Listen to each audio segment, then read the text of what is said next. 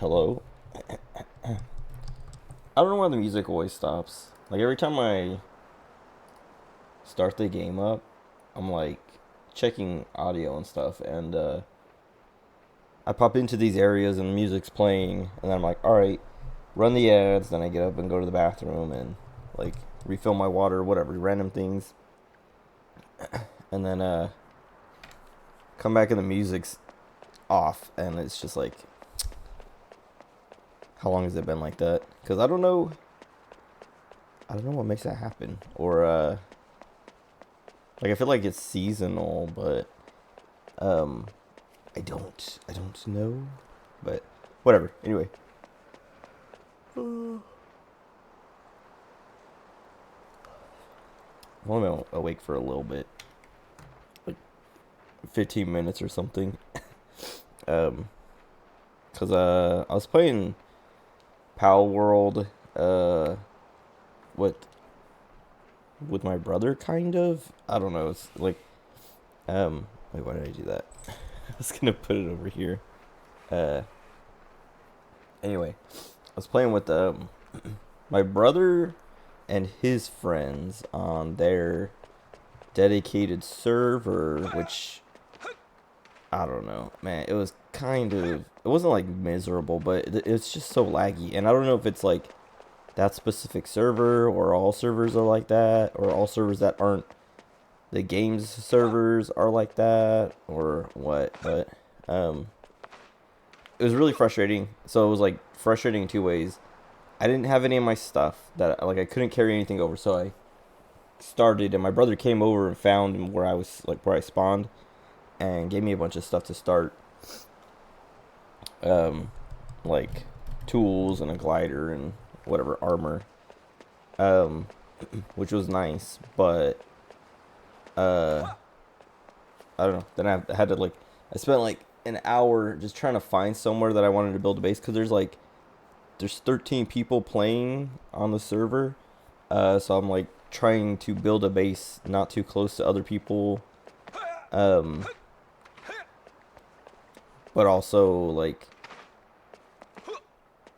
I don't know, trying to find somewhere that I like think would be a cool place to have a base. And I found like a decent spot, a spot that I like at least. But um, then yeah, then it's just like the rest of the time, like the next couple or few hours, I don't really know how much I played. Actually, I guess I can look.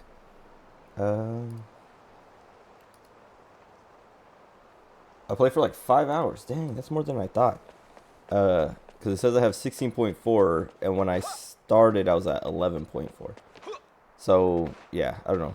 I played a bunch, and I don't know what level I got to, but nowhere near where I am on my solo save, on my single player save. Also, okay, now we got the music back. I was about to say, like, is the music gonna come back? I don't. Is it just nighttime that the music cuts out? But I feel like other times the music is cut out, it's been daytime. I don't know. Anyway, I didn't play any of this today. I was like, that was the plan, was to like play this, and uh, well, I was thinking about playing this and getting Stark or something, and then uh, my brother asked if I wanted to play Power World with him and his friends on their dedicated server. And at first, I was like, nah, I'm not gonna play that much. And then like 5 minutes later, I was in the middle. I was logged into 14, Final Fantasy 14, and I was like, I was getting ready to do like to play some PvP, like Frontlines and Crystalline Conflict, but then I was like, I I don't know, let me hop on Power World. And then I texted him back saying like, actually, yeah, I'll play. So then he gave me all the information to their server and all that stuff, and I joined, and they're all like super. I mean, the guy who had the most time played was at 20 hours, which I was like, okay, that's like a good chunk, but like I was at 11 and a half hours a week ago, so like I don't know. how much do these guys play? Because if the guy who plays the most has like, you know, 20 hours in like however many, like 2 weeks or however long the game's been out, I don't know, how far could these guys be? And then well, like how far could they be and how long would it, like, could it take to catch up? But then yeah, then I started playing and like I realized they're not like super far, like super deep into the game, but they they're all pretty established, like set up and, you know, geared up and all that stuff, and hunting down bosses and things. But yeah, then I was like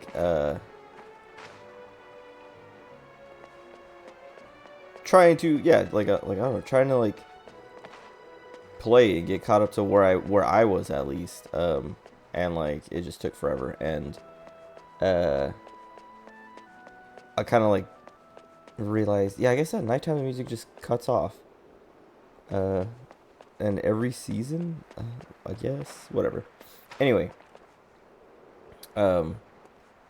playing, getting caught up, and it's like, just like, I don't know, I was kind of like, I was like, man, maybe I shouldn't have started playing, because like now I'm taking up a spot and I'm not gonna keep playing. I'm not gonna play that much because like there's nowhere to go like, for me at least, like nothing for me in that game anymore. Like I was saying the other night, either last night or the night before, but just like, I don't know, I've kind of seen what I wanted to see about that game and gotten what I wanted out of it until they get it like updated and, you know, a lot better, because like the loop, like, I don't know, it's good. What's there is good.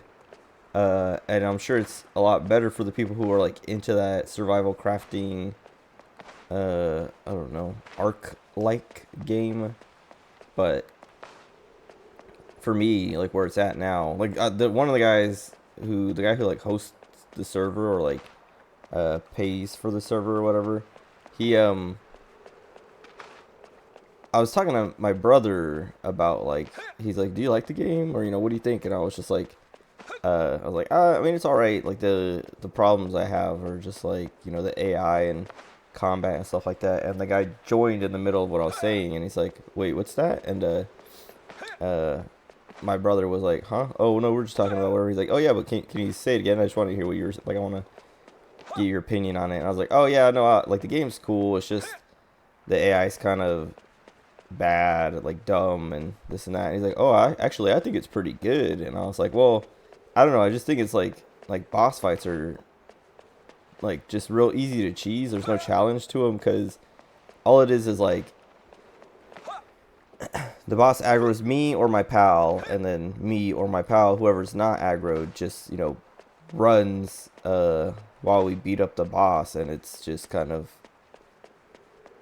or the one who's being aggroed runs, and then the other one just beats up the boss as the boss is chasing down the other player for free. And it's kind of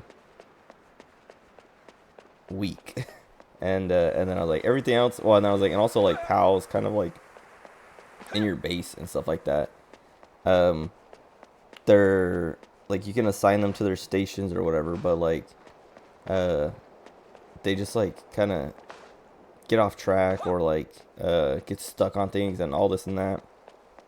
Like their pathing gets broken if something happens, or, you know, this and that. And then like, I don't know, and then like, yeah, I was just like, and like most of the other combat is kind of the same, where like enemies, like they just get stuck on things, or they're like, their pathing or the AI or whatever just like doesn't know what to do, or it takes forever to do anything, so it just becomes, it's just like really easy. And he was like, I don't know, but I was like, I felt bad saying that kind of stuff, because like, I don't know, I feel bad like telling people your game sucks. Not that I said that, but like, that's why, I don't know, but and like my brother was the one who asked, and I felt like, I was like, whatever, I'll tell him, you know, it's cool. And like, and then I was also like, yeah, no, there's a lot of cool stuff they do, like just kind of taking all these different ideas from all these games and slapping them together, and it actually works. Like, that's cool, but also it's like kind of lazy because it's like it's early access, and I was like, I hope they like actually continue with it, because like they've made so much money that they'd be kind of crazy not to, especially with how like low effort it is. I mean, I was using like nicer words, I guess, but I'm like yeah, it's a lot of like just basic assets that they're using. They're not really not much of this is like created from scratch or unique. It's a lot of like just like ideas and assets and things that have already existed, and they just like put them in this game, and like that, and it, it's good, but it's not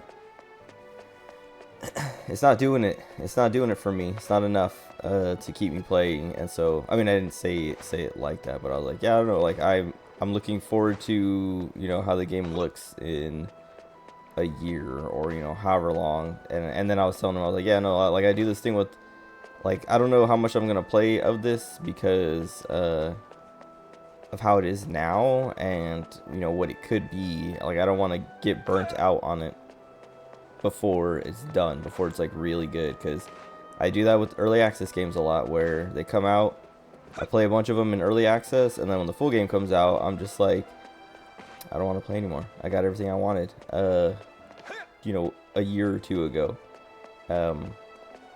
And so I was like, I was telling him, like, I was like, yeah, I'm probably gonna take it slow with Power World, and play a bit here and there, and then maybe eventually stop, and then check in on it again in however long. But then yeah, then it was just like we all started, like, my brother was like, oh yeah, it reminds me of this game and that game. He's like pointing out all the things that it kind of rips off, and the other guy was kind of like, yeah, I haven't played that game or that game or that game, and so to him it's kind of all new, and it's like, I don't know, maybe that's why it's blown up, is because people are turbo casual, so the stuff that it's ripping off, they don't really know or see. But anyway, I don't know. I feel like my time was kind of wasted, because I mean, I made a better, nicer, not better, but nicer base than in my solo file, because I was like, my solo file, my base is just kind of, it's very utilitarian, and so this time I was like, I'm gonna make a nice, make a big house for me and my pals, and then kind of use up this, like, make sure I utilize all the space I have to place things in a way that's aesthetically pleasing, and then also like unlock the things that are the most useful, or the things that I want to, like, I will actually use. Because on my solo file, I was mostly saving my points to unlock things that I actually was going to make and use, but I kind of realized, like, oh, I didn't need to unlock that, or that's kind of useless, or whatever. Like, some of the outfits and weapons and things, like, you find the like the schematics for them, so it's like you don't need to know how to craft a cloth well, a pelt outfit or a tropical outfit or whatever, because eventually you'll find the schematics and then you can make a better one than the default, like the just basic one. But yeah, but I think I'm gonna at least hop back in and kind of see the rest of the bosses and stuff like that, and maybe get, like, I want to at least unlock breeding and try that out for a bit, which I'll, like, that's probably what I'll do on that server, because I've kind of done everything else I want on my solo player side, like, account or file, but whatever. Anyway, let's finish this game. I don't know how much is left. I feel like there can't be that much left. I think I was talking about it last night, but this seems like it might be maybe like the second to last area. I don't know. It's got these skeleton dragons, which are always a sign that the game is over. I don't know about that. I think I remember skeleton dragons, or skelegons.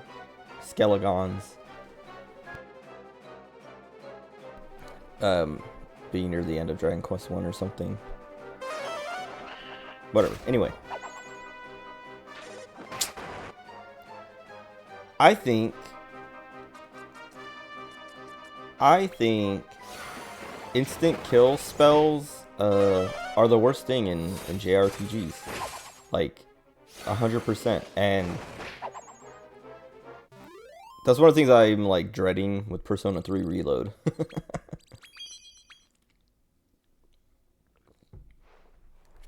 And we can't even heal because the one guy who heals has died. Anyway.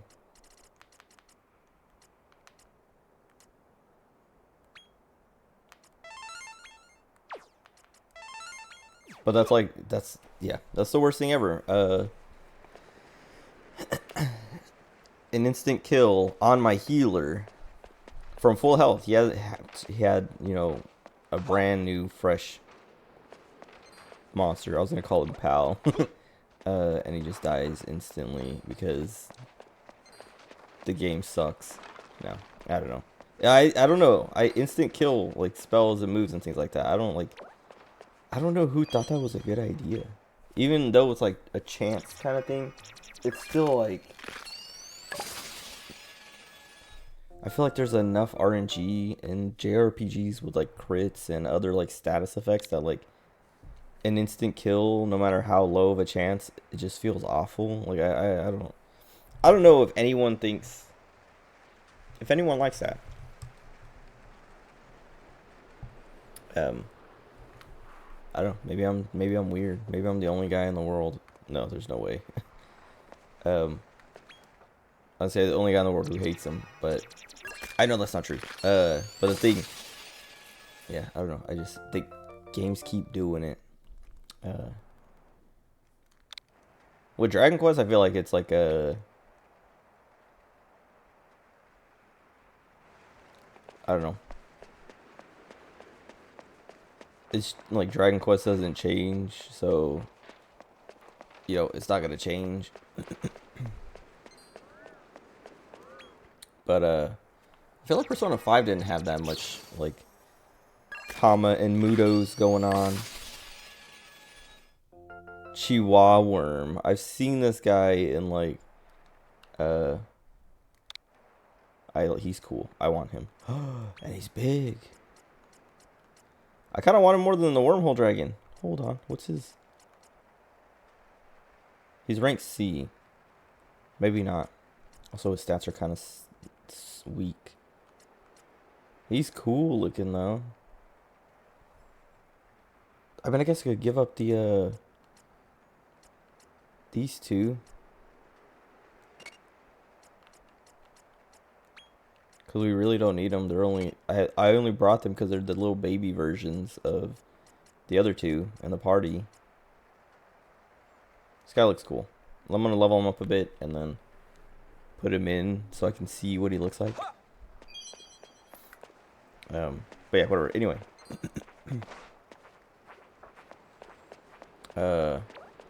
It sucks. I was gonna say, it sucks that I have to hang out with my friends tomorrow. It's not that it sucks, but like now that I've started this new kind of file basically on Pal World with my brother's, you know, brother and his friends on their server, like I'm like, okay, now I want to throw a chunk of, like a big chunk of time into that just to like get caught up to where I was.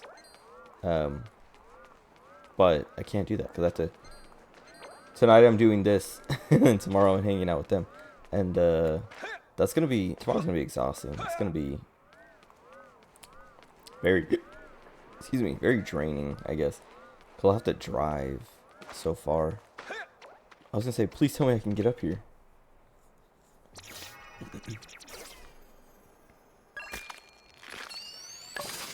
I know there's rainbow eggs in this. When am I gonna get a rainbow egg?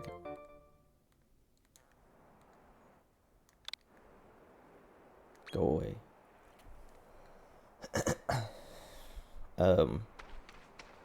Anyway, I was watching Vinny stream earlier, and then I fell asleep. But I fell asleep at the start of his stream, Oh no, not.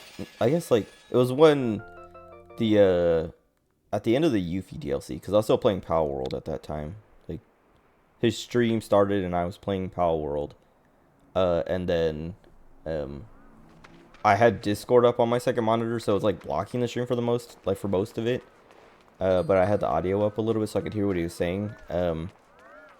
But it was the end of the Yuffie DLC, and I didn't do it on purpose, like block it on purpose, but I was kind of glad I had Discord kind of covering what was going on. Because I think I talked about it the other day, but I do want to play that game, like FF7 Remake and all that, eventually on my own. I don't care about that bag. But what was it? What was I saying? I don't know. I think I was just gonna say I'm glad I kind of missed it. But then yeah, then he didn't play for very long. Like he finished it pretty quick, I think. Then he started playing I don't remember what it's called. The abbreviation I think is like HSH or something.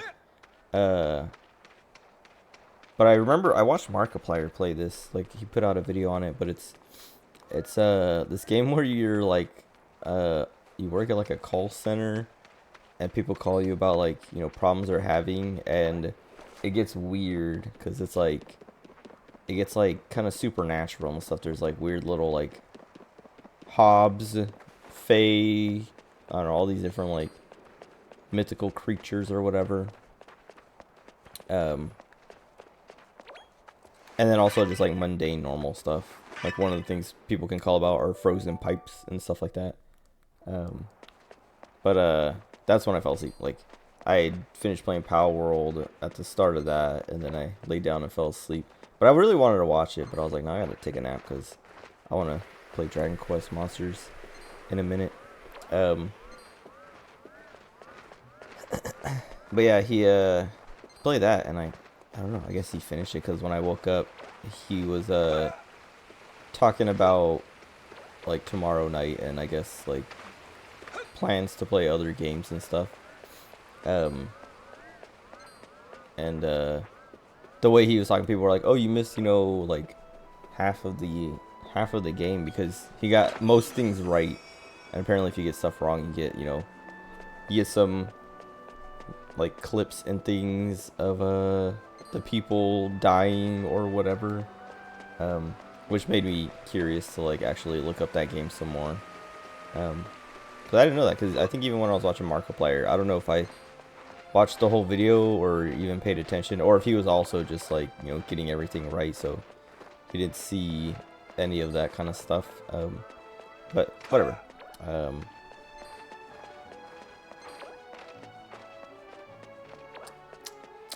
Yeah, I don't know. I'll probably watch, cause what's up, Aiko? I'll probably watch the VOD like tomorrow or tonight after I'm done streaming, just to see what's all like, I don't know, how weird that game gets, cause I don't know, I like weird games, and it's not weird like, I don't know. I feel like when Vinny plays weird games, they're like really weird and kind of like not impenetrable, but just like weird is the thing about them, and there's not much to it other than just like they're like really random or absurd. What am I missing here? Okay, I see. Wait, no I don't. Yes I do. I was in the right spot. Anyway, I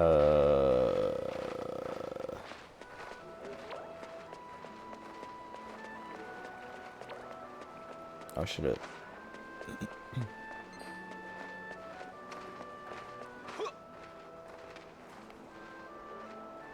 Just got done watching the Royal Rumble, biggest sporting event this weekend. Totally not firing shots at the NFL. I was talking about this a minute ago, but I was playing Power World with my brother and his friends on their server, and they were talking about football for a minute, and I was just like, I don't I mean, I was quiet for most of the time I was playing because I don't know any of them, and I don't know. I was also like pretty focused on trying to get caught up, but like when football talk comes up, I'm just like, yep, football, sports, and it's like it doesn't help that I work for a company that really cares about football, and every Friday is like, you know, support the team day. Wait, what am I missing? Yeah, whatever. People coming to work dressed up, you know, in football, not like football gear, like they're wearing, you know, shoulder pads and all that, but like t-shirts or sweaters supporting the team, and you know, talking about football, and I'm just like, I don't know, like, I don't know. I mean, I guess it's like anything competitive. I was gonna say, like, it's kind of like esports or whatever, you know. Because I was gonna say the closest thing I can get to caring about sports is like when I used to watch League of Legends, and like play and watch League, and you know, would root for my favorite teams or whatever. But I don't know. Well, who is? I can't remember which one was the Royal Rumble. Is that the one where it's like a million people in the ring at a time, or is that the one where they have like 4 guys at a time, and as guys get eliminated, they send in more, or even if guys aren't getting eliminated, they send in more? Like, is the Royal Rumble the one where if you get thrown over the top rope, you lose, you're eliminated?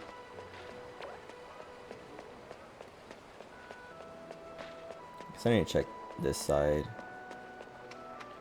Football with people. Talk football with people, but I stopped caring about it after the season's over.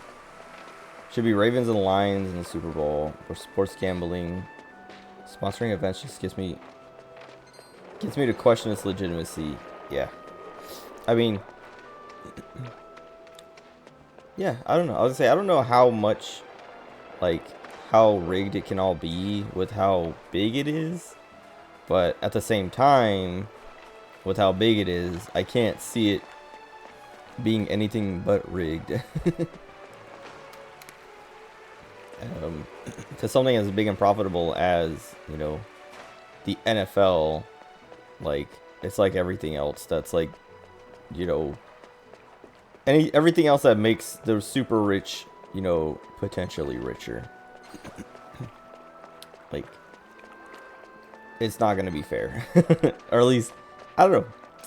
I don't think it's that weird to be a conspiracy theorist about that, or, you know, like that about the NFL. Ooh. Oh, dude, I dodged all of them. Nice. There's a King Metal Slime, or Metal King Slime, but I don't need him.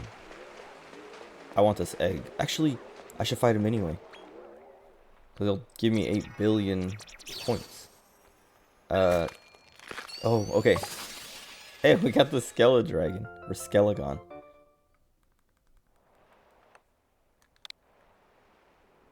And he's big. I think he doesn't look as cool as he did in Dragon Quest Monsters. The first one. 2 men start in the ring, overtime 28 other competitors. Okay. Last man or woman in the ring wins. At least I know for certain wrestling is scripted. It's not fake because it actually hurts. Yeah, and that, like, that's I've always understood that. You know, like, yeah, when people say wrestling is fake, it's like, it's always like, I mean, it's not that it's fake, it's just, you know, it's set that someone is going to win, and it's about, you know, the performance in the show.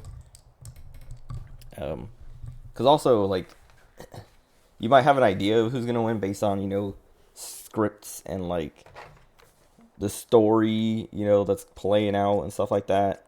But they're not afraid to also just, like, throw in humongous twists, where you're like, you know, like, oh yeah, of course John Cena's gonna win, and then he loses, and it's like a whole thing, and like it's a show, but like I was saying, it's a performance. Like the wrestlers, you know, throwing each other around and putting on a good show. um, I haven't fought a single battle. I didn't even realize. Like I went to check how many levels that guy had gained up to this point, and wait, where'd the slime go?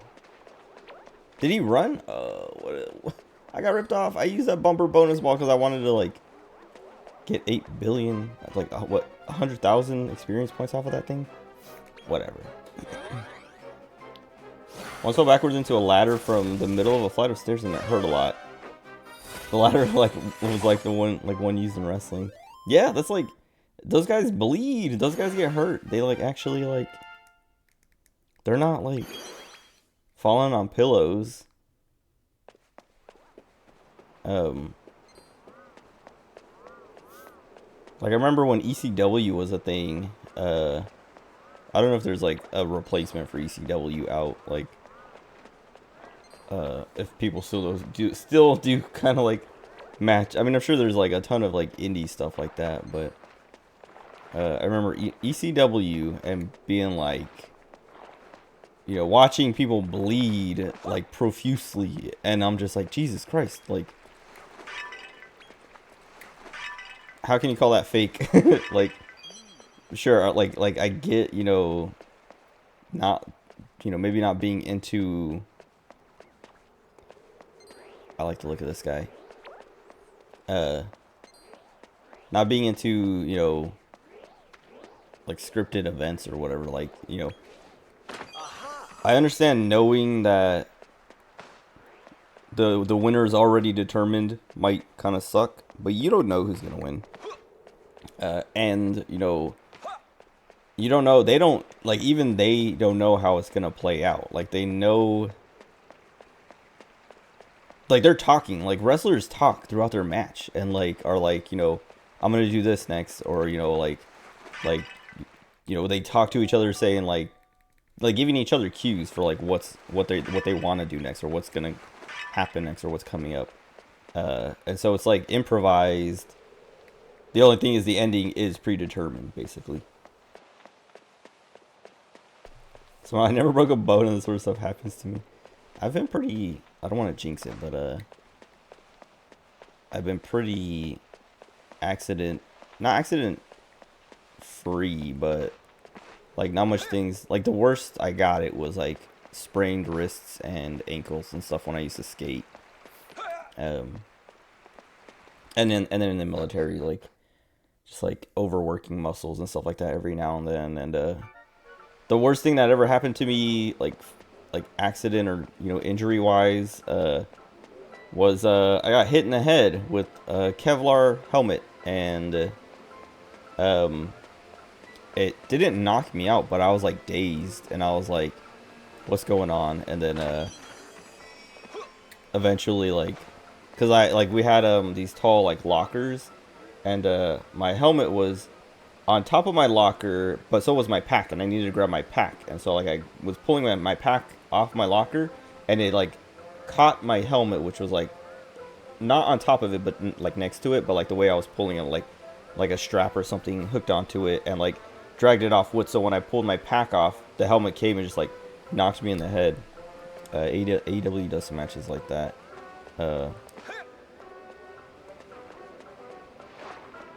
I feel like I don't know. I mean, I guess there's a market for that, but I feel like it's too dangerous. Those guys, you know, they hurt themselves. I don't know if anyone's actually died from that stuff though. Oh, but I know like Mick Foley at least, right? Doesn't he have like part of his ears missing from a fight in like an ECW fight or something at some point? And other guys have like, you know, other, maybe not disfigurements, but, you know, scars or things like that because of ECW fights and stuff like that. Because those guys are playing with barbed wire and glass, and those guys are getting wild. In a way that I'm like, do we need this? But I mean, we have combat sports like UFC stuff. That's like, why not? Those guys are like literally trying to, not literally trying to kill each other, but those guys are like, those guys are not afraid to kill each other. So why would, you know, these wrestlers be? What was I saying? Accidents. Yeah, whatever. I never really, I don't know. Never actually, I've never broken a bone. Which is pretty lucky. Actually, like, none of my brothers are, like, my cousin broke her wrist, or both of my cousins actually, or well, not both of them, two of my cousins, I think, have broken their wrists, and then, I think that's it. Like, both of my brothers, this guy doesn't aggro me, both of my brothers, or neither of my brothers have broken bones, I don't think, I don't remember at least.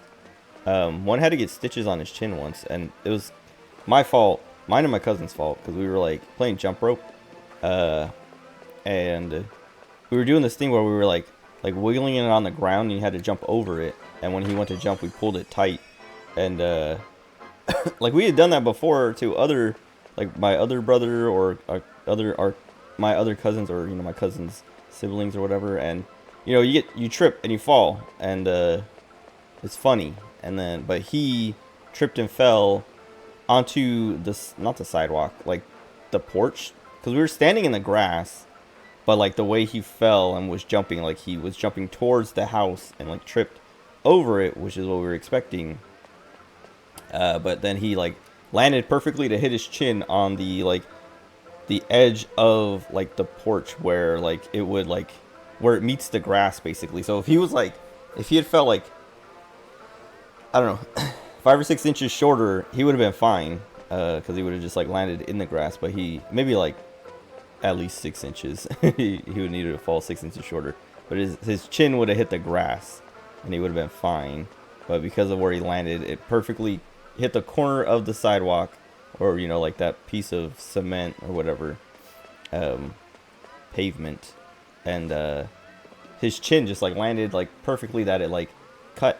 You know, it cut the skin. Like, it cut deep enough that he had to get stitches, and he was bleeding, and my mom was like, yeah, you could see the, like, because we didn't see it. Like, he, like, hit, and then, like, got up and was like, you know, ow, and started crying, and then was bleeding, and we're like, whoa, and, like, we ran inside and grabbed my mom, and we're like, you know, like, oh, he fell, he's bleeding, and she took him to the emergency room. They gave him stitches, and, like, when they were in the emergency room and like looking at it and all that, she was like, you could see the bone. It went so, like, it cut so cleanly and deeply. It was just like bone. Where are the other stairs? Oh, am I missing what? Oh, there's a button. I'm like, what, am I missing something to like progress? Because like there's nowhere to, everything's closed, the gates are up. But whatever. This match is while incredibly dangerous, relatively safe. There have been deaths in wrestling, but not certain if any were a result of one of those matches. Yeah, and that's like, that's what I meant specifically. It's like an ECW kind of match, or you know, one of those like super gory matches. Because I know there's been quite a few deaths, and all of them accidental. I'm pretty sure. I don't think anyone actually tried to kill the guy they tried to kill, or you know, like the actual like accidents of like who was it? Someone Hart. One of his last name was Hart. He had I don't remember what event it was, but and it was before I was alive. But he like fell, or maybe I was alive but too young to, you know, watch wrestling. Like hadn't watched wrestling yet, but he fell from like, he was coming down from. Oh, here we go. I was like, I don't know what the butt's supposed to look like. Owen Hart, yeah. He fell from, like, he was coming down on some kind of like rope or whatever, and it like broke, or he like he came on, like it came off of him or something, and he fell and died. Okay, wait, do I need, yes, and then who else?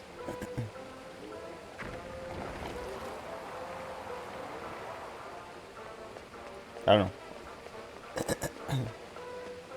Oh.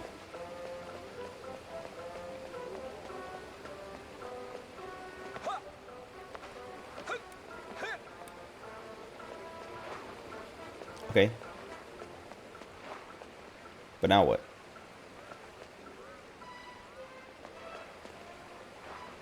Oh, I guess you can keep rotating them. That's probably what I'm supposed to keep doing. Oh, now I gotta go all the way around again.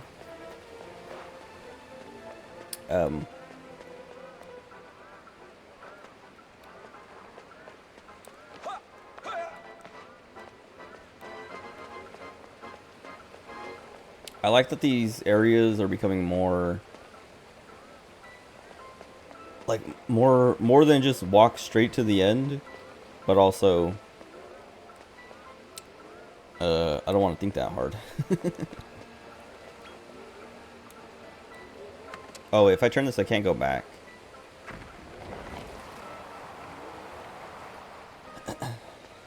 Does this guy aggro me? I guess these ones don't aggro. The other day, an indie VTuber made a video asking why Hololive and EG don't update all their models to newer, higher quality models, like the ones Shy Lily and other indies use, which are really expensive. They're like, it would increase viewership. I'm like, they really don't need to. They're already the top of the industry, and the gains they would make would be negligible. Yes, I would say you're right, and that's probably exactly why they don't. They don't is because because they're also like cute already, like they're good, kind of where they're at. Like I don't know, and like they do the updates, but also like it's not like how often are you gonna update the model, like, cause like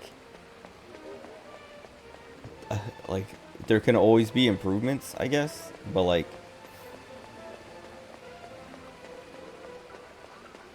I don't know, like they do them like once or twice a year. They give them new outfits and like updates here and there, like small updates and stuff. So like I don't know, how much do you want? How much do you think they should do? Because like it's not cheap, but also like it's not necessary, because like how much better can they get? Because like they're all it's all just like an anime avatar. Like, do you want them to all be 3D all the time? Because there's also like kind of like the logistics that go into. Oh, I have to turn this one before I turn the other one. The logistics that go into streaming with those avatars. Sometimes, like the VTuber themselves doesn't want to do whatever it takes to stream with their 3D avatar, or I don't know, or spend the time. Can I go back over now?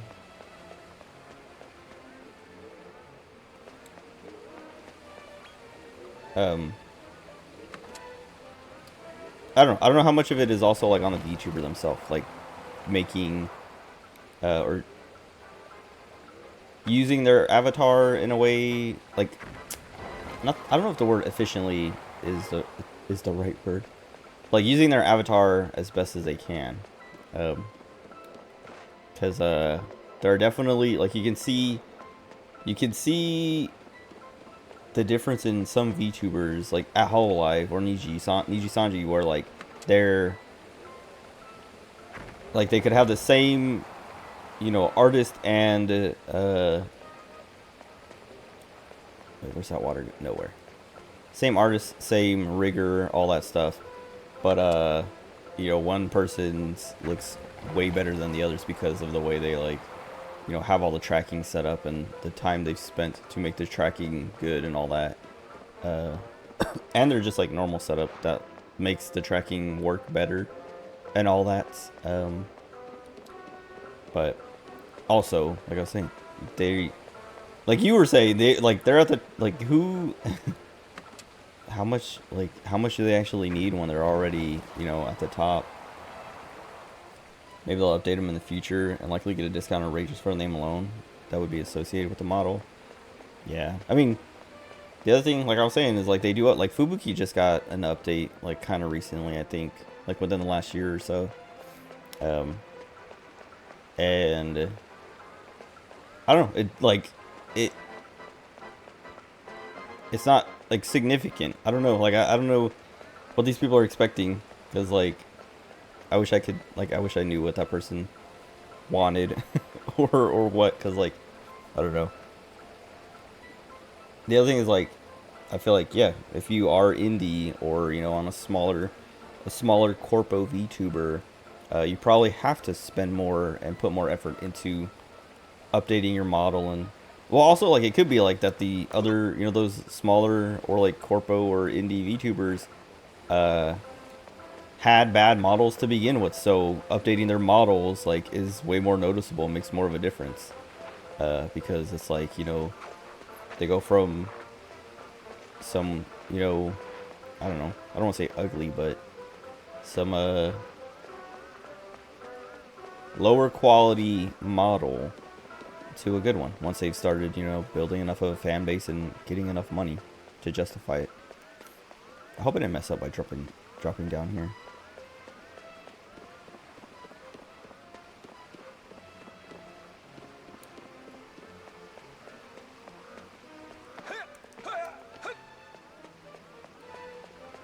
I might have.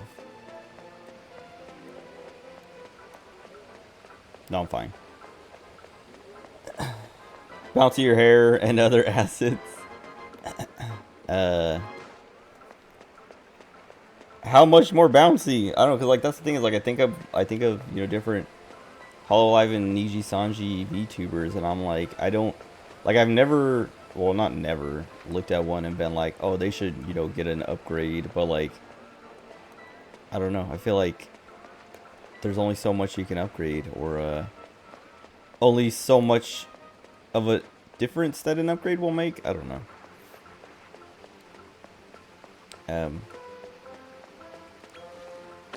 And yeah, and then it's just like about the investment. Like, is it worth upgrading to make this part like a tiny bit cleaner? Like, is it worth paying another $1,000 to make this thing work slightly better?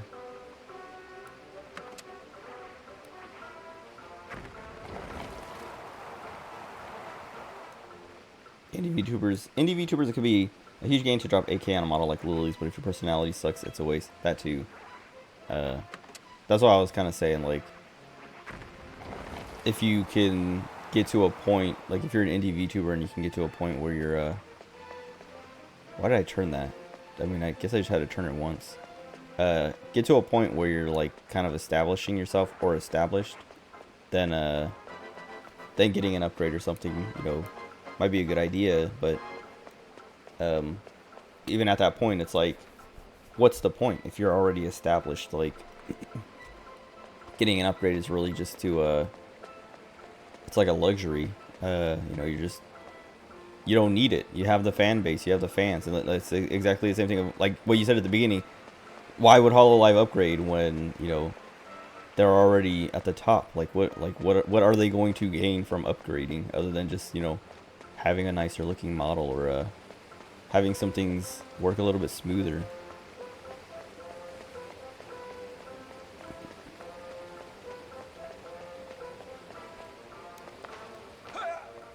Like, I'm curious to know what that person actually expects or doesn't like about. I still haven't turned in these mini medals. I just remembered. What yeah, I don't know what their complaint actually is, because it's like, I don't know, like, oh, there's no water coming to this one at all. I guess that's the way I want it turned anyway, when the water does start pouring.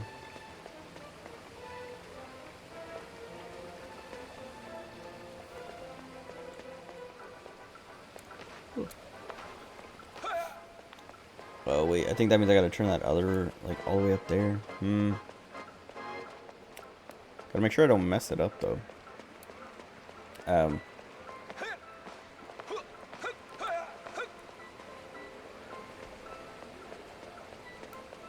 I don't know if who does Shy Lily's art and model. Dude, there's so many mini medals in here. But I watched Dia Riku. I started watching her kind of recently. And I think she does it, or at least like does one of them, like either the art or the rigging. But I know she can do both. But I like Dia Riku. I don't know. Like, I think I talked about it when I started watching her. She's very cute because she's Italian. Like she's Italian living in the UK. And so she she has an Italian accent, but she speaks. I've talked about this before, but like there's VTubers I watch who have like they're like one like race or whatever, or like, you know, from like a certain culture, and they live in like a different, you know, area that's like not where that race is traditionally found, I guess. Like an Italian living in the UK. Not that it's impossible or anything, but you would expect an Italian to be living in Italy or New York. But I don't know. I think it's funny, or like funny, and I don't know, fun when I find a VTuber that's like, oh yeah, I'm like, there's a VTuber I watch. She's Canadian, but she lives in the UK, and so like she speaks like an American, but her her accent is like an American accent, but when she talks, she'll say like chips when she's talking about fries, or, you know, like other British, like she uses British language, like British English with an American accent. And the same thing with Dia Riku is like, she kind of does the same thing. She uses like British English with an Italian accent. But she's also like, I don't know, funny. And like, I don't really watch art streams, or like, you know, I mean, I do watch art streams, I guess, but not like, not that much. And I like watching Dia. I like watching her streams, because she makes them like kind of interesting. And oh wait, I wanted this water pouring that way. Why did I turn it? Did I even go over there? I don't know. Anyway, probably do them being more a visual VTuber enjoyer rather being there for actual characters. Yeah. Wait, that's one. The water's not. Is there another button? Yes. So I need to get over there. So I think that's why I turned the water away, maybe.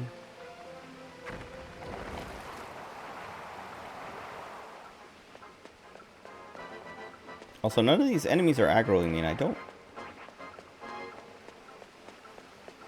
understand. Also, how do I get over there?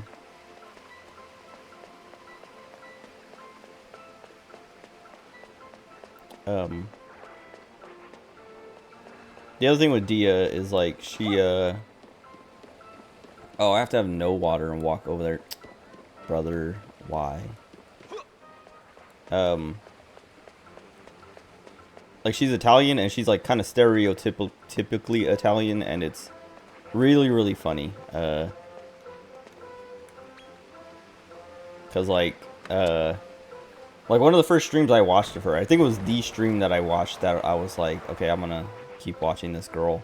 Was she was talking about, she said she like made, or she was talking about what she was going to make for dinner or something like that, and like the ingredients she went and got.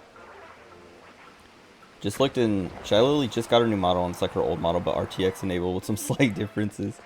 Can you look up who is like the artist and rigger? Because I like I was saying, I think it's Dia, or at least Dia has done some outfits for her. Because I remember watching Dia do something for Shy Lily kind of recently. But I don't know if it's like her model, like art or rigging, or she just like, you know, was doing an outfit.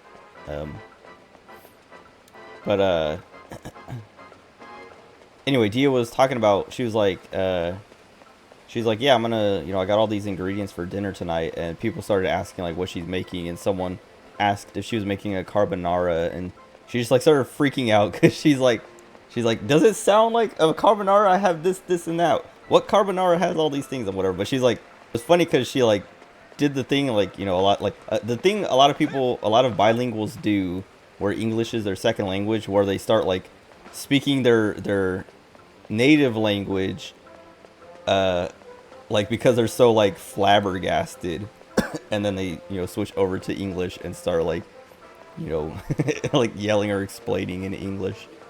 And it was extremely funny, but it was like so like I was like, that is like the stereotypical Italian response to someone saying something about Italian food or doing something to Italian food. Um, but it was great.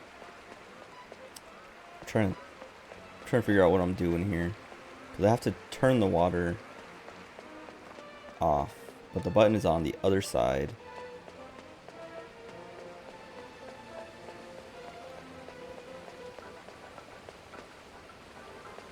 What if I walk out and walk back in? I don't want to do that. Twin Tails says she's a rigger, might also be an artist, as it's the only person I see as Shia Lily's mama.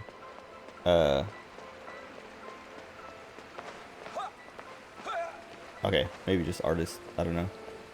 I just remember Dia was doing something Shia Lily related, kind of recently. She also does her own stuff, I think. Well, not all of her own stuff, but like Dia Riku does her own, like designed her own character, and I think did the art and rigging for her own character. I don't know, but she does that. Like her streams are like her rigging up, like, you know, drawing stuff, and then like another stream later of rigging it up and things like that. And sometimes it's for her own stream, sometimes it's for other streamers. She's pretty good at it. Okay, what am I doing? How do I have to turn all these other ones off? Actually, I just have to turn this one off.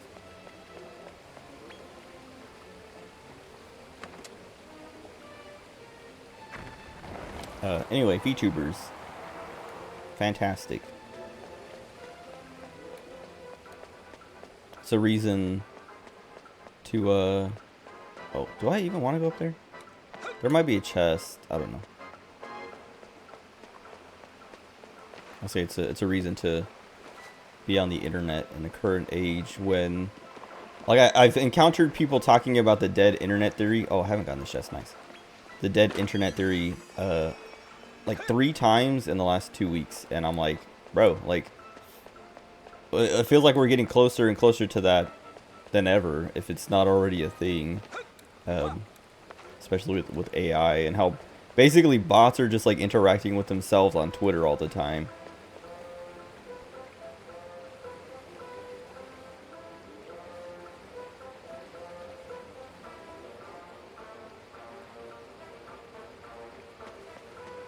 I don't know if... Oh, yeah. So I just have to turn off this other water. Okay, nice.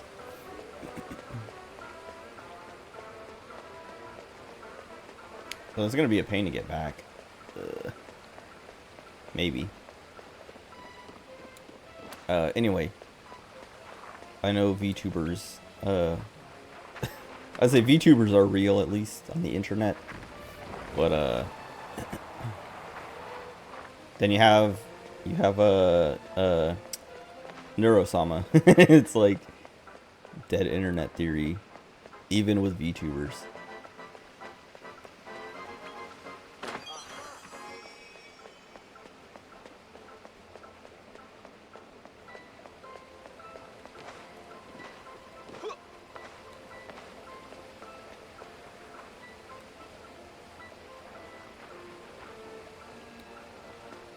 Wait, okay, so the internet, or the internet, the water must not be flowing down there anymore.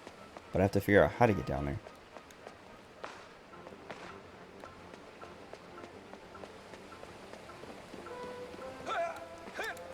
Kind of want a cup of tea. Yeah, how do I get back when...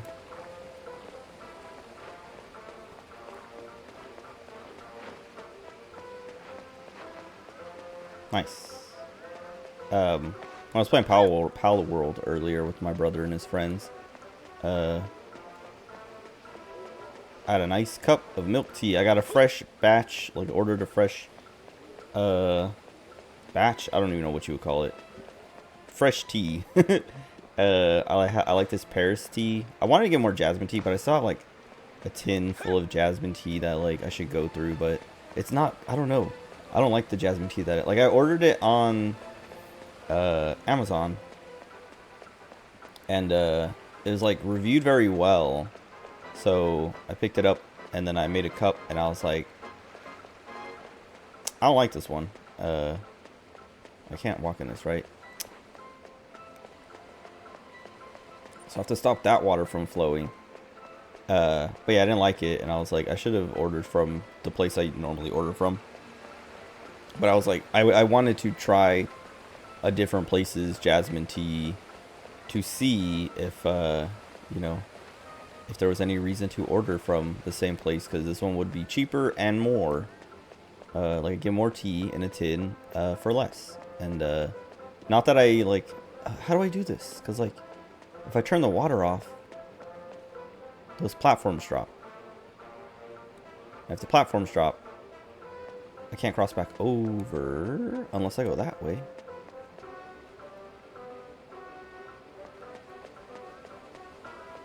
If I go that way, I can get up there, but I can't get up here. But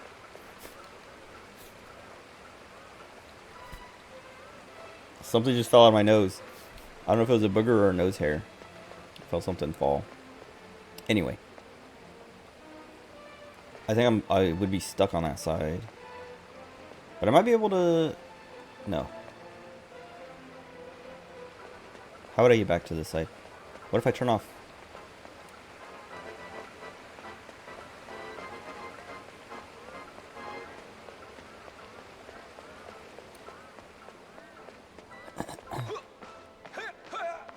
I kind of appreciate this puzzle. I was saying at the beginning, I was like, I like that they're getting more, like, more than just walk to the end, but it was kind of like, I don't want to be that challenged, but this one I'm kind of like,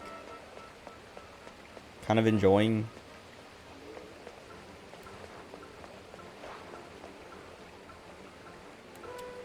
So if I cut this one off, then these platforms drop and I have no way to get back across. If I cut the other one off, oh wait. Yeah, if I cut the other one off, I can at least go down those stairs way in the distance where those blue crystals are and end up over there. But then what? How do I get across to this side? So I can like drop down to here, but there's no way to get up.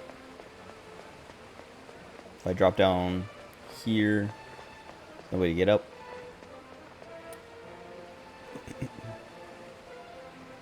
Oh, but I can turn that water. Okay, wait.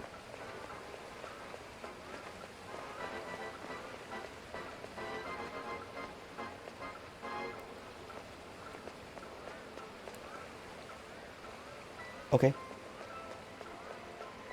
I think I got it.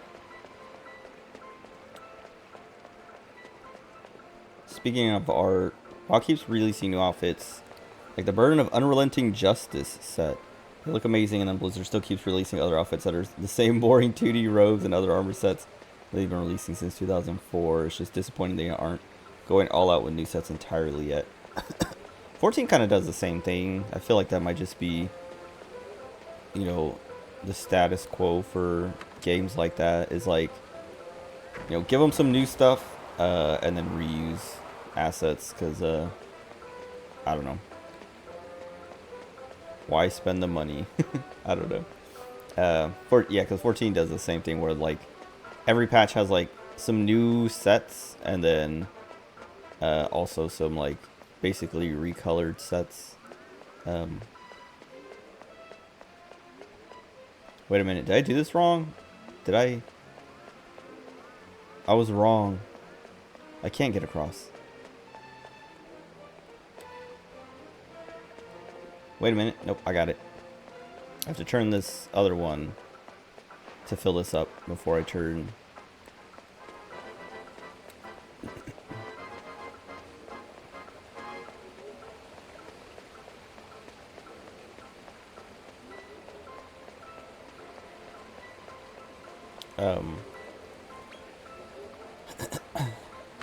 Actually, I think it's more that it's during the expansion that 14 does that. And then like post the .0, like when it starts getting .1s and 2s and 3s and 4s and 5s, they start to, wait a minute. No. Almost everything that 14 puts out is new. But not all of them are bangers, so. Newer sets are 3D that often completely change the silhouette of the character. Oh! Okay. I mean, 14. I think I get what you mean now. I thought you just meant, like, you know, the outfit itself rather than, like... Oh. Why is this water not back on?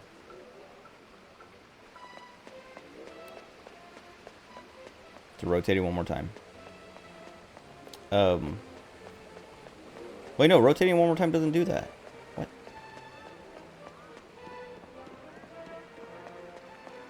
Or wait, did I forget what I was doing and mess that up? That I needed to turn that water first?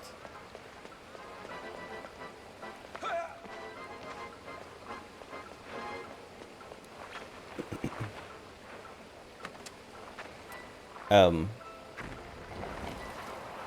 14, I guess, yeah, I don't know. I feel like that's a WoW thing, is like, you know, really like changing the silhouette of the character with, you know, that different sets. Because 14's kind of standard where like it's kind of, it's not always the same silhouette, but like, there's nothing that's ever really like drastically, like the silhouette changes based on the class mostly. Because they stick to a pretty similar look overall of like, maybe not tight outfits, but there's never really anything too drastically big that would change your silhouette too much. My hand is falling asleep. I think it's the way I'm like leaning on this armrest.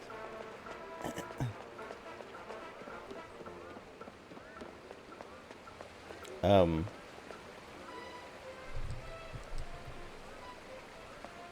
don't know. I'm sure it's also like there's so many armor sets and things in the game, they're having trouble coming up with new stuff. Stuff that looks good, and also like the time it would take to create some stuff. I forgot what I was doing. I turned that water, so I turned this one off now, right?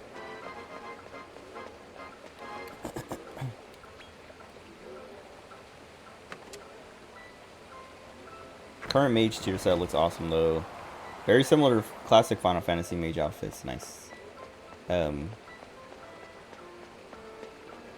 That's like, that's one of the things that 14 does that's really cool. Is, I mean, it's because there's so many Final Fantasy games, but every, I guess not every artifact set is what they're called, which is like a class's like traditional set. Artifact sets are always like, I mean, not always based on, you know, like the traditional look of the class, but like kind of. They're very often the best looking set for a class, because it's like, this is what a dragoon is supposed to look like, or this is what, you know, a white mage is supposed to look like, in Final Fantasy settings at least. Okay. Am I good now? Yes. And I have to make sure I get this other one right, so I don't have to do this all over again. So yeah, 14, like I was saying, 14, there's like a few sets I can think of for tanks that like make them, you know, look big, you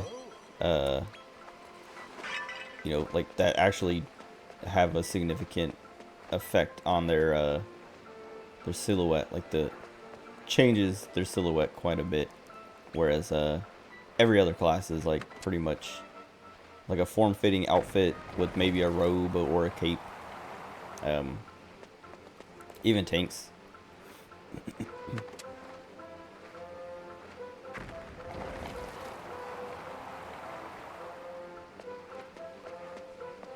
Just want to make sure that wasn't going anywhere.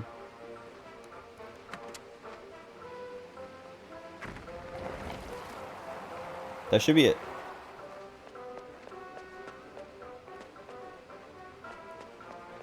If I can figure out how to get back.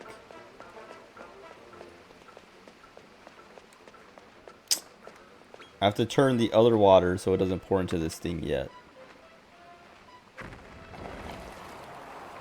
And I have to walk all the way back.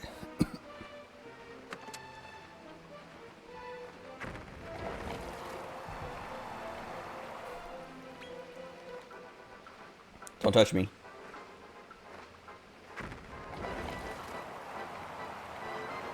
Okay. I was like, he walked right through me, but nope.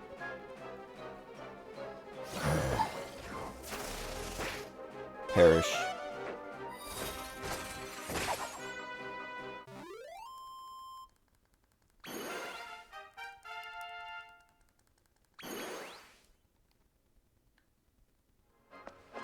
Alright, I'm gonna put this boy up here because I want to see what he looks like and how big he is.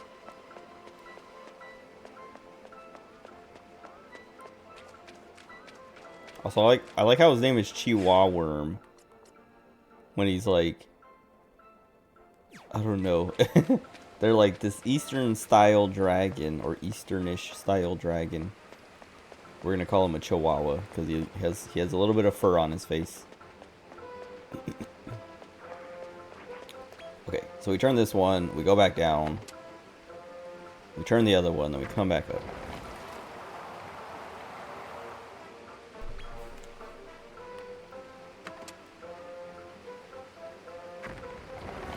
Well, I was getting progressively better with outfits. Hopefully they'll still make classic type outfits, but a greater emphasis on the newer outfits. I want coats, not robes.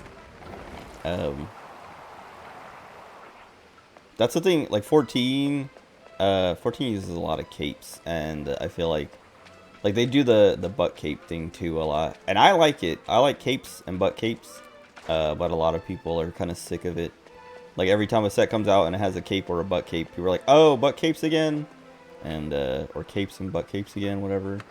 And I'm like, yes, give me more. Alright. Alright. No.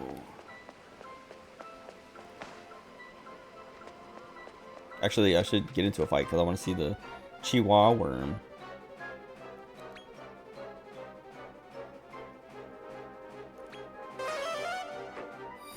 If I can.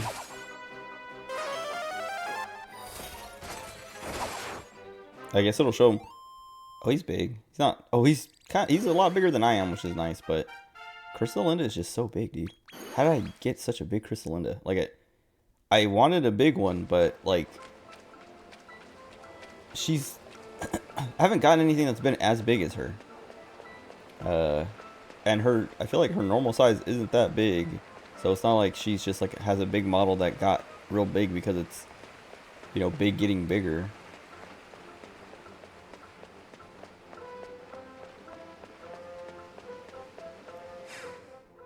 Let me get him out.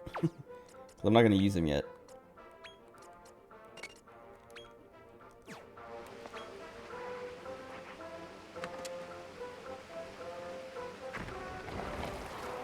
Oh, that's another thing that's like annoying about Palworld, or like at least starting over with my brother and his friends in Palworld, is like I don't have any of my mounts or any of that stuff. Like none of your stuff carries over between like servers or single player and multiplayer and stuff like that. So like all of them are like separate files. So it's like I'm like, I know what I want and what I need, but now I have to go find the things and, you know, craft them all over again, and it's just like annoying. And leveling so I can like get all my stats back, all this stuff. It's like killing my vibes, killing my a desire to play, but I don't know. The other thing that like motivates me to play is like all these, people playing together, and I want to, not that it's competitive, but I want to be the best. But then I think about that, and it's like, what does that even mean? Because there's no PvP, there's no, like, I don't know, nothing, there's no content that's like challenging enough that like, I don't know. Like I was saying, that's like one of my main complaints with the game is the AI, which I was kind of surprised. Like that guy who, my brother's friend, when I was like, just talking about how the AI is kind of bad. That guy was like, he's like, I think it's pretty good, at least like, like discerning between you and your pal or whatever.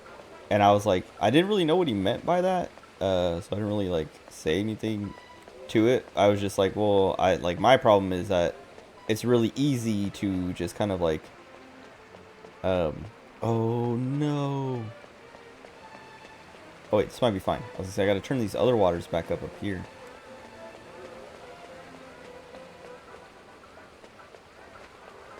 Um,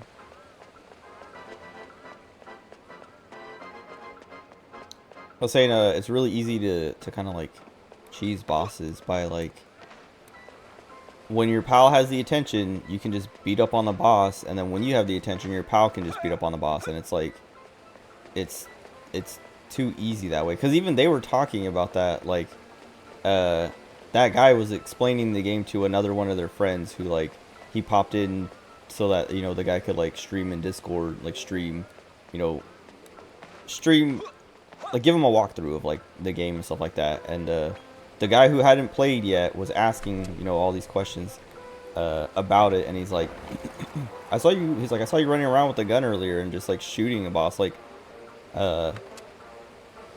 he's like, what's the point of your Pokemon if you can just shoot everything? And he's like, oh well, sometimes you want them so they can like draw aggro for you and stuff like that. And then he was like, but at the same time, sometimes it's too tedious and like too much work to send out your pal and do all that, because sometimes you just want to roll up on a boss, like riding your pal, which takes them out of combat, and just like shoot them and be done with it real fast. And that's kind of like he said that. So when I was complaining about the AI, him being like, I think it's pretty good. I was like, but you were talking about earlier, like in my head, I'm like, he was the one who said earlier, like, sometimes you just don't want to engage with the game because it's a lot easier to just run up and shoot them. And like that's my complaint, is it's just the bosses aren't challenging enough or aren't smart enough to like require you to engage with the Pokemon combat in the game. Arc was that way, but I got burnt out where I felt forced to play because if I took a week or two off, I would lose everything. That's another problem with oh, with like the dedicated servers, is like when I was playing, they were talking about all the, like, they were explaining to me the issues that occur of like,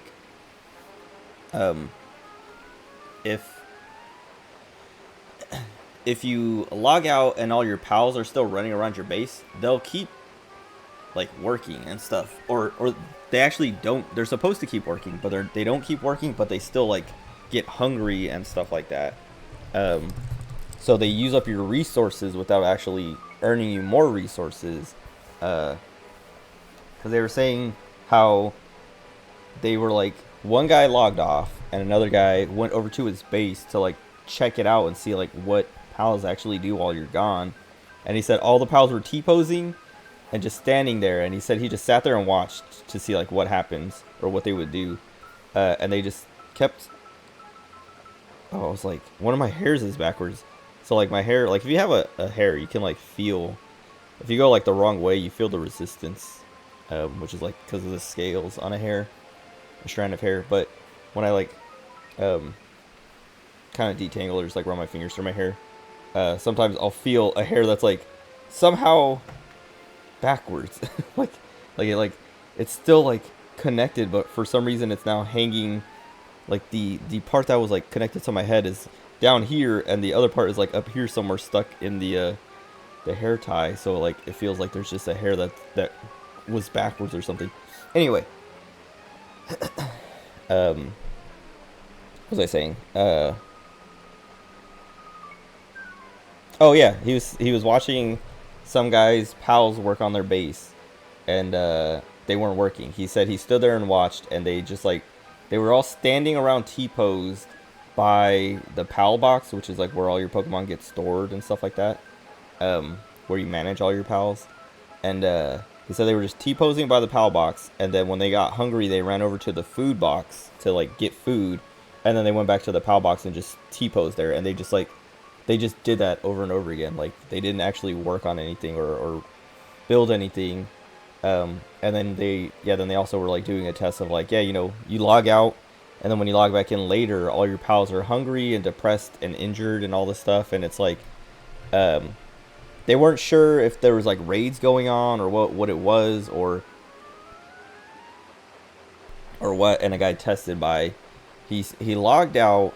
He put all of his pals away except one, logged out, and then another guy had his base right next door and was like continuing to play. And then when this other guy logged back on, the one pal he left out was like injured and depressed and all these things. And he asked the other guy, he's like, were there any raids? And the guy was like, no. And he's like, okay, what happened to my pal? If he's just like standing here doing nothing, how did he get injured and depressed or whatever? And it just seems to be like something in the game of like, I don't know, if you just don't, I don't know, if you're just not logged in, your pals deteriorate. And so like it's a thing that you have to put all your pals away before you sign off, because when you come back they're going to be messed up.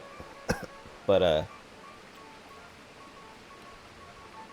then there's like a few other things. The lag is the worst part. And I was saying at the beginning, I don't know if it's the specific server they have, because they just like bought a rented a server or renting a server or whatever. And what do you call it? My brother said the server is located, like the server farm, I guess, that it's on is just it's in Arizona. So, because I was like, he was asking me, he's like, what do you think's like causing the lag and stuff like that? And I was like, I don't know, like just like the location maybe, or well, I said location first, and he's like, well, it's in Arizona, so it's not that far. And then I was like, well, then, I don't know. It could be just, like, bandwidth, like, congestion. Maybe, like, a lot of people have the same idea because this game is so huge, so everyone's renting servers from the same place, and they can't really keep up with it. And then he's like, oh, yeah, that could be it. And then I was like, it could also just be, like, he was like, well, they paid for the best one. And I was like, I mean, that doesn't mean anything, because, like, buying the best server doesn't really mean it's going to give you better latency. It just might run your game better. Like, servers don't really like do networking.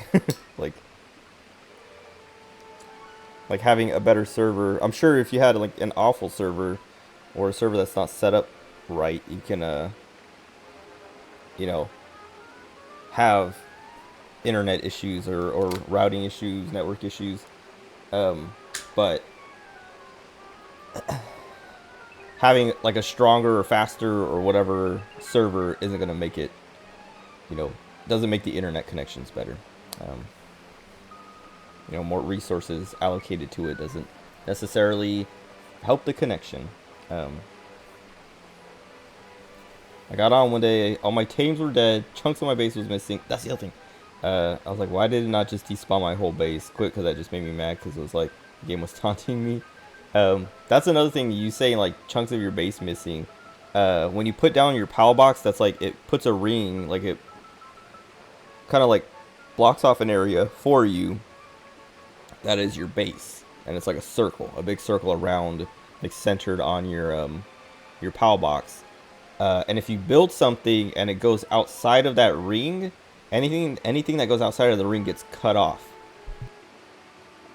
But they don't know when it gets cut off, but they warned me about that too, because they're like, yeah, there's one guy who he hasn't logged in a few days, but he's gonna be real sad when he gets back on, because he put all this time and effort into making this massive base, but a lot of it went outside of his ring, and we went and checked in on it, and it was just like completely cut off, like all the stuff outside the ring is just cut off and missing, and they're like, yeah, he's gonna be sad when he gets back. And I was like, dang, I'm glad I heard about all this, because like single player doesn't have those problems. But or at least I don't know if single player has those problems, because I haven't gone back and checked, and like I haven't done much building outside of my ring. Like I was talking about it earlier. My single player like file is very utilitarian, where I'm just like, all my pals are like in like their little beds are all like in a row right next to each other, as like tight as possible. All the like different like resource farming kind of things you have to build. Like you can build a stone quarry kind of thing. You can build a mill, like a logging mill kind of thing. I don't know if I would call it a mill, but there's just like a bunch of trees, and your pals just chop down the trees constantly, and they regrow basically. And like I have them all like just like lined up and next to each other, to make them as like efficient as possible. But and not I don't know if anything goes outside of the circle. I feel like some stuff is out, like at least like partially out of, no, not even out of the circle, but maybe I should build a better house, or like, you know, go outside the circle with some of my construction to see what happens. But I don't know. Anyway, the yeah, there's like problems with multiplayer, and like the latency is like the worst part, because like there's like there's cool movement tech in Palworld where you can play with momentum, so you can like slide down a hill, like you can run and then crouch and you'll slide, like in Apex or Fortnite or whatever. I don't know if Fortnite has sliding like that, like crouching while you sprint makes you slide. I think it does, but I think they ripped it off of Apex, because we were talking about that too earlier. I was like, yeah, this game basically rips off a million things, but like the combination of all of them is like perfect. That that's what makes it so good, is like video games are like, they're all like, every game that comes out nowadays is basically ripping off another game, because you can't, like, all the genres have been established and done, so all that's left is to just take ideas and kind of, you know, twist them to like make them unique. And so Palworld Palworld is a lot more blatant about it, right? It's like, this is obviously a Pokemon ripoff, and an Ark ripoff, and I don't know, all these things, but the combination is good. It works. It's fun, and it hasn't been done like this. But anyway, you can run, you can sprint, and if you crouch on a hill, you'll slide, and then if you jump and pull out your glider, that momentum makes you fly farther, because like you keep your momentum. Because if you just like jump and glide, you'll like glide nice, but if you like run, slide, and then jump, you glide way faster. But on a multiplayer server, at least the one that I'm on, the latency like messes that up, because like I'll be running and sliding, and then like I jump to pull out my glider, and then like it like rubber bands me back, and then it like killed my momentum for some reason, and then I jump and I'm just like slowly gliding, and I'm like, man. Or like I'll jump and like it'll show, like, because the rollback on the server, like I'll jump and be flying and like pull out my glider to like keep that carry that momentum, and then all of a sudden like I rubber band back and I'm just like falling, and I hit the ground and take a bunch of damage, because the game was like, you didn't actually pull out your glider. And it's like and it's very frustrating. The other thing is, like, every time I climb up a wall and like climb over the edge and like pull myself up, if I'm holding W, if I'm walking forward, like as I'm like climbing up, if I keep holding W when I climb over the ledge, like climb over the top, and like stand up, if I'm holding W and I keep walking, it like rubber bands and like, you know, like rolls back and like puts me, like I fall down, and I fall back to the bottom of the cliff I just climbed. So every time I climb a wall, I have to climb up, and then once I get to the top and the animation of them like finishing the climb happens, I have to let go of W and stand there, and my character will literally like they'll climb up, stand up, and drop to the bottom, and then teleport back up to the top, and then they'll be fine, and I can keep walking. But like for some reason, if I like if they finish the animation and I keep holding W and take like 3 steps, they'll teleport back to the bottom and then just be at the bottom, and they won't like teleport back up to the top. And I don't know why that happens, but like I have had to start doing. I have to do this thing where every time I climb a wall, once the climb up to the last, like, pull yourself over the edge happens, I have to let go of W and just like sit there until they teleport to the bottom and teleport back to the top, and then I can start walking again. And it's like very annoying. And I don't know if it's the server or the game, but I feel like it's the server. Unwelcome guests are a cause for concern. What brings you here? Don't play dumb. You can't wheedle out of this one. I trust you are all in fine fettle. I will kill Now, you. it would seem my plan has failed. I never expected you to use the sands of time. Reminds me of how bad Ark was with lag. One moment running toward my base, the next the lag out somehow manages to rubber band me to the bottom of the ocean. I lost an overpowered Deinonychus that way. That sucks. They on the server that my brother and his friends are playing on, that I'm playing on now. They turned off the setting because there's you can adjust the difficulty in single player like this too, I think, but you can change like what happens when you die. Well, the other thing is, like, pals don't die in Pal World. Or at least your own pals, they just, like, kind of basically faint. And you just have to put them away or take them back to the house, to your base, and put them in bed or whatever. And then they'll, like, heal. But I know Ark, if your dinosaur dies, it's dead. Unless there is a way to bring them back. I don't know. I've never played Ark. But there's a... They turned off the setting that makes it so that you drop everything when you die, because they're like, yeah, people keep falling through the floor and dying because, like, when you fall through the floor, it's just like, well, at least every time I've fallen through the floor, which has only happened on this multiplayer server, you're in water and you can swim around, but you can't get, like, you're under the ground, so you can't get back up. You're just like, all you can do is swim in the water because you can't fast travel. The only way to fast travel in Power World is to go to a fast travel point and then pick another fast travel point. You can't just open up your map and fast travel. Which, that's fine, but it makes it so that when you fall through the floor and you're stuck in the water, all you can do is swim around until you run out of stamina and die and then respawn. Or, like, open up your... I think, actually, I should have done this. I just thought about this, but open up the game... Like, open up the options, like, press escape or whatever, and then click respawn and pick somewhere to respawn. But the... They turned off the setting that, like, you drop your stuff when you die, because that happens so much. And it happened to me like 4 or 5 times today. And I played for like 5 hours, and it happened like 4 or 5 times. So it didn't happen like once every hour, but it happened like, basically on average once an hour. And I was like, I'm glad they turned that setting off, because I've died so many times just because I, like, fell through the floor and was stuck in the bottom, that I would be very upset if I just, like, lost all the stuff I was carrying to that.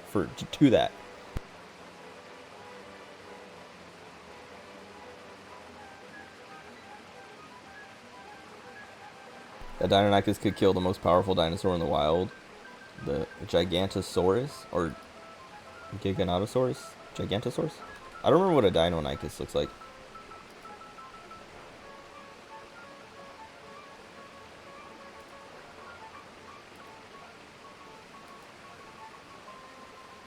Looks kind of like a raptor.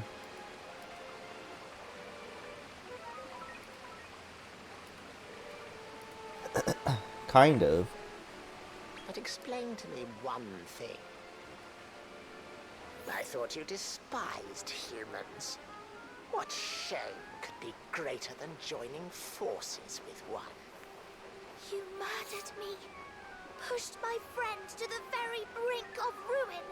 What has been the point of all this, Armen? You are merely pawns. Pieces I manipulate for my own lofty purpose. Naderia is about to gain a new ruler. One who will change Is it that the angel girl? world utterly. Now, before I eradicate you once and for all, allow me to show you something. Why is he gonna show? Why not just kill us?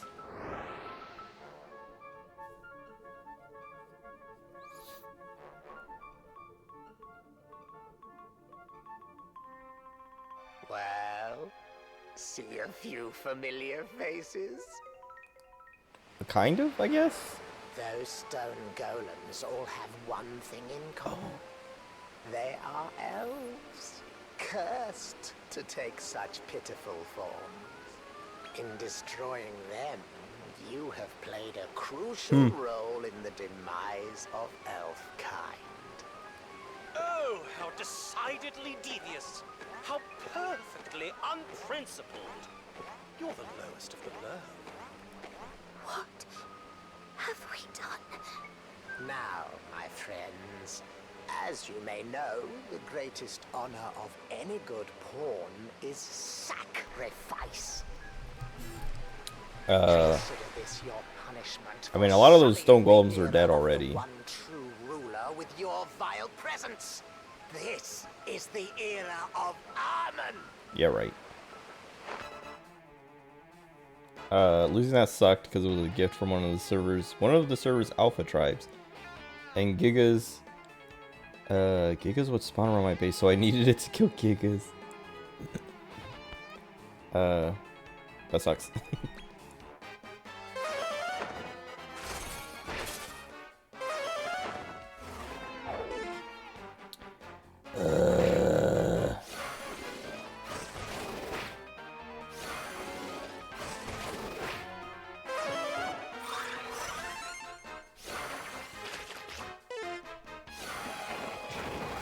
Kill. How there's a little guy still alive? Nice.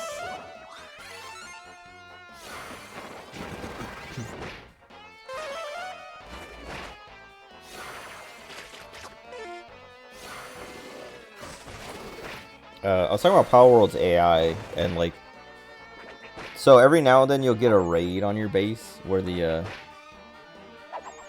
I don't know, the game spawns a bunch of enemies and they run straight for your base to like destroy it, and your pals will have to like defend it, and you will have to defend it. And it's kind of nice that the AI is dumb, cause like where I have my base set up, it's like on an elevated platform, so they have no idea how to like get up there. And that's like how everyone does it, because my brother and all his friends were talking about, yeah, you know, my wall's built in a way that the enemy AI can't figure out how to get past them, how to get through them to get into the base. And it's like, it's what I was talking about, that like where I was saying like I'm surprised that guy is praising the AI when everyone is saying like I'm taking an advantage of how dumb the AI is to not have to fight the AI. Because it's like, yeah, it's like I don't want my base to be raided. I don't want to deal with all these enemies, so I'm just gonna build up a wall so that they just, you know, are too stupid to get around it. But I put my base up on an elevated kind of area, and like I've had 2 raids and I've watched them, and they just like, they come over and they just stand in like this one spot and they're just like waiting at the bottom, so I just like shoot them from above, because it's like My lord! I don't want to be bothered. No, not me. I don't want to die. I don't want to. No, no, no. Jeez.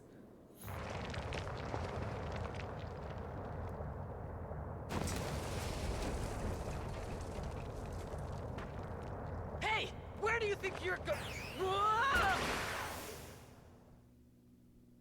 Someone zoomed us out of there. I'm going to build a wall. I said this a lot when playing Ark. It was very effective. Have you heard about what's it called? Whoa. I thought we were done for. Like that Texas thing going on where they're like, I don't know, it's kind of pathetic.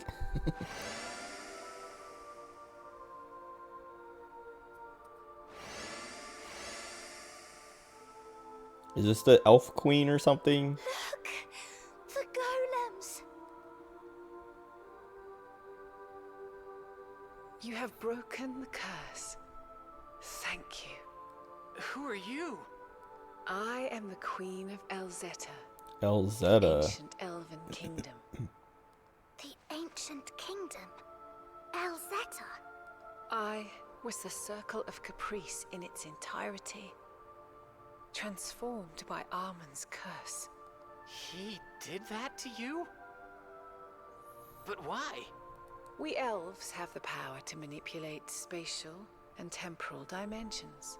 In Elzeta, Why hasn't Rose we been doing that? succeeded in condensing magic to create 2 kinds of crystal.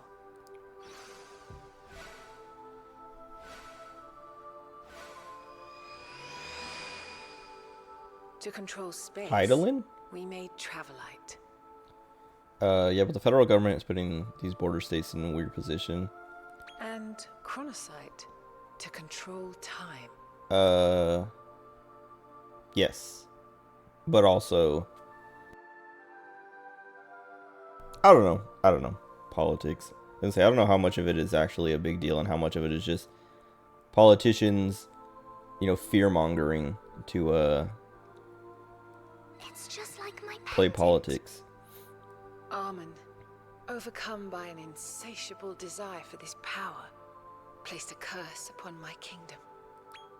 One day, he marched his monster army into Elzeta and attacked us. They took what they came for, our Travelite and Chronocyte. When he was done, Armin dragged Elzeta deep, deep beneath the ground. Do I get to go there? Oh, I've been there. I remember my grandmother telling me stories of the lost elven kingdom. She said that our ancestors had created crystals of immeasurable power. You are our savior. If you seek a reward, merely name it, and I will make it so.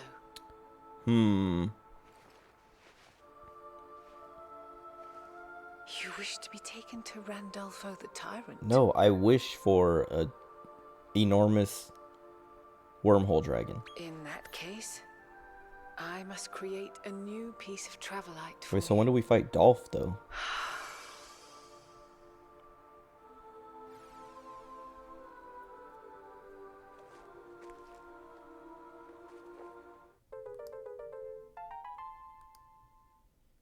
With that, you will be able to travel to the upper echelon of the Circle of Conquest, where Randolfo surely awaits.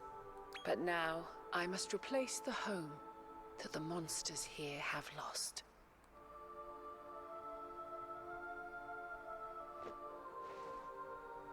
Wait.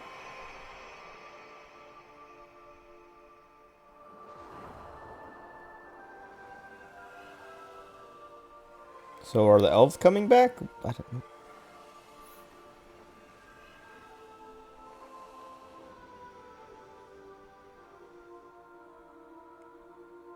By the power of Chronocyte, I will turn back time and restore this land to its previous form. This is farewell. I pray you may find peace wheresoever your journey ends.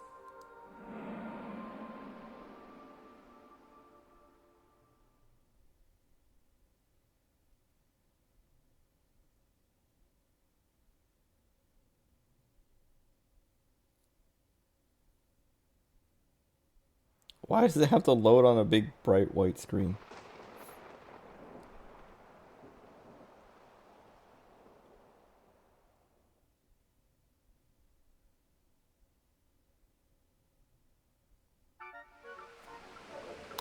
What was he holding? I feel like I've seen that before and I don't remember what it is.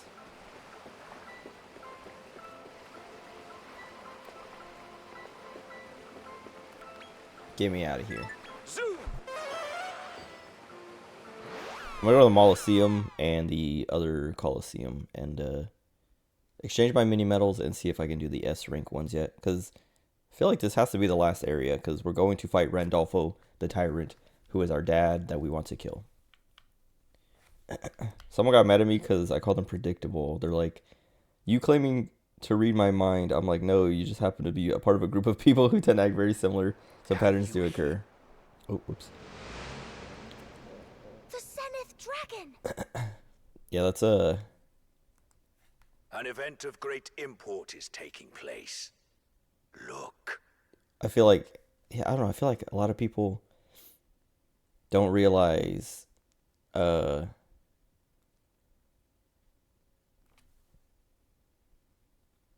like aren't self-aware enough to realize, you know, if someone, like, when they're being predictable or not, and also like aren't prepared to be, you know, called out for being predictable or, you know, like predicted. I trust you are in fine fettle, my lord. So then when they are, you know, like challenged, they're like, they don't know how to handle it. Amon, Other than just, you know, you are all afluster. getting mad at the other person. I am merely excited to present you with a most exquisite gift. Behold, Oh, the right. secret of evolution. How did he get that from me? Or does he have his own? Who wield its power may transcend the limits of all that is natural. Did we drop it when the elf took us? Ended up hurling more insults at me as predicted. I would be honored if Master Dolph were first to try it. Should he do so, its immense strength would ultimately annihilate him. Am I wrong? You hoped that he would destroy me before the power consumed him. You are clever, Amon. But perhaps not as clever as you think. Besides, we already obtained the secret of evolution without you. So, would you like to peer beyond nature's limits for yourself? To generate such power, that's impossible. Behold, the supreme secret of evolution. The supreme secret of I evolution. would be honored if you were first to try it. Dolph!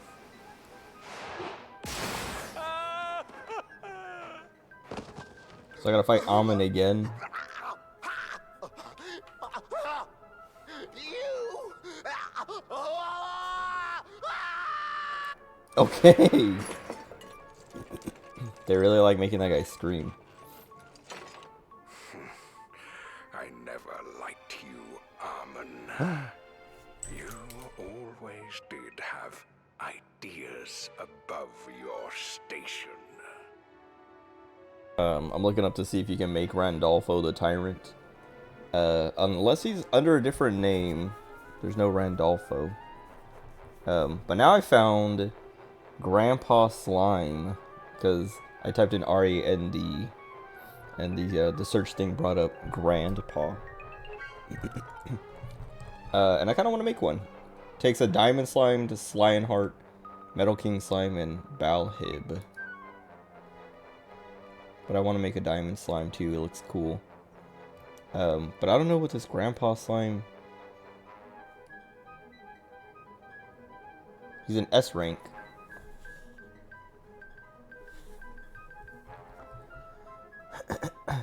What is his talent? Sage. Decelerado, Kablunt, Accelerado, Kasap, Kaping, Kadim, Kabuff. It's all buffs. But I'm sure I could... Oh, it doesn't take a King Cure Slime at all. Because I was gonna say, I'm sure I could like breed my Cure Slime's talents up to him to make him like a healer buffer. Oh well. Also, my eye is itching. It feels like I'm losing an eyelash and it's gonna get stuck in my eye. Dolph, if you use the supreme secret of evolution, you would be unstoppable. Then we could finally exterminate that little mistake of mine. Rude? I'm already unstoppable. I don't need any tricks or contrivances. Cool. He's got the bone gray sword from Monster Hunter. I'm coming for you, runt. I'll pound you into mush!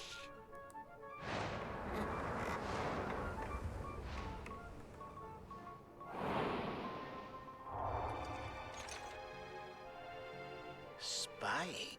If Oh, it's I didn't my do that. head you want, come and take it. Daddy's waiting. Oh, because the Zenith Dragon. That's cool. He knows we're watching.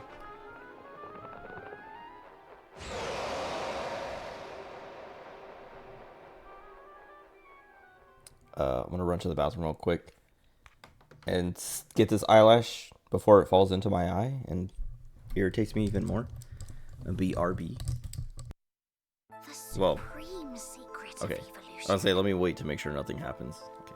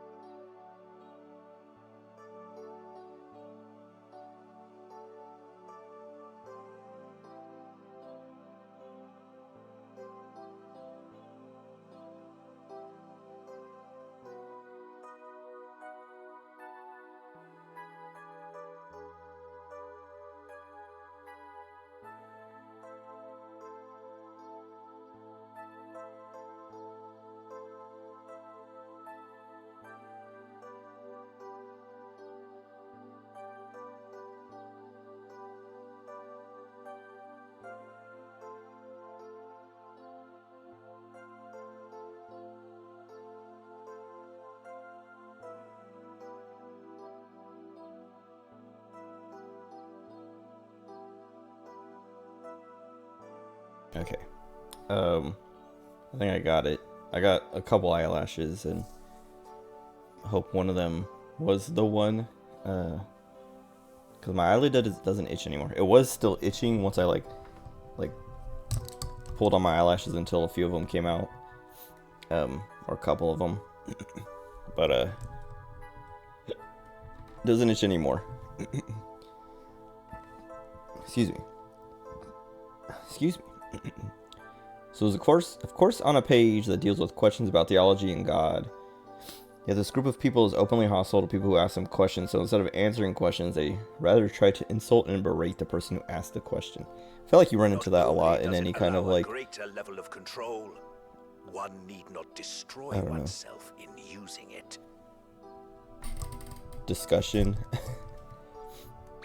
Should Conversations Randolph wield about it against the human world, I don't know, it politics, would result religion. in the total I extinction of feel like there was like life. one more that it's like there's like 3 things that like I don't know, no one can, very few people want to talk civilly about, which is why a lot of like people have bans on that stuff in their rules. I don't know, I don't think I have anything in my, I think my only rule on my Twitch page is like be cool or something like that, or maybe that's like the chat rule, I don't know. Anyway, every time, you know, I find a new channel and I go to like just like look at their little page of like, you know, info about them and rules and stuff, one of the rules is like no politics, no religion, no something something,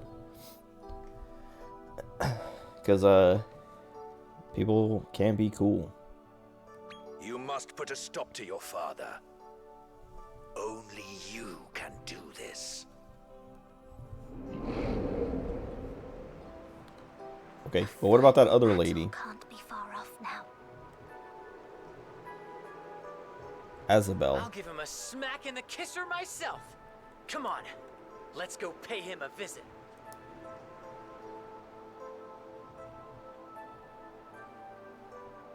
Shall we feast on meat and mead, on treats laid out before us?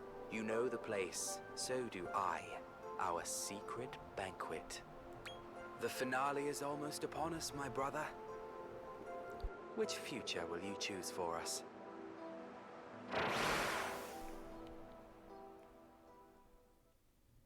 Questions on this topic tend to be offensive, yet people willingly or willfully join the space to answer questions that they act like they should be treated special. I mean, yeah, I don't know. That's why I don't really like, I don't like talking about all that stuff, at least in like a argumentative argument, debate, I don't know, kind of way. Like, if you just want to talk about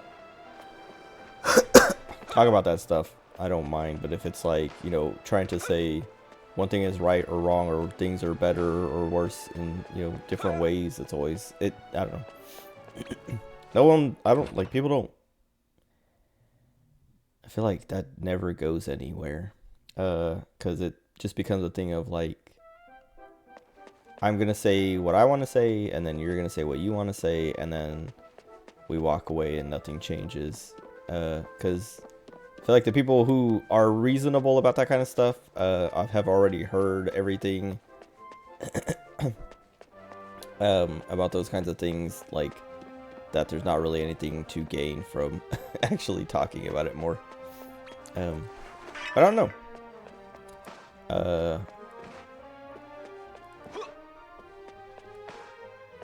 At least in like a way of like, I don't know, like I was saying, arguing, I guess, debate, all that. It's like, it's just like basically opinion. So like, you're not gonna change the other person's opinion because people don't want their opinions to be changed, right? The only thing you can really do is like find someone who is uninformed and try to inform them, and maybe that'll change their opinion. But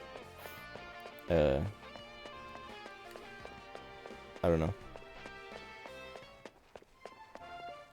I find it interesting because you can start to see patterns.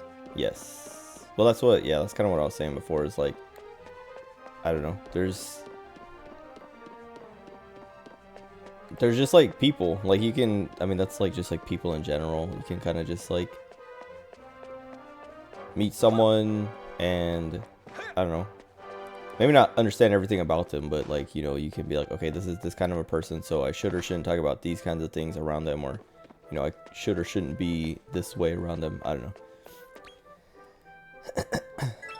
I'm not saying everyone's predictable, and I'm not trying to act like I'm not, but I don't know, you can get an idea of people's like personalities. You can, like, you know, everyone has a personality, and you know, no one is truly special or unique. So like, I don't know. Like, my friends say I'm very predictable when it comes to like anime and picking best girls and stuff like that. Like, they always, they know who my best girl will always be in every show. That's how predictable I am. And they're almost always right. And then also, like, you know, in certain, you know, things I like and tastes I have, you know, they'll know what I'm gonna pick or what I'm gonna do or what I'm gonna say or what I'm gonna want. But that's also because they're my best friends and they know everything about me.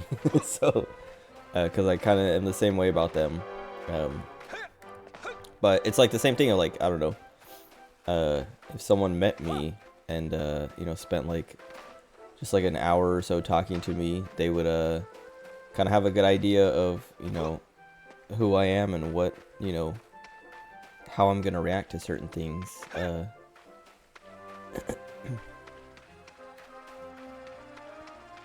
Maybe not have a good idea, but they would have an idea. But yeah, I don't know.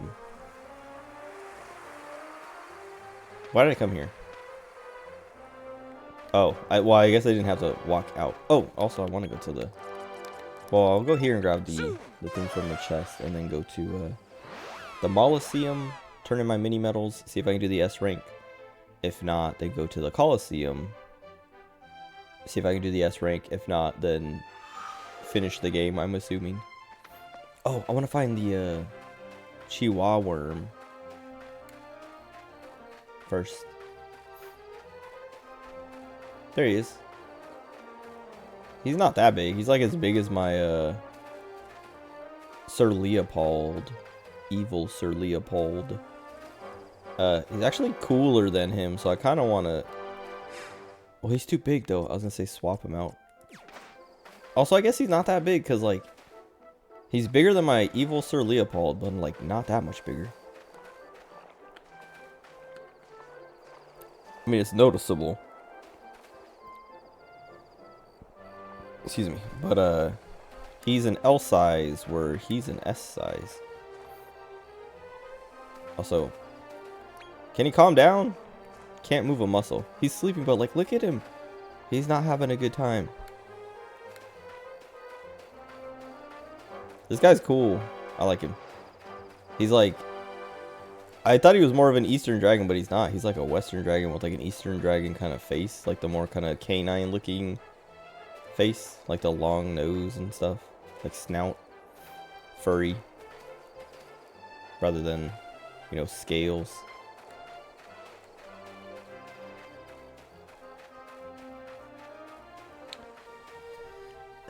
Anyways, I had a dream I went to Japan. Apparently I was traveling around with a girl. Then at the end of the dream there was a conflict where a group of people were chasing us. So I fought them, taking their weapons from them and used them against them. We then proceeded to get a new place to stay while we were there. Is that it? Did you guys do it? I feel like I had a dream that I was in Japan again recently. And you saying that reminded me. I also had, like, I'm trying to remember, I was talking about, oh my god, that guy's huge. I had a sleep paralysis a few nights ago, like Tuesday night or something like that, Monday night, Tuesday night. And there was something about it that I wanted to talk about, like, the day after, or, like, the next stream. And I forgot to, and then I remember, like, thinking later on, like, oh, I forgot to talk about that. And then I was like, alright, I gotta remember so I can talk about that later. And now I've forgotten. But it was about the hallucinations I had. Oh, that's what it was. Okay. We did become a thing midway through the dream. Kiss, and that was about it. Then the conflict happened. Oh. I don't have romantic dreams very often. Or much at all. Before I forget, let me talk about the sleep paralysis. Okay, I'm gonna unplug my mouse real quick.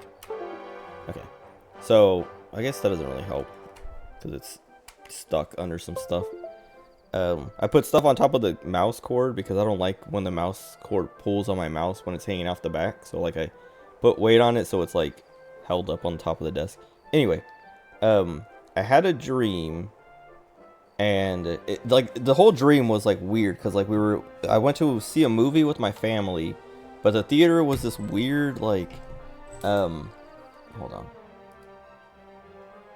That was kind of scary. I like looked over at my stream manager because I was gonna open OBS just to check if I had dropped frames yet, just to, I don't know, just to check because I'm expecting it. And then when I looked at my camera, when I like hit my little like Coco Goat thing, the way it moved made it look like someone was moving behind me, and I was like I was about to like freak out and turn around and be like, who's that? But then I like realized what it was. Anyway, we went to see a movie, but this theater was like really like, it was like it was funny because like going in, it was like the nicest theater I've ever been. It was almost like an Alamo Drafthouse kind of thing where like it's just like this super fancy like not fancy but like specialized kind of theater that's all about, you know, making the experience as comfortable and good as possible. Like everyone has their own like nice seat. There's all these like amenities and things, and like we were going in, it was me, my mom, and my brothers, and all of my brothers, and we're all like, we go in and we're finding our seat and we sit down, and we're just like talking about, you know, how nice. There's all these like servers coming around giving candy before the movie starts, like, you know, giving us our candy and drinks and like popcorn, snacks, all that stuff. And I remember like being so like distracted by all that. I was like, you know, like, wow, this is cool, this is nice. And then I got settled in and then the lights dim and the movie starts to play, and like I realize my seat is like, I can't see the screen. There's like a I can see like part of the screen, but like for some reason like the layout of the building like I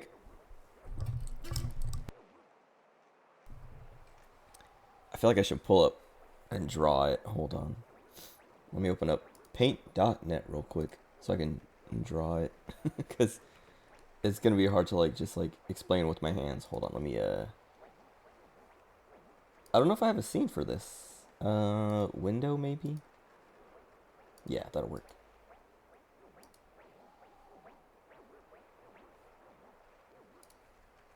Hold on. Adjust it a little bit. What? Why did it disappear? Hold on. Hopefully I don't forget about my sleep paralysis thing. Okay, it's really small for some reason. It's also, what here? What if I zoom in like that? More.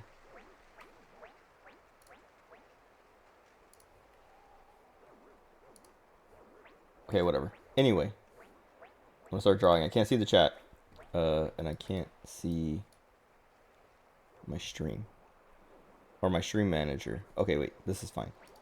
Okay. Okay, you can see my cursor. Okay, anyway, so like, the screen is like this. So that's the screen there. And the movie's playing here. But then for some reason, there's like a corner here. And my seat is like here. And like there's like a bunch of other seats.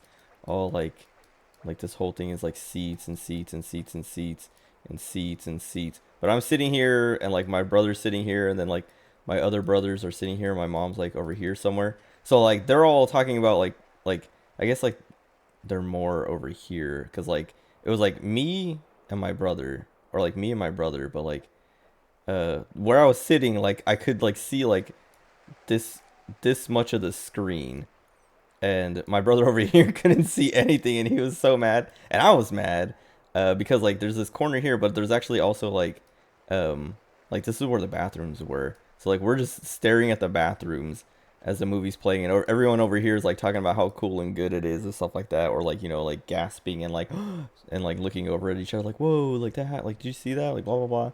And I'm just like, bro, I can't see anything, and I'm like complaining to like, you know, everyone else, and they're just like, what do you the movie, shush, like be quiet, the movie's playing, and like you can see it and whatever. I'm like, no, I can't, look, the stupid corner's here. And it was just like the most frustrating dream ever. Anyway, enjoy my crude diagram that probably barely made any sense. But anyway, that was my dream. And then we went home. The movie was over, and we went home, and I was like super mad and annoyed. And then I was like walking to the kitchen, and in my dream, it seems like an R Bad Designs dream. It's exactly what it was. And I was like, and it was funny because like when I woke up, I was like laughing about it because of how like I just didn't notice the whole time until like the movie started. So like, I mean, it was a dream too, so it probably, you know, wasn't even there until the movie started, and then like, you know, the dream changed the layout, like the, you know, the layout of the theater changed, some way, like, you know, somewhere in the dream. But anyway, like, you know, I was so distracted by all the, you know, the snacks and talking to my brothers and stuff that like when the movie finally played, I like look up and I'm like, I can't see anything. I see like a little corner, like the very edge of the screen, because this corner is in the way. And I remember like getting up to like try and see if there was another seat empty to like take, but like all the seats were full. But even as I was looking around, people were like yelling at me to sit down because I'm in the way and stuff like that. And I was like, I don't want to get kicked out, so like I went and sat back down, you know, because it's like this nice theater that they will kick you out if you're, you know, being disruptive or whatever. And it was like, yeah, it was real stupid. And I like, yeah, I don't know. The movie was over, but yeah, we went home, and I went to the kitchen, and it was like dark and I couldn't see. And I was like super annoyed because like we usually leave this like kind of like light above the stove and counter on, because it's like it's dim and like like low, like it's like underneath, you know, like under, like above the oven, under the cabinets and stuff, instead of like coming from the ceiling. So it's like it's nice for when you know, wake up in the middle of the night and want to go get, you know, water or a midnight snack or whatever. Like you can see your way to the kitchen. But sometimes people turn that light off, so when I go to the kitchen, it's just pitch black and I can't see anything. And so I'll have to like, I leave my room and turn the corner, and I'm like, I have to turn around and grab my phone so I can turn on the flashlight and like see where I'm going. In my dream, I was going to the kitchen, but like that light was off, and I was like, I can't see anything. And I finally got to the kitchen and I turned on the light. And when I turned on the light, there was like this rectangle in my vision, like just black rectangle. And I was like confused, and I was like, what is, like, everywhere I looked there was this black rectangle, and I was like, am I going blind? And I started like freaking out, and I was like, what's happening? And like, but it was like a black rectangle with like a line coming off of it. And I was like, everywhere I looked, it was just like always in the same spot. And I was like, what the heck? And I started to like feel like dizzy. Like I was like freaking out because I was like, dude, I think I'm going blind. And it, like I was like panicking, and I was like getting like lightheaded and dizzy. And I was like, what? Like I was like, you know, I was scared. And I was like, dude. And then I started to wake up, and I had sleep paralysis. And like I was hallucinating, but I could still, like, I still had like this black rectangle in my vision with like a line coming off that I was like, I can't move, and I'm going blind. And I was like terrified. And then when I snapped out of my sleep paralysis, I was looking at my phone on my bed and the charger coming off of it. And I was like, this stupid, my phone and its charger cable, it's just black. So like, it was like perfectly lit up. Like the light from my monitor on the wall and my bed, like, highlighted this in a way that like that's all I could see when I woke up into sleep paralysis, and was like, it was making me think there was just like a big black rectangle in my vision, and I was going to have that for the rest of my life or something, or it was going to get worse or whatever, I don't know. But I was freaking out, and then I realized, yeah, I was like, oh, it's just my phone on my bed and the charger cable coming off of it. And I was like, I was just like, it was one of the lamest sleep paralyses I've had, but it was still scary, just not in a like, there's a monster or person in my room and they're gonna kill me or something. But then when I went back to sleep, or was trying to go back to sleep, because I had sleep paralysis, and I've talked about this a million times, but when I have sleep paralysis, I have to like stay awake for a little bit, because if I go back to sleep right away, I'll just end up in sleep paralysis immediately. Like hypnagogic or hypnopompic, I think, is the one when you're falling asleep. So like I wake up I have hypnagogic sleep paralysis. And then if I go back to sleep too soon, I'll get hypnopompic sleep paralysis, or vice versa, whichever one is the one that's waking up and going to sleep. Anyway, so I stayed up a little bit, like I rolled over and like watched whatever stream I had open or put on a different stream or something. And like 20 minutes had passed, and like I've talked about this before, but there's like this feeling in my head that I have that I can't go back to sleep until it goes away, or else I will have sleep paralysis again. And it's kind of like a little buzzing, like the only thing I can kind of describe it as is like a buzzing, and kind of like an electrical buzzing. I don't know if that makes sense, but it literally feels like electricity kind of like buzzing in my head or something. But eventually it goes away, and then I can go back to sleep, and I won't get sleep paralysis, or at least I won't fall asleep into sleep paralysis. But did I even open this chest? I forgot if I don't think I opened this chest yet. Anyway, it wouldn't go away, like, or I can't remember if it went away and then I like went to sleep and had sleep paralysis again, or if it wouldn't go away and I was like, dude, it's been like 20 minutes and it's like 5 a.m. or like 4:45 a.m. and I'm like, if I stay up too much longer, I'm gonna feel so miserable when I wake up to get ready for work. But anyway, oh.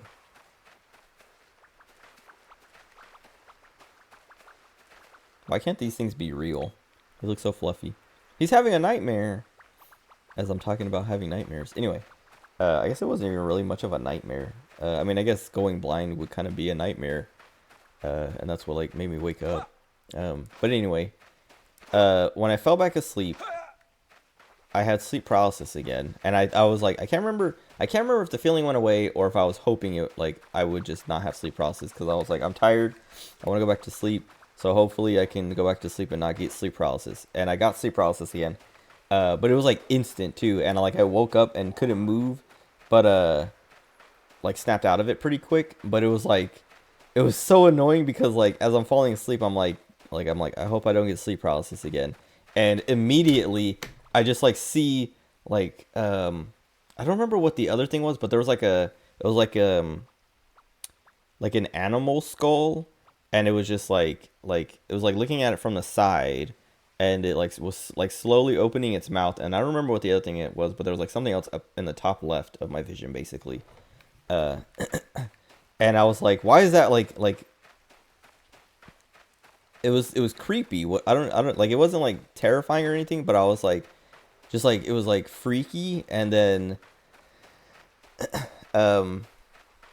I woke up like immediately, and that, like I was saying, like I like literally like closed my eyes and was like, hopefully I don't get sleep paralysis again. And then like immediately like this skull just like slowly comes into my vision and like starts slowly opening its mouth. And whatever it was, I can't remember at all what the other thing was, but it was something else that was also kind of freaky. And like it happened like immediately, immediately after I thought hopefully I don't get sleep paralysis again. And then like it freaked me out, and I like woke up and I couldn't move, and I was like just like staring at the wall, just like waiting to move again. And then I moved again, and I was like and then I just like I watched something else for like another half hour, and then finally was able to fall asleep again and not get sleep paralysis. But then I only got like another 45 minutes of sleep, or like 30 minutes of sleep, and had to get up for work, and was just like, this is awful. When I was younger at a school musical I was a part of, I was just sitting on stage. My sight went totally black for like part of a song. I thought I went blind for a bit, like my vision came back like a minute or so later. That's kind of horrifying. Was it like, I mean, you could have just like, well, I don't know. Did you like black out? Cause like, I don't know. Was it like anxiety or nerves or anything? Cause I feel like, I don't know, maybe you passed out, or fainted. I don't know, I've never experienced that before. Like, I've definitely had, like, my vision go dark for certain things, like, from pain or from, like, exhaustion, I guess. But then, I've never, like, actually fully, like, had, like, blacked out vision. and I've never passed out, other than like the one time I got blackout drunk. Probably due to stage light and not blinking. Blinking is good for you. You should blink. Wait, let me go to the Molosseum now.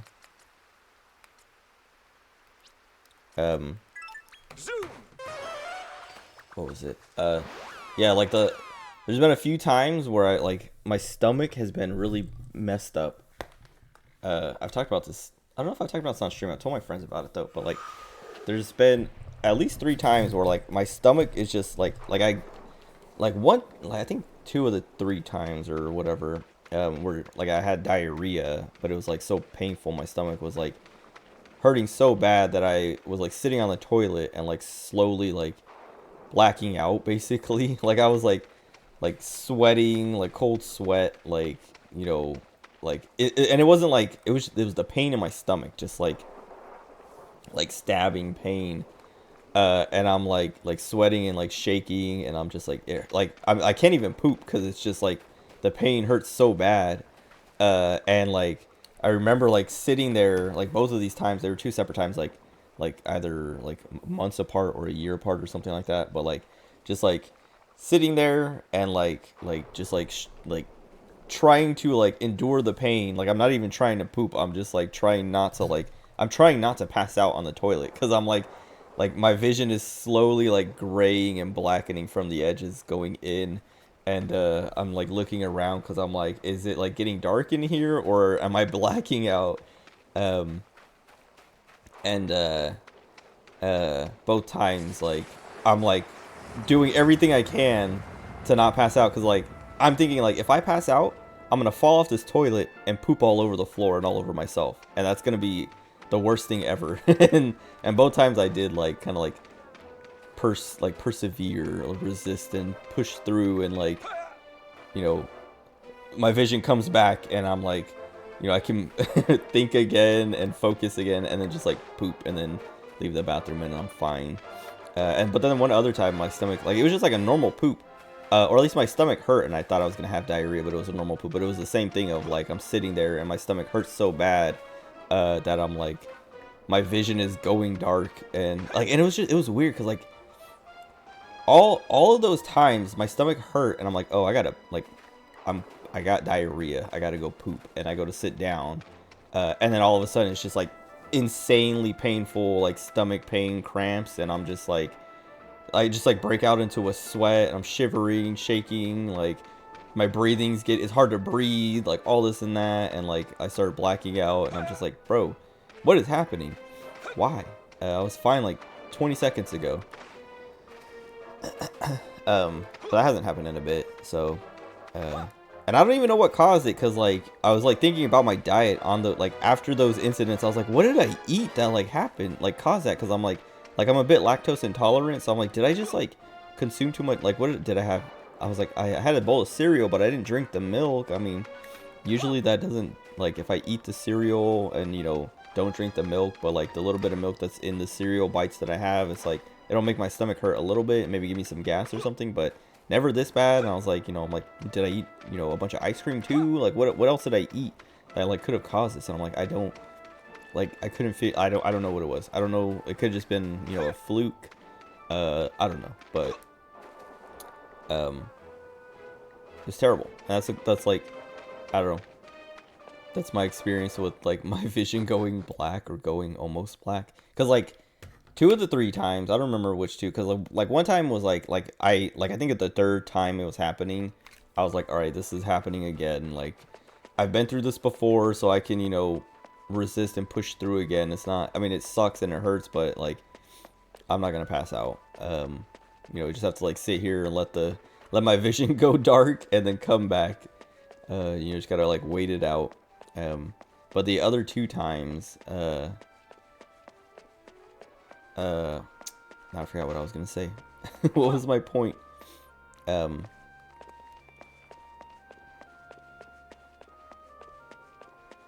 Oh, well, yeah, no, like my vision was, like I said, I was gonna talk about just like how like just dark my vision went. It was just like I'm like just like it's like gray until it's like a very tiny like like pinhole size of vision that I can still see, and then it slowly like opens back up, and then I'm like kind of like aware again, I guess, because like when it was happening, I'm just like I was saying, I was like, the first time I was like looking around, because I was like because there's a window behind the toilet, so the first time it happened, I was thinking a cloud is passing by, and like the bathroom is darkening because the cloud is blocking the sun, and so I'm looking around like I can't see behind me because I can't just turn around because the window's behind me, but I'm like looking up, kind of like, is it darkening or what? And like everything looks the same. It's just like where I can see, the light is staying the same. It's just the edges of my vision are just darkening, and I realize like, oh, I think I'm blacking out from the pain. But I didn't, and then yeah. But like I was saying before, like there have been like moments of exhaustion when I was in the Marines that have like had a similar effect, but not nearly as bad as those pooping times. Because I've had like I did like a 15-mile run once, or like 13-mile run or something, because half of our office was training for a marathon, and they're like, hey, let's do a half marathon as you know, a unit or whatever, as a, you know, or just like the SSCT, we'll just do a half mile or half marathon, and everyone else who isn't training for it is like, do we have to? Because I've never ran more than like, you know, 7 miles, so to double that unprepared, sir, I don't know about this. And he's like, we'll be fine, you guys will be fine. And it's like, okay. He's like, well, take it slow. And I was like, I don't think taking it slow is gonna make much of a difference. Like, either you can do it or you can't. And then we did it, and my heart rate, like, there was parts of that run, like near the end, where I'm like, my vision is fading, and I'm like, bro, like, I'm gonna pass out. And then in boot camp too, boot camp or MCT, there was like other moments of like doing hikes and things where like I'm like, I think I'm gonna pass out, and then eventually like just keep going, because like that's all like all you can do is keep going. Like, you can stop and pass out, or you can keep going and pass out. And like every time those instances happened while I was in the Marines, I was like, I might as well just keep going, like just go until I pass out, and then don't pass out. But that 15-mile, I think it was like 13 miles, because I think it was 13 miles because I remember him saying like, let's do like a half marathon, but I feel like it was 15 because I remember we got lost at one point, and I remember that adding like miles to it, or adding like a little bit to it.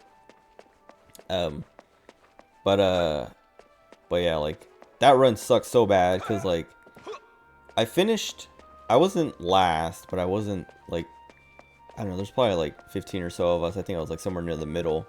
But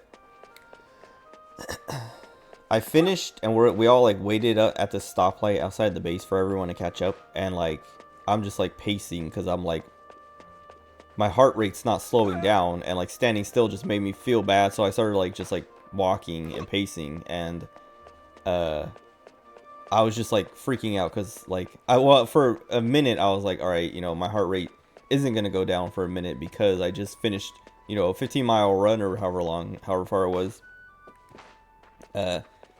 But like it was not like, I don't know, not slowing down at all. Like it didn't feel like I was like, you know, it didn't feel like I had finished a run and was like, you know, recovering or whatever. Because I'd ran plenty at that point that like, I don't know, like you finish your run and you just like catch your breath and you know, your blood's still pumping and all that, but at least you like catch your breath. And I just could not catch my breath, and I could not like control, like I couldn't control my breathing, and I couldn't like control my heart rate. Not like I'm controlling my heart rate, but like steadying my breathing usually steadies my heart rate. And it was just like, I felt very like not good. And then we went to work. Like we went back to our rooms, showered, got ready for work, went to work, and I still like my heart, like, well, went to the chow hall, got some food, and then went to work. And like all through all of that, my heart rate still hadn't slowed down. And then like went to lunch, came back from lunch, my heart rate still had not slowed down. And I was like telling one of my buddies, he was Lance Corporal, but he was a nurse before he joined. And I was like, hey, my heart is still like pumping like crazy. Like, should I worry? And he's like, you should probably go to medical. And I was like, all right. And then like I was getting ready to like tell my staff sergeant, like, hey, staff sergeant, I'm gonna go to medical because my heart rate is still like insanely high. And then like something came up, and so I couldn't. Like, we had to do something. I mean, I could have still said something, but I was like, this has to get done. Like, I gotta, like, after this, I'll go to medical. And then like whatever it was took too long, and then like we finished, and I just like, it was the end of the day, and I was like, I'm just gonna go home. I'm gonna take a nap, and hopefully when I wake up, I feel, you know, my heart rate has slowed down. And I think I went home, like I got dinner, went home, took a nap, and then woke up, and my heart rate had slowed down, but it was still faster than normal.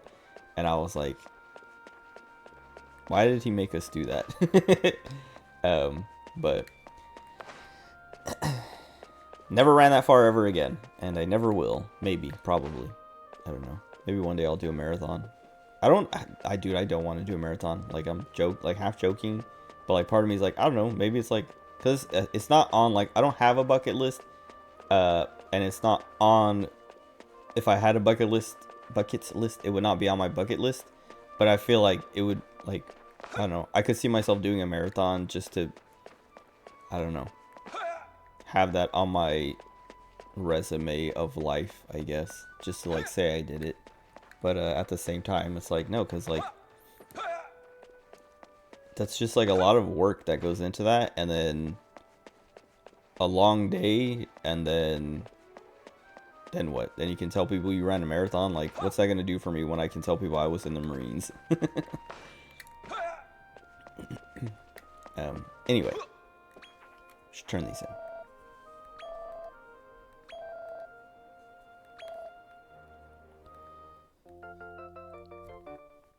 Gave me a liquid metal slime. I don't need it. Unless it's large. Liquid metal sli.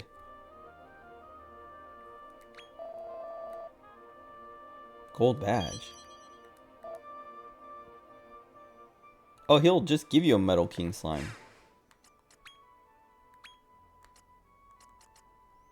Gold digger.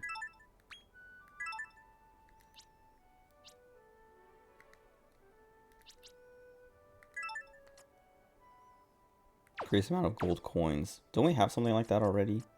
Gold panner. What did she have? Hocus Pocus ring gives you attack and defense. I thought it would give you, like, wisdom.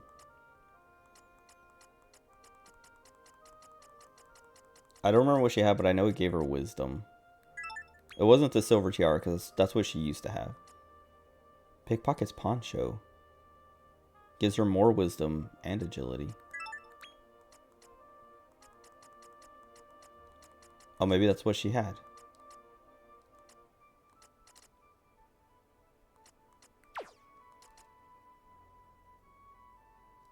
Oh, he doesn't have anything. Tough guy tattoo.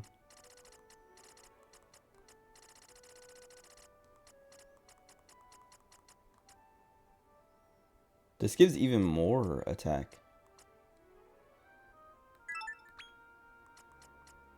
Huh. Cool.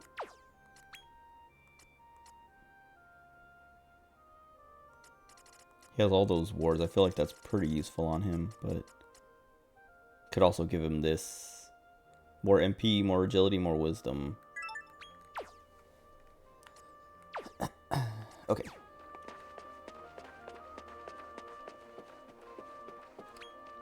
My apology. Oh, okay. So they don't have S rank ready. Will they have S rank ready? Zoom. Probably not. S rank's probably just like a post game thing.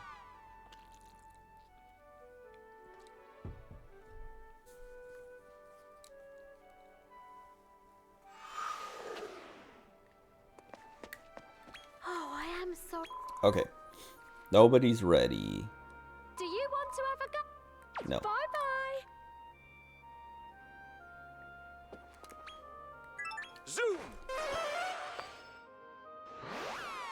Anyway.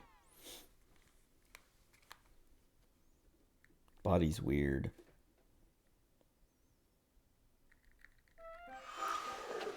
Trying to think of other other struggles, physical struggles. Yeah, the only time I've ever actually like passed out or blacked out or anything like that was New Year's, like a year after I got out of the Marines, I think. Like either the next year, New Year's, so like a few months after I got out, or the New Year's after that. But we went to San Francisco, and I drank like I used to. Like I was just like, I hadn't drank in a couple years, or at least gotten like drunk, or like drank, you know, more than a drink. Because when I was in Florida and like traveling all the time, the only time I ever really drank was when we were in the airport, in the like the different like clubs, like United Club or American Airlines or Lufthansa or whatever airline we were traveling with, whatever club they had. Or even if it wasn't like the airline we were traveling with, because sometimes you could get into a club based on your rewards membership level or whatever. Because we had those like higher tier rewards memberships because we traveled so much, which is so sick. Because like that was the thing, is like the government's paying for the flights, but you can create an account and add those flights to your own account under your own name, unrelated to the military or the government or whatever, and get the credit for all that stuff, and get the points and stuff, like the mileage and all that. And so you could be like, you know, gold or platinum or whatever in these different airlines, and stay like, go, you know, fly somewhere, be stuck at the airport for like 4 hours, and just like walk over to the club, and you know, they'll be like, can we see your ticket? And you know, like you show them your ticket, and if it is the airline, they'll be like, okay, they scan in, like let you in. If it's not, they're like, are you a rewards member or mileage member or whatever? And it's like, yes, here's my little card or whatever. And they scan that, and they're like, all right, enjoy your stay. And you like go in and take a nap, drink as much as you want, because the drinks are free, eat snacks, whatever, watch TV, like do whatever. That's like, those are the only times I would drink. Or on the plane, if it was an international flight and the drinks were free. But I wouldn't get drunk. I would just like, you know, have a drink or two, and that's it. And then like, that's it. And so like my tolerance went down quite a bit from when I was in Okinawa, when I was like, because basically if you're living in the barracks, you're like living in a frat house kind of. I've talked about this a million times. It's just like, you get drunk all the time. Yeah, I don't know. Like I had a insane tolerance at that point.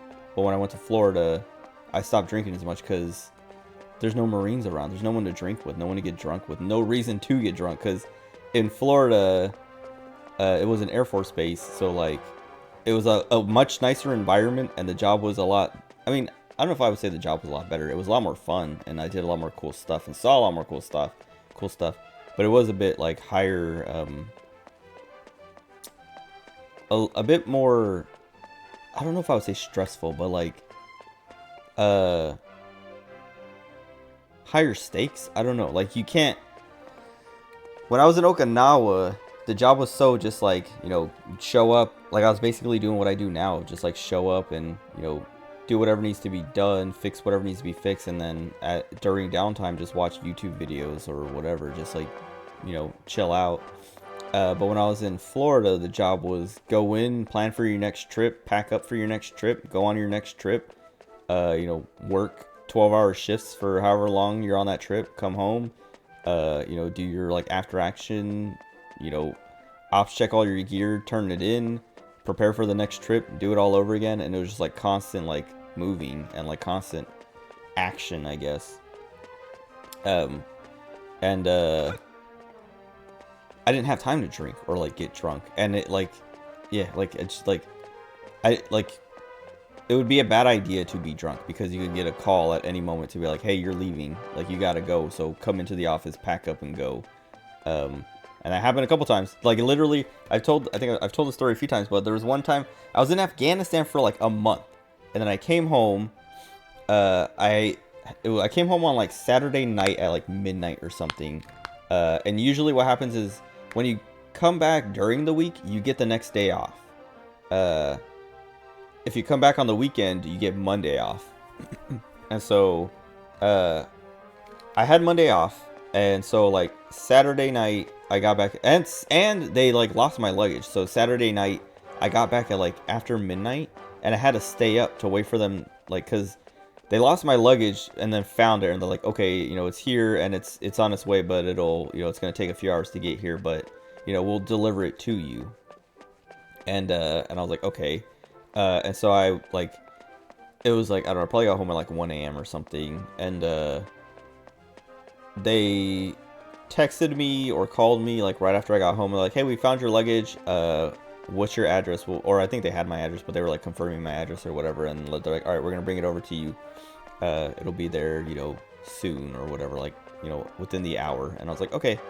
And then it didn't get there till like 4 a.m., but I stayed up the whole time, and I was like it finally got there, and I like, you know, took it. I was like, finally I can go to sleep, and I went to sleep, and then I woke up at like noon or so on Sunday, and then, you know, I like just like did my laundry, did my normal stuff, and then like by the time, you know, evening came, I was like, I think I took a nap at some point, but I was like, okay, I don't have to work tomorrow, so I'm gonna stay up all night. And I did. I stayed up till like 6 or 7 in the morning, and then I went to sleep, and then I got a call at like 8:30 in the morning or something, and it was my chief, Navy chief, and he's like, hey Lopez, what are you doing? And I was like, I was sleeping, chief. And he's like, well, we need you to come in. And I was like, okay, what for? And he's like, you're going to Iraq, or I don't remember if it was, yeah, I think it was Iraq.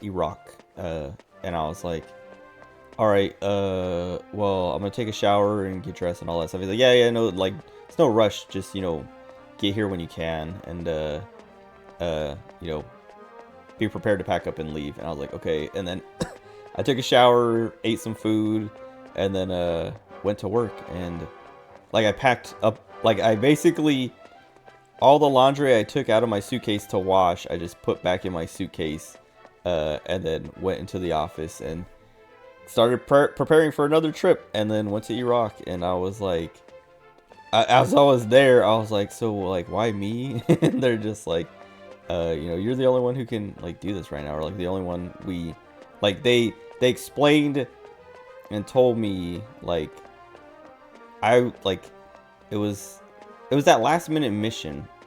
I think, wait, maybe I'm mixing up my stories. Maybe it wasn't Iraq, but I went somewhere, because the Iraq trip was, I feel like, more deliberate. I don't think it was like a last minute. I mean, it was like a last minute thing, but it wasn't that one. I think I don't remember where I went. Maybe I went to Qatar or Saudi Arabia or something. But whatever it was, they're like, we have everyone else on trips, and you know, this person, I think it was when that guy was getting audited, and so he couldn't go on a trip. And so they're like, yeah, you know, he was supposed to go on this trip, but this audit is happening, and you know, we can't send him, so you have to take his place. And I was like, okay.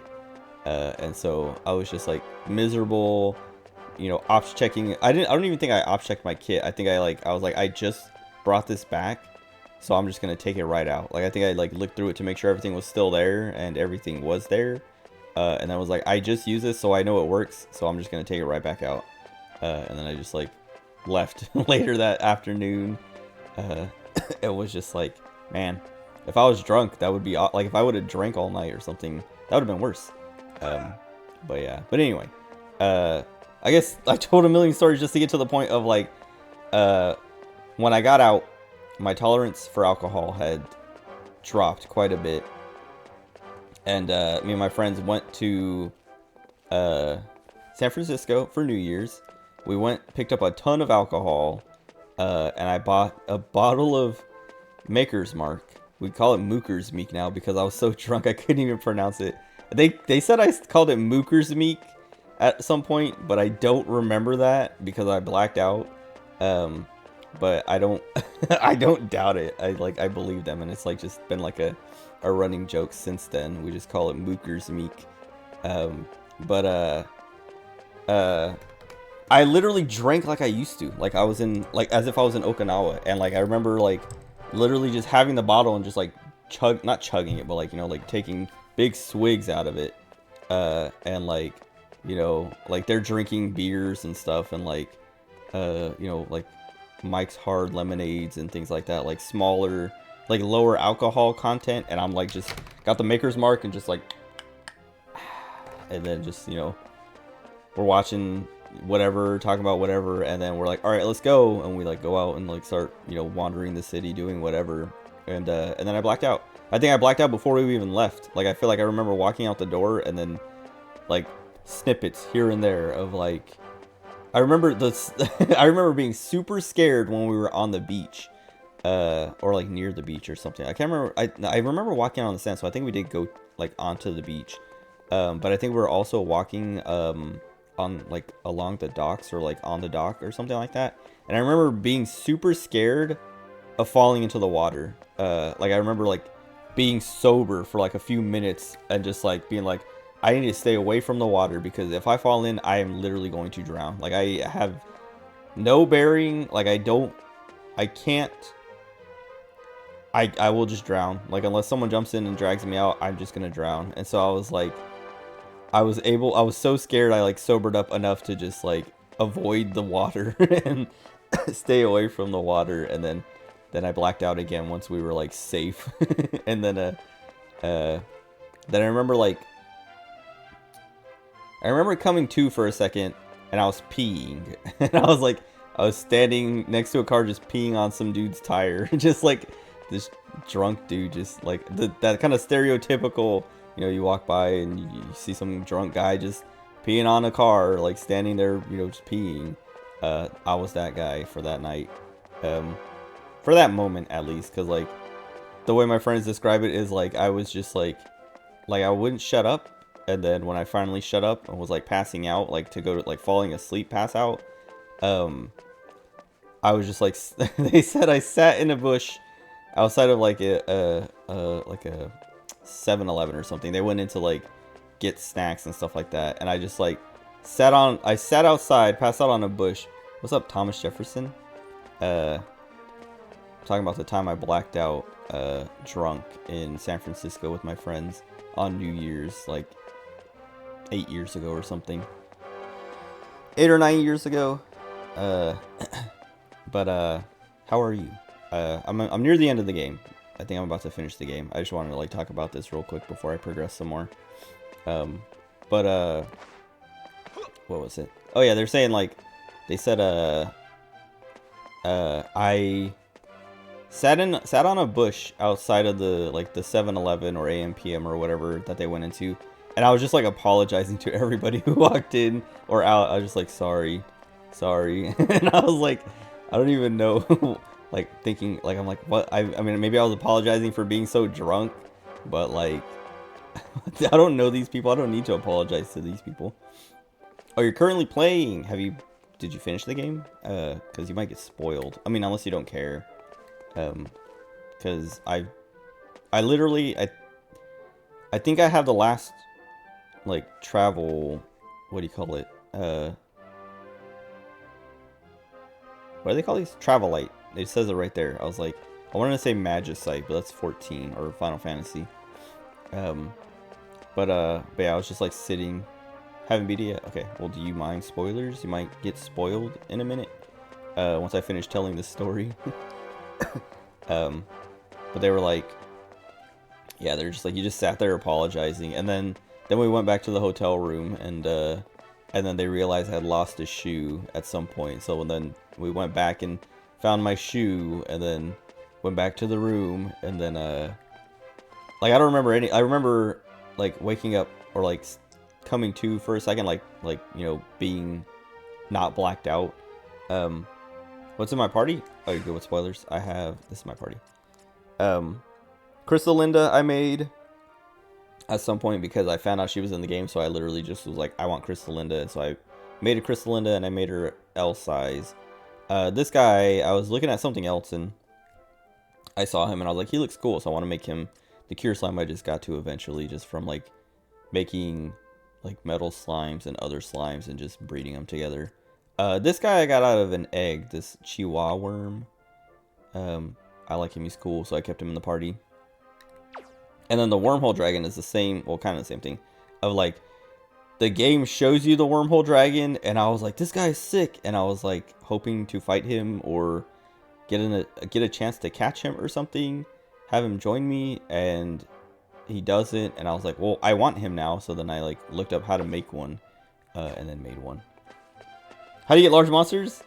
You have one, or you have one of the other monsters. So that's the thing, it's like, okay, I was talking about this last night, I think, too. Someone else was asking about large monsters. Well, I have the Molehole DLC, which kind of speeds that up a bit, but you have to synthesize large monsters with small monsters, and then the monster that comes out is bigger than the small monster. I don't know if it takes the average of, like, you know, like, because it's a scale of 1 to 100 on size, maybe 0 to 100, but anyway, 100 is the biggest and 1 is the smallest. And so you have to have like a monster, if you're 51 and above, or 50 and above, I don't remember the exact numbers, but if you're above 50, oh, you only have one large monster, okay. If you're above 50, it counts as a large monster. If it's below 50, or 50 and below, it's a small monster. And so you have to like take one that's L size and take one that's S size, synthesize them, and the one that comes out will be bigger than the S size, but I don't know if it's the average. I think it's the average. I think it's like if you have like a 75 monster and a 25 monster and you breed them together, you get a 50 monster. And then if you have like a 100 monster and a 50 and you breed them together, you'll get a 75. And you can just like keep breeding them up like that. At least that's what I did with Crystalinda, was like, because my Crystalinda that came out at first was, she wasn't small, but oh wait, no. Okay, I didn't do that with my Crystalinda. I did it with the monsters that went into the Crystalinda. Was like, I had to keep breeding them together to make them L size. Like, you see how I have like the small with the L and the small with the L, the grandparents? Because the L's were big, but the S's were, like, they were big for S monsters. But I was like, I need them to be bigger. And so like, I bred the L's with the S's to come out with more L's, and then I bred those two L's together, and I got this big old Crystalinda. But there's other monsters I have. I think maybe my Wormhole Dragon? No, but I did have to breed that Corvus on the left, those two Corvuses. The L with the S to get another L, like to bring its size up. So that when I bred it with the Silver Serpent, it came out L sized. Because I think if I would have bred that L Clavis, I mean, it still would have been L size. So basically, 2 L monsters will always make an L, 2 S monsters will always make an S. But an L and an S might make an L depending on the size difference between them. Like the gap. Thinking of buying the DLC. I think it's worth, I think the Molehole is worth it for sure. But the other two, it's kind of just up to you. Because the other, the chest one, I don't think is really worth it. It's just like some extra items. And then the like Joe's Gym or whatever his name is. I've only done it once, and I didn't, it's like a roguelike kind of thing. Where he like says, all right, you can only bring this type of monster, or, you know, this is like, these are the rules for this round or whatever, and you go in and it's like a randomized map, and he says one of these monsters has a key, you have to get the key and then go to the next floor and just like, you know, collect treasure and stuff along the way. And then I think you get a reward once you complete it, but I've never I tried it once, fought the monster that had the key and lost immediately because I only brought one monster because I didn't want to spend the time to like create a team for it. What I mean by the numbers, so the numbers, like, you don't see the number, but like they have a number. Like the size that they are is, you know, like, I don't know if it's a random number. They're assigned a number, and that determines their size. So like, you don't see it, it's like hidden. But let's say my Crystalinda is like a 70 or something because she's large. I guess I can show you what she looks like so you can see how large she is.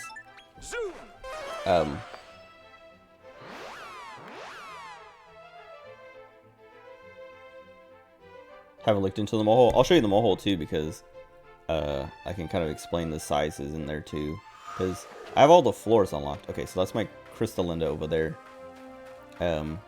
She's gigantic, so she might be like a size 80 or something, maybe even a size like 90 or 100 or something, or 95 or 85 or whatever. It's a scale basically, and your monster gets assigned a number, and then that's like their size. Like if she's like a 90, then I guess I can show you my small Crystalindas too. I don't know if they're out here, because I have small Crystalindas that like they're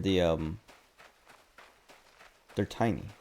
Like this guy, this Bongo Durango, this might be like a 1 or a 5 or something. Like he's tiny, and so like the smaller the number, like you don't see the number, but it's like that's kind of like their sizes are determined by whatever number they have. At least that's how I like understood it when I was reading about it. And so like the bigger Bongo Drongos are going to be higher numbers basically. And so what you want to do is you want the bigger ones and you combine them with the smaller ones, and then the one that comes out is like somewhere in between, and it always ends up bigger than the smallest one, if that makes sense. Like this guy is pretty big. He's probably like, you know, in the 70-80 range or something. That guy's pretty big. But let me show you the mole hole, because then we can go see if we can find like a Crystalinda or something. Game's so much fun though. Yeah, I enjoy it quite a bit. I like the Dragon Quest Monsters games. At least, so like I've talked about this earlier, but like I played Dragon Quest Monsters 1 or Dragon Warrior Monsters 1. I don't know. Yeah, I guess like it got localized as Dragon Warrior Monsters. I think all the Dragon Quest games were Dragon Warrior for a bit. But oh, see, like that's a big Crystalinda. This one's, it's smaller. So this one's smaller than mine. Like just barely, I guess. Because mine, her, like the lowest her foot hangs is still like above my head. This one is like kind of like, oh, like right at my head. Anyway, so this Crystalinda is smaller than my Crystalinda, but she's still big. So she might be, like if mine's like an 80 or a 90, this one might be like a 70 or an 80 or whatever. But if I would have caught that one and bred it with the Crystalinda that I currently have, so like if I catch this Crystalinda and I synthesize it with the one that I have, the one that comes out is going to be smaller than the biggest one, but bigger than this one. And I don't know if it's an average of the two, and then they like take the hidden number, combine it, and then, you know, divide it by 2, and then that's the size of your synthesized monster, or what. But that's how you, like, you have to have a large monster to get a large monster, if that makes sense. To synthesize a large monster. So like you'll never get a large monster by synthesizing 2 small monsters together. Cause that's what I thought at first. I thought it was random. I thought it was like, oh, you just, like, I thought I just had to keep resetting until it came out large. Like I thought you only needed 1 large and a small, and then it would be random from there. But after like an hour of doing that, I realized like that's not how it works. But that's not how it works. So I spent like another couple hours trying to like figure it out actually, and then I kind of figured it out, I think. Yeah, so the mole hole, that's what the mole hole is for, is like once you synthesize or scout a monster, you just come back here, or you can go to the mole hole and you just go to the floor that the rank of the, like I'm on rank A right now. You go to the rank of the, like you go to the floor with the rank of the monster that you want, and then they spawn there, and you can just catch more and more, and they like change sizes. So like I have the Sir Leopold, or Evil Sir Leopold. The one that I have is bigger than this one. I could catch this one, I could scout this one, or I could do like what I did with the Crystalinda of like go into the fight and kill it or flee, and then when I come back out and walk away, another one spawns in and it's a different size. And you can like play around with that to get different size monsters. Excuse me. I tried to like finish what I was saying real quick before sneezing. What is the large level and small level in the mole hole? Okay, so the small level, oh, I guess this is X and S ranks. We'll get up to the small in a second. Small and large guarantees that all the monsters on those ones are going to be S or L size, small or large size. But the monsters that show up are random. And that's how it is on all the rank ones too, is they're random. Like it's a floor of all that rank, but the ones that spawn are random. And so if the monster that you want isn't out, you either have to like go in and fight the ones that are there until they like kill them or flee from them to like despawn them and then run away so that another monster respawns. So like, see, this guy is super tiny. This guy seems kind of big for a small, so he might be like closer, like he might be at the edge of being a large monster, because this floor basically is saying like all these monsters are 50 and below on their size, and then when you go to large, it's saying the opposite of it. Everything is above, you know, the threshold to be a large. Like, look at that dude, we just saw him small, but now he's massive. Oh my god, that evil Sir Leopold.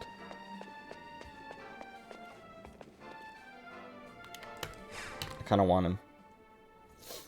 I have tiny ones. Actually, I don't want him because I'm not going to use him. But yeah, and this floor, the small and large, only unlocks after you unlock all the other ranks. I think it's either when you unlock S and X rank or have all the ranks unlocked. Yeah, Molehole is definitely worth it, especially because like early on, I got a metal slime, right? You get if you collect enough mini metals and turn them in at the Molosseum, that little star slime or whatever gives you a metal slime. And then I came here to catch another one, not to this floor, but to like the D rank or C rank or whatever floor it's on. I went to that floor, caught another one, synthesized a liquid metal slime, went to the floor that the liquid metal slime spawns on, caught another one, synthesized them, and had a Metal King like early on. And the Molehole, I wouldn't have been able to do that without the Molehole. So yeah, I would say the Molehole is worth it 100%. You're gonna get the roguelike thing and maybe the chest. The roguelike, you might like it, I don't know. I haven't spent much time with it because I've been playing the rest of the game basically. Like it feels like something, like I don't know, it's like side content, I guess. Coach Joe. But I can like explain it. I don't want to go in, but I can kind of. So like he has like, yeah, like rank limits. So it has to be, you know, that rank monster or that, you know, family of monster. So like beasts and slimes. And then actually I might be able to do this one. Wait. Who is oh, my Cure Slime might be like a B rank or something. Yeah. Do I have another A rank? Oh, I'll bring my Crystalinda Jr. to show you kind of like the size difference. So I guess I'll show you how this works.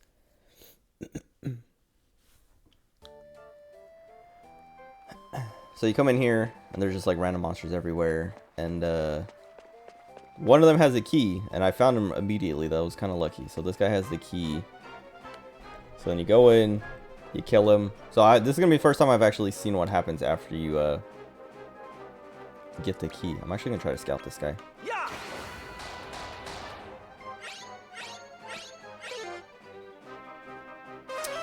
I failed. So look at my Crystalinda sizes. I don't know if you could see it that quickly, but my large one is enormous and my small one is like smaller, like below my knee height. Only get rings and stuff with the chest or with the roguelike thing. Oh, I didn't look at the rewards. Maybe you saw the rewards and I wasn't looking. But yeah, like I don't know if this is worth it. Like I think that it just depends on if you want this kind of dungeon crawling roguelite gameplay kind of thing. Because yeah, you like run through, you get your key. I don't know where the door is. But the Molehole, like I was saying, the Molehole is like 100% worth it because like it just makes synthesizing way more easier and like enjoyable because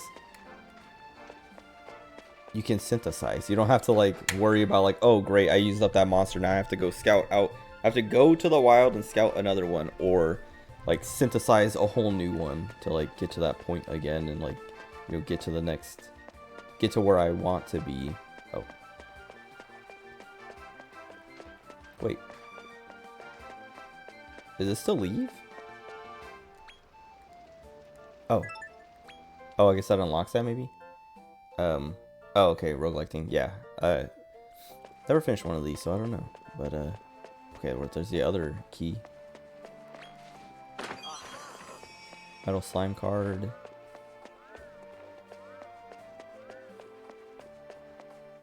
I want to see what happens when you complete one now, because I've never gotten this far, and also I've never actually finished one. And this is super easy, because it had 1 star, which that's like the difficulty, I guess. But I don't know how many floors are on it.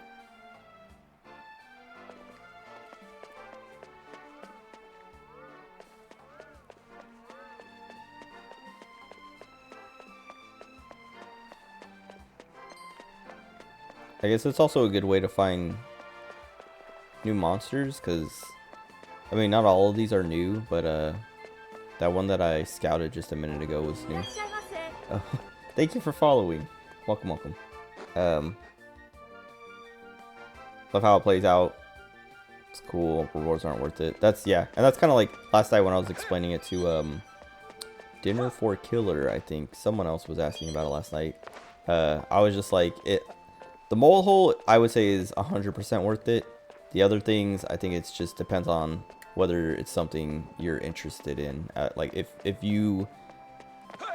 Like, to me, I would say the chest isn't worth it, and this isn't worth it. But if I wanted to... If I was in the mood for, like, a dungeon crawling roguelike kind of thing like this, it would be worth it to me. But I just am not in the mood for that kind of gameplay. Especially, like, with this game. Like, I just want to play my monster catcher. I don't want it to be a roguelike, but it's cool. I don't know, it's cool that they have it.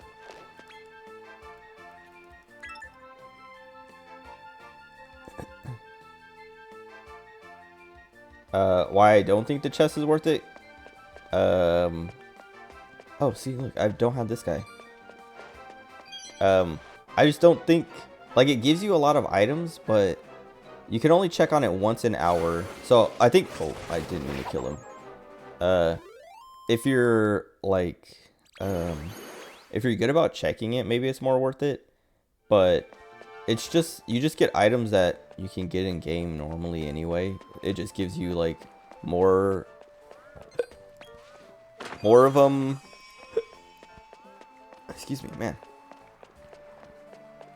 It gives you more of them at a time, I guess. Like, it gives you like super seeds of, you know, the different like magic and skill and whatever.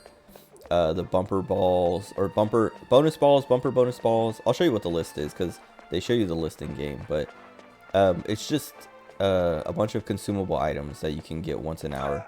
And I haven't been like checking on it hourly. Like I was talking about it last night. I've probably done it. I have like 60 hours at this point. And I've probably checked on it like 20 or maybe 30 times. I don't know. You're one of us now. Because I've cleared the list at least twice, maybe 3 times. But because there's a list of 10 items. I'll show you in a second. Once I can. Well, hopefully this doesn't take too much longer. I just want to complete it so I can be like, I did it. Oh, come on.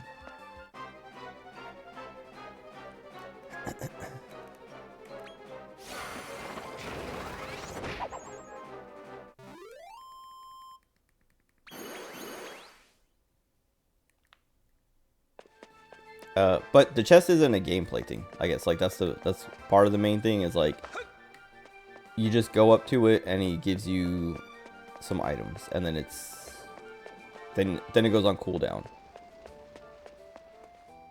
And then yeah, then an hour later you can come back and get the next thing on the list.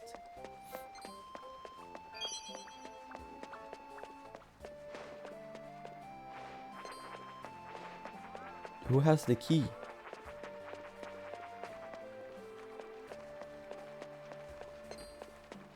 So this is what it looks like when it's locked, I guess.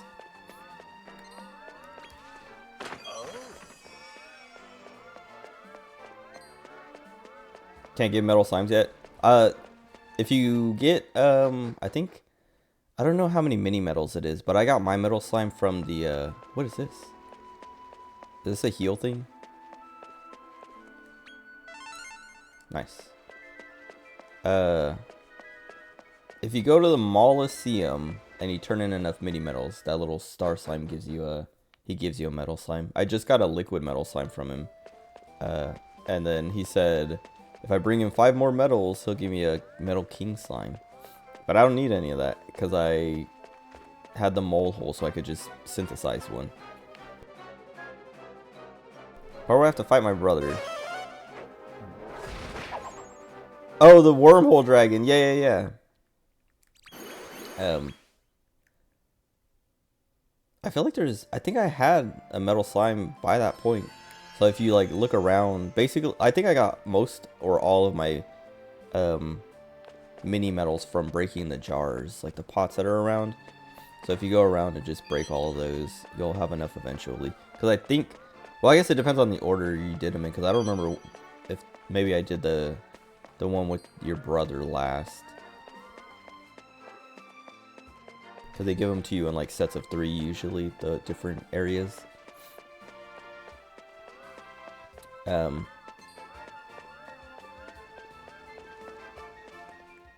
But yeah, that's how I got my metal slime. Is I just collected enough mini metals and turned them in, and the guy was like, "Here's a metal slime," and I was like, "Oh," and then I was like, "Wait, I want a metal king slime," so I immediately went to the mole hole and grabbed another metal slime, made a liquid metal slime, and then went and grabbed another one of those, and then made a metal king slime, or king metal king slime, king metal slime. I don't know. How far are you? Maybe like a third of the way through.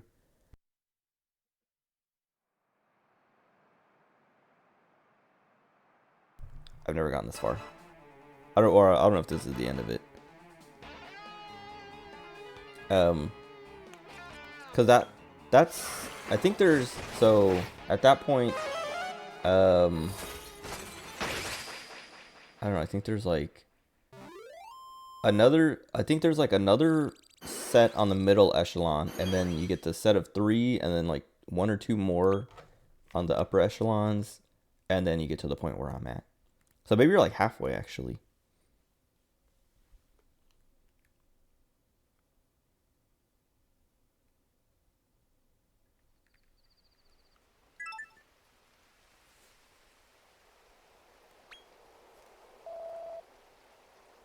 I'm the real McCoy. What does that mean?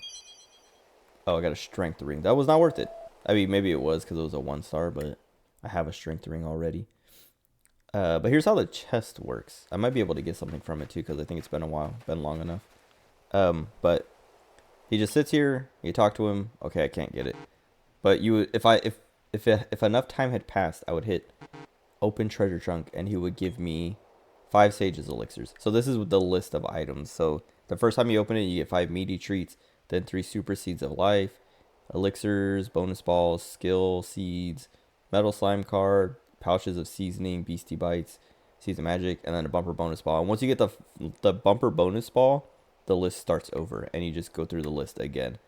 And I don't think it's worth it, because these are all items that you just pick up in the game, and you have to like come back here over and over again to make it worth it. And even then, it's like all it does is kind of like make it easier a little bit, because you can boost your stats real quick or get some treats to catch monsters with a little easier. But like, I don't know, I would say it's not worth it. But if that's something you want, if you want like, you know, your seeds of skill and seeds of magic and seeds of whatever faster, get that. But just know that you have to wait, you know, however many hours to get, you know, each thing on the list. Like, it's 1 hour minimum per item, and you have to go in order. So but yeah, and like I was saying, I haven't checked on it enough that I have felt that it was worth it. And also the items you get from it, I'm like, okay, well, it's like they're nice little items to have, but I don't need them.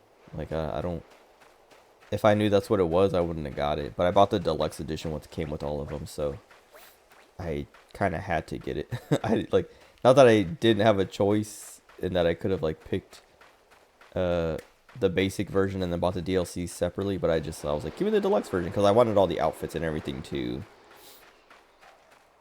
Because I think those were part of it too. I'm trying to find my small Crystalinda so I can show you like the actual like difference in size. But that's how small she is. She's like, she blends in with the grass and stuff. Once you unlock this part of your map, these jars, one of these jars has a mini medal in it when you break it. So, oh, outfit showcase here. Hold on. Let me find the Crystalinda and then I'll show you.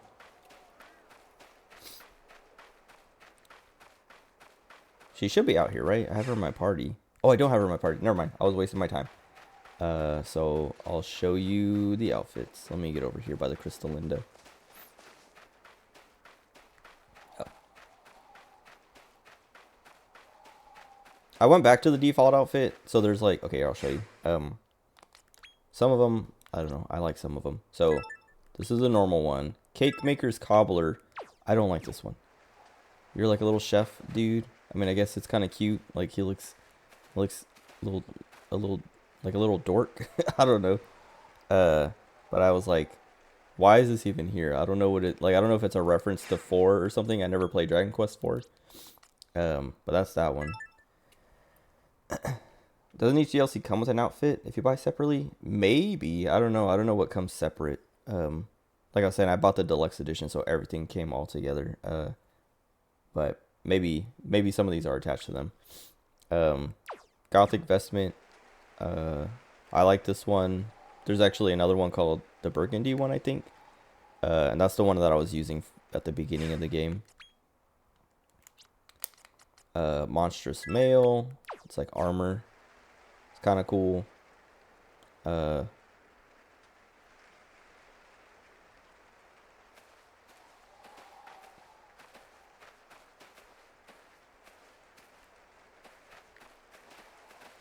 don't know what it's based on, if it's supposed to look like a monster that exists or something.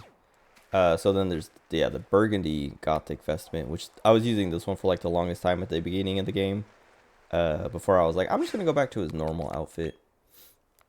And then I think that's it. That's all I have. And then I just went back to the everyday outfit because I was like, I like this one. So, if that's like, if you're thinking about getting the treasure chest one and it comes with one of those outfits and that's going to put you over, that's what it looks like. If the treasure chest one comes with the cake outfit, I would say it's worth even less now. Let me put the Crystalinda in here so I can kind of show you and maybe explain the size difference thing a little bit better. Cheerio. Oh, I have to leave and come back.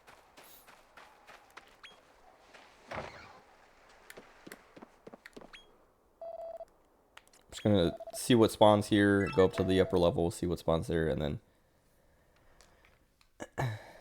look for my small Crystalinda.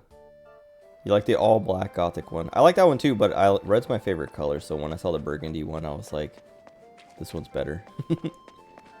Like, I like the look of it, and then to see it have that color, I was like, alright, this is the one. So this is, I guess, a small Crystalinda. Mine is a lot smaller than that. This shadow looks kind of big. That's what I was saying is like, so the small range is like 1 through 50. So this guy might be a number 50 or close to it. Where this like, this little bird dude is probably like a 10 or a 20.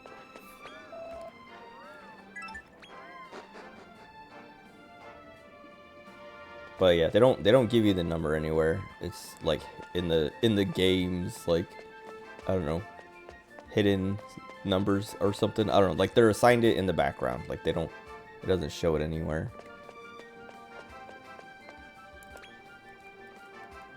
Get me out of here.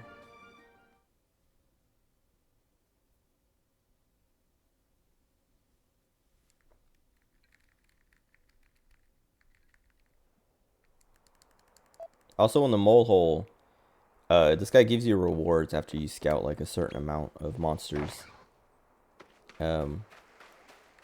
I remember what I looked it up like last night what the reward list was.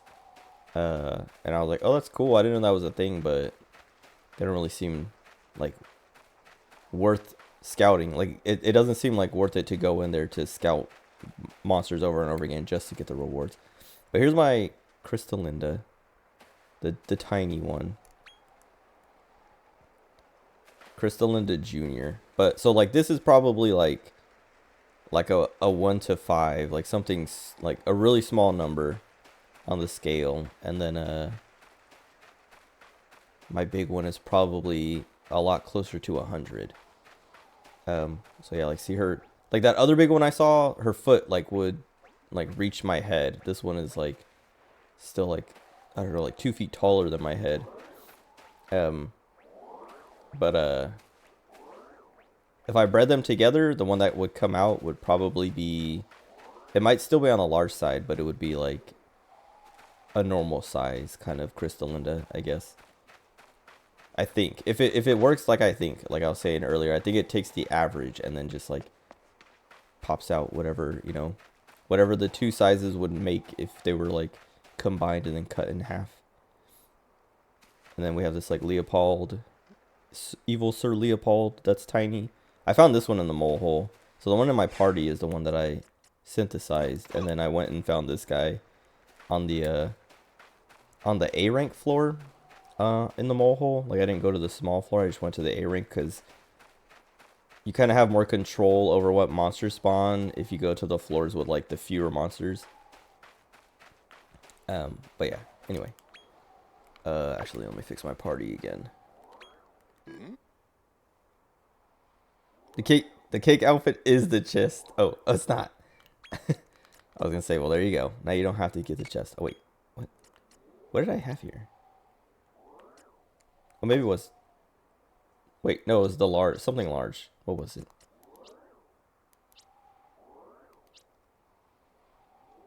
This guy, Chihuahua worm.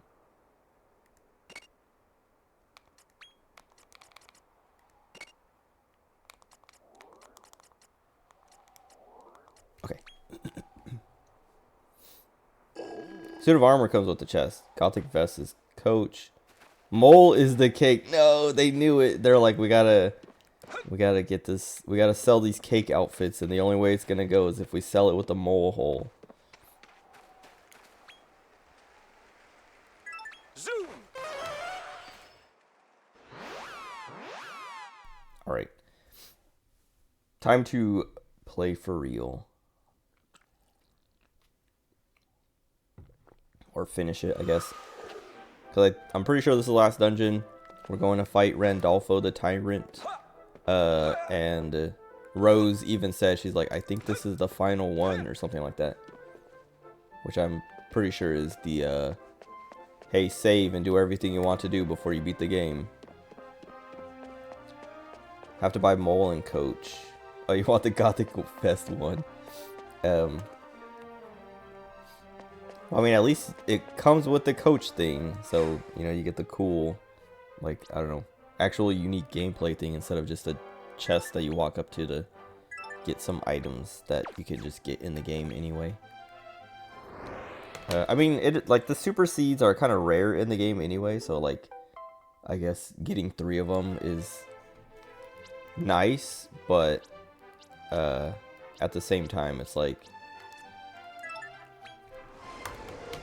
I don't know, unless you're playing like competitive online, you don't really need the stats.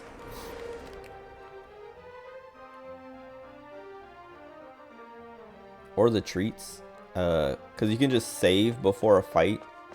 Like the treats basically just speed up scouting, because you can save before a fight with a monster that you want to scout, and then if you kill it or, you know, fail to scout it, just reload your save. It will turn off autosave, so that it doesn't autosave after you kill it, and then reload your save, and then try again, and it just becomes a matter of time, basically.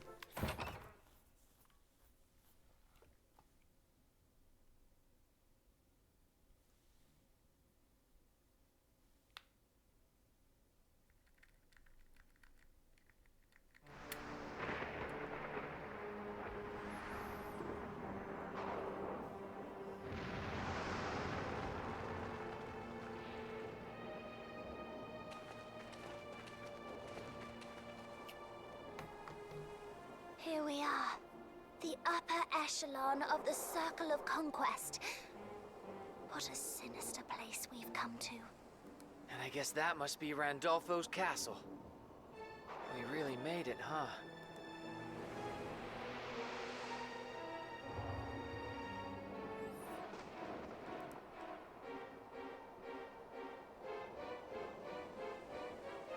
That building down there. I sense there's something sacred about it, amongst all this gloom. Let's take a closer look. How'd she know that?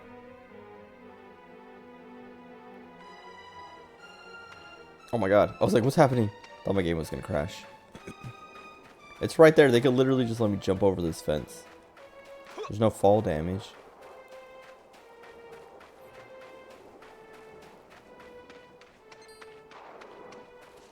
Oh, I was like, why is he not coming after me? He saw me.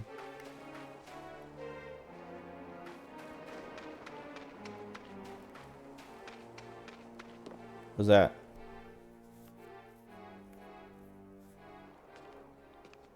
Wait, that's me.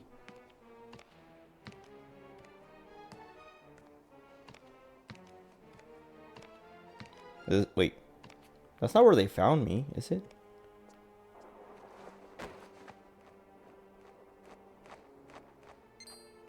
Uh-oh. Oh, I didn't mean to skip that. Over here. Hey, I guess it is? human whelp by the looks of him. I thought they found me inside of a place.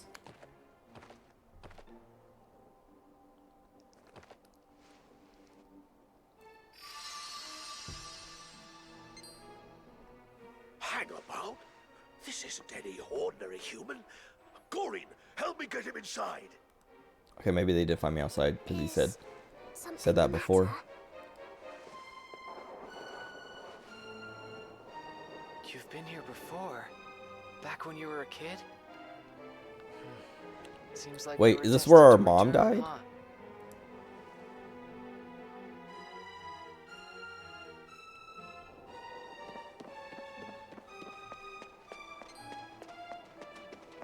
Dodged. No. I'm trying to jump so I wouldn't have to climb the ladder.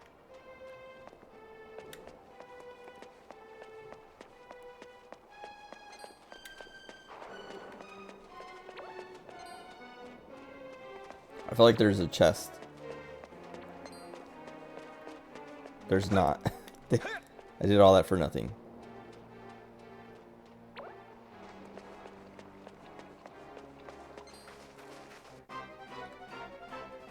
How do you do that? I got stuck on the wall. That wasn't fair.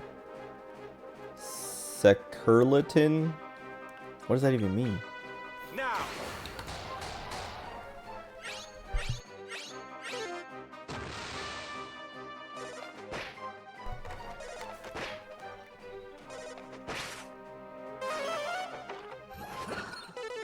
Nice.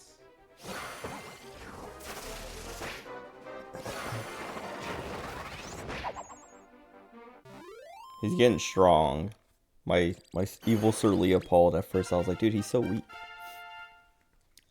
He's getting there.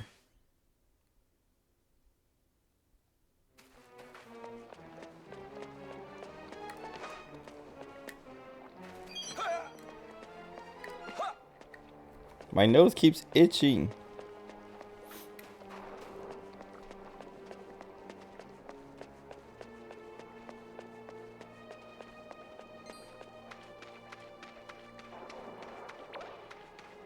I will say one of the things that's kind of lame about the game.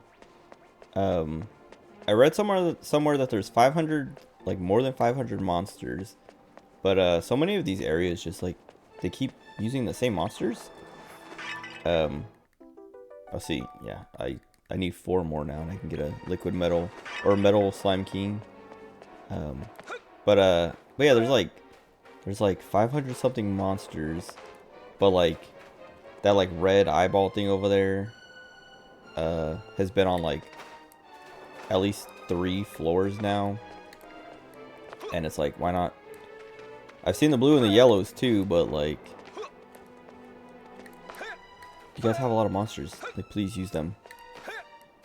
How come I can't?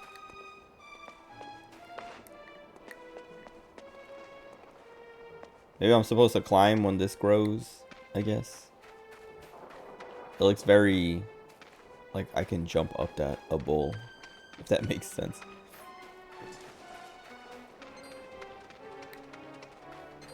The skeleton's new though, and that like zombie dude is new on this floor. This guy's not. And this thing is new too. So I mean there are new monsters on each floor, but oh, I forgot. I saw the egg and was like, I want this egg.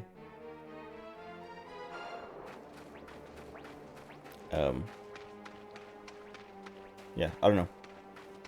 I feel like there's plenty of monsters they could be dumping on these areas, but maybe they want to save them for synthesizing. Because there are a lot of monsters to synthesize. Like, I've seen so many accidentally as I, like, look up. Like, I'm like, okay, how do I make the wormhole dragon? And then I see, like, the kind of, like, tree of things. I'm like, whoa, that's a lot of cool stuff to make. And then yesterday I was like, how do I make S-Dark? And it was like, you need this guy, this guy, this guy, this guy. Like, all these boss monsters that I've seen that I'm like, oh, I didn't even think of, like, synthesizing those, but that makes sense. Okay, wait, so this is what I was thinking of when I was like, weren't we inside when we passed out? You've come a long way, but you'd best give up on your plan to see your father. No.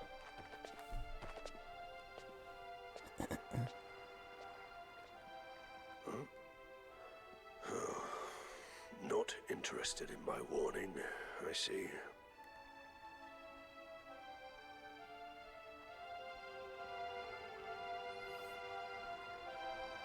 There! Oh. You sure know how to keep us waiting. I like press A to fill out the text and then I accidentally Surprised skip. to see us?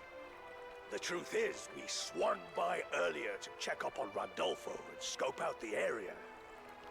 How thoughtful of you. We've learned that the tyrant is holed up in the Conqueror's Keep, and the 4 shrines of power maintain the magic Power? around his stronghold. Power? Each shrine is guarded by one of Dolph's generals, known collectively The as cool. the Oh, they said this a long time ago. What is that thing on the right? It's kind of gross looking. Well, if they're in our way, we'd better see about removing them. If the fighting starts to take its toll, return here and heal your wounds in the spring. All right. I'll let you decide which shrine we're heading for first.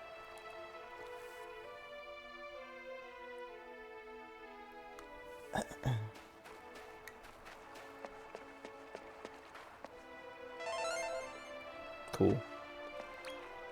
Oh.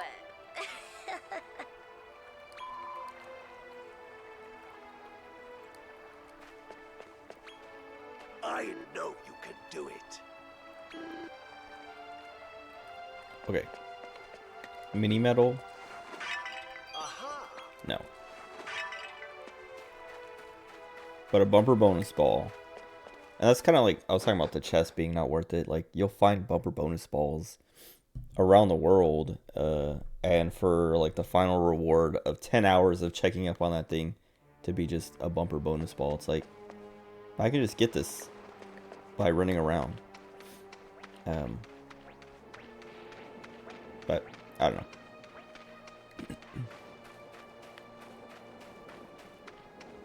Like, since I have it, it's like, you know, I do check up on it and collect whatever when I think about it, but, yeah, I don't know. It's definitely the least worth of the 3, I'd say.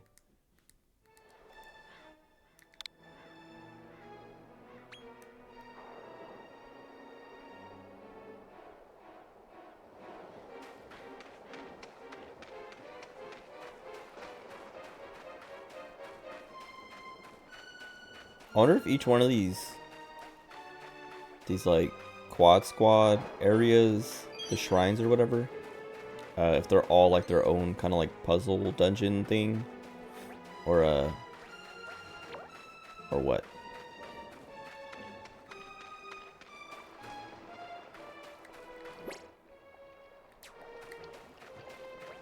Oh, I see. There's like the laser beams in the sky.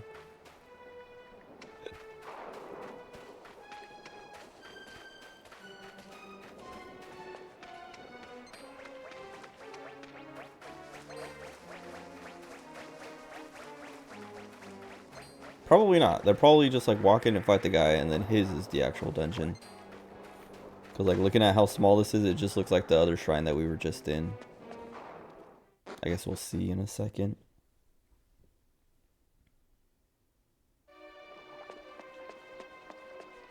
Oh, maybe it is? I don't know. He jumped. Hammerheads are so cute.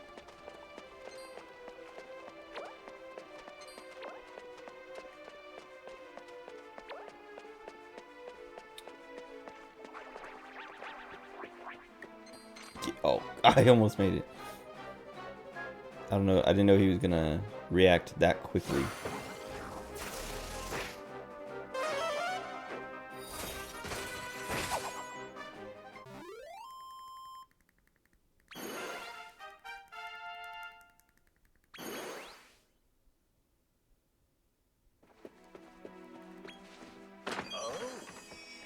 Three supersedes a strength. I guess the thing with the chesting though is like, it could give you like a nice boost early on. Oh, I guess these ones are called brownies, not hammerheads. Because you could just like AFK or like open the game, collect your item, then close the game. Open the game, collect your item, close the game. You know, without actually playing or progressing. And then once you've gone through the list a time or two, just use all those, dump all those items onto your monsters and breeze through the game. But I think I already said it. Like the game's not that hard that you can already kind of breeze through it. Okay, so that's that guy.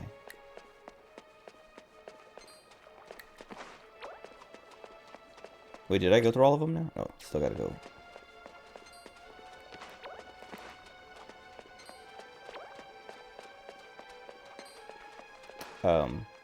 Yeah, I don't know. I've used all the items that I've gotten, but I've never felt like, oh man, thank God for those items.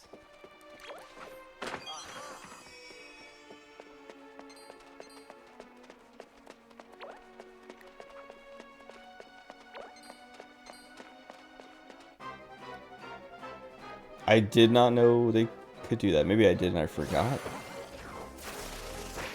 Actually, I do remember one of them like trying to dash into me like that and just like completely missing and like laughing at it, but I forgot. And also, I think at the time I thought it was like some weird, like, I don't know, not normal Dracolite behavior.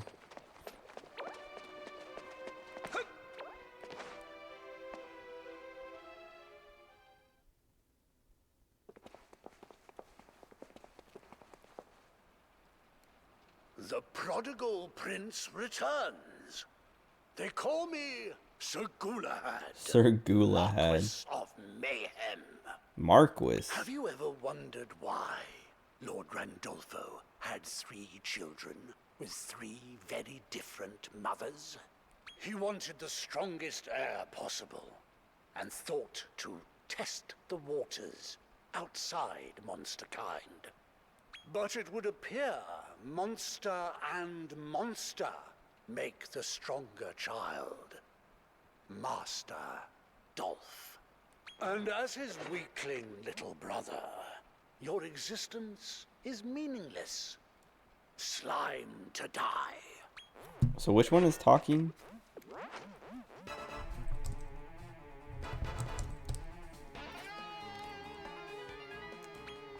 Just kill him.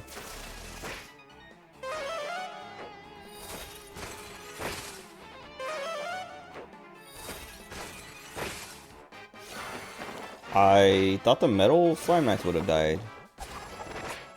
Okay, we're fine.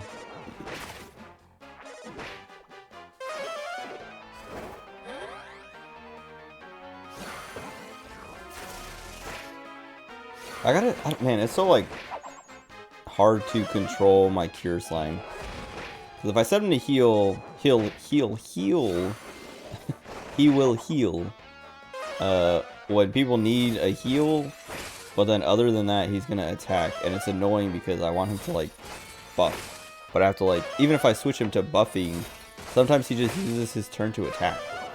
So it's like, I don't know. And then he won't heal on the buffing one. So it's like, yeah, I don't know. It's annoying. I mean, I could order him. I just don't want to. This guy has a ton of HP.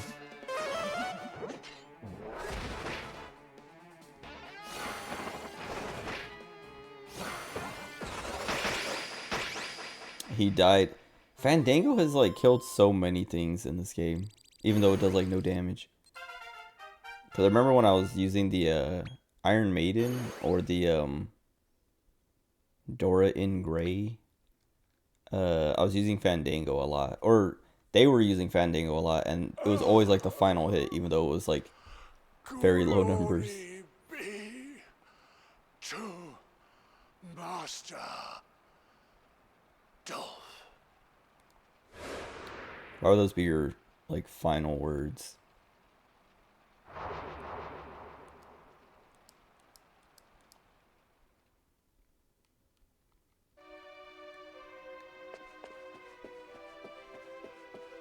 Okay, I have to beat these other 4 bosses in 9 battles. So I don't waste my bumper bonus ball. I mean, I have more of them, so I can just use more of them. And then we already lose one. I mean, I could flee, but why not? Just kill him.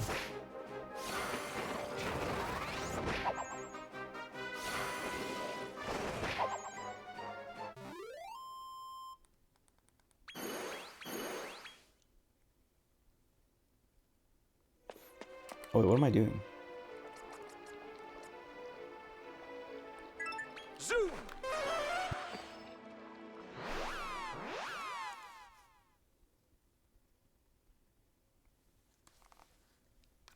Part of me wants to just run straight to the bosses of all 4 of them. But now that I've seen that you get like the super seeds from those chests, it's like, why not just clear them out?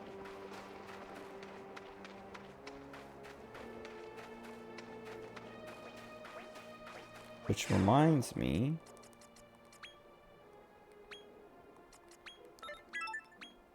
$37. If I have 4 of them, I'll give them to her.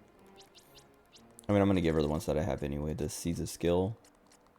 I have 6.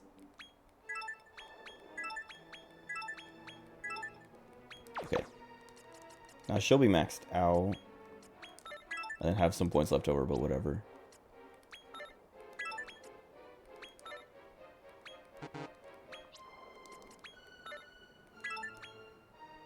He needs 107, so we're not getting there anytime soon.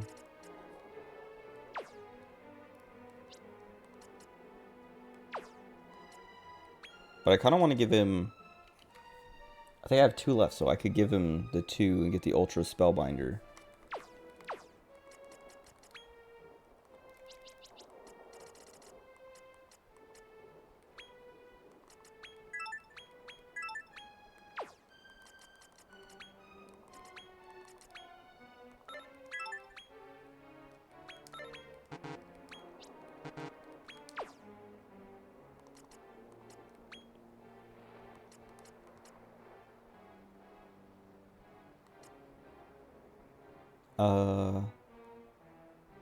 I kind of want this more than this, but yeah, whatever. I say, but this is the one that like should be his innate one.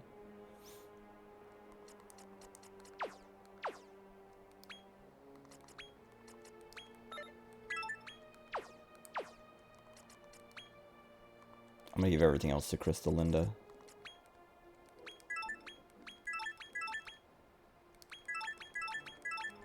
Except for the strength ones.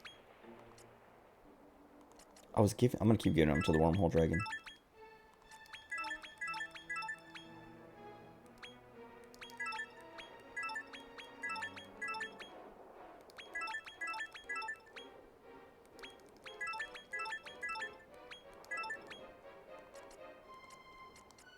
Okay. Actually, I want to see what these scrolls are too, because I picked up a few.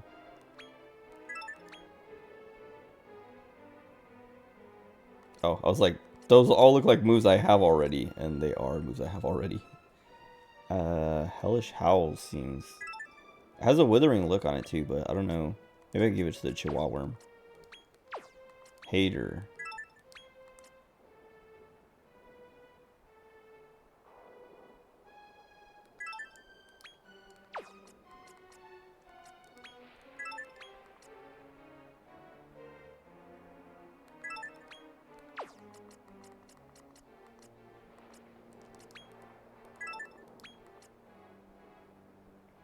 Why did I... Okay, this haughty one. Where did I get it from? I got it recently.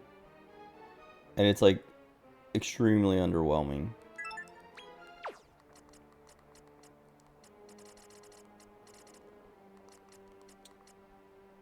Was it this one?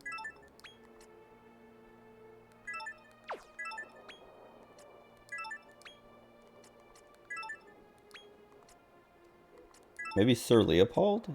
No, I think he's... He has Withering Look.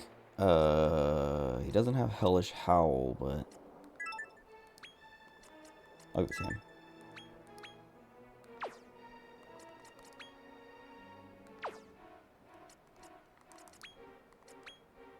Now I kind of regret. I guess the points are fine still there.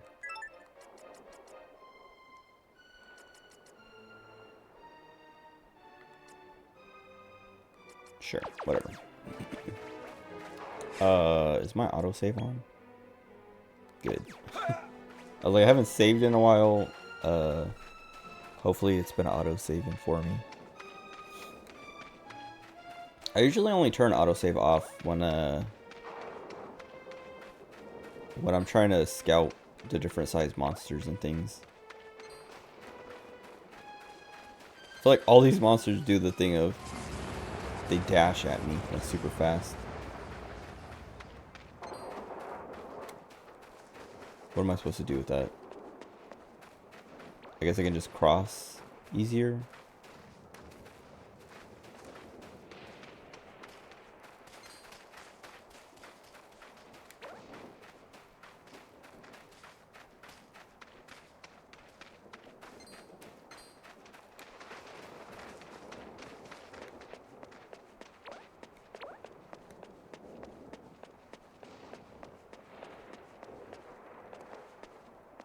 I want to make sure there weren't any pots that I could smash.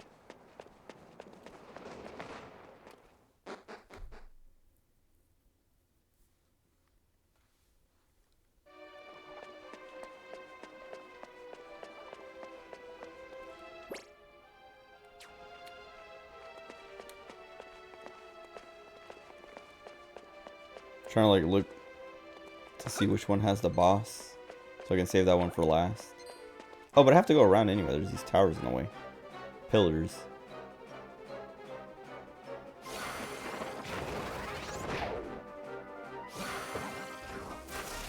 Oh, I guess, yeah, giving him Hellish Howl is kind of a waste because he has the Halitosis. I mean, I didn't give it to him, but I thought about it for a second.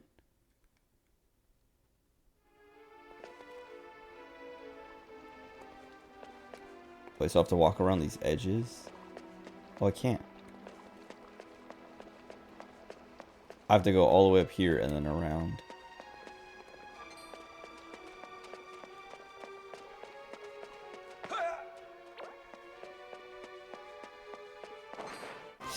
I saw them too at the last second and I was like, oh, they're gonna jump.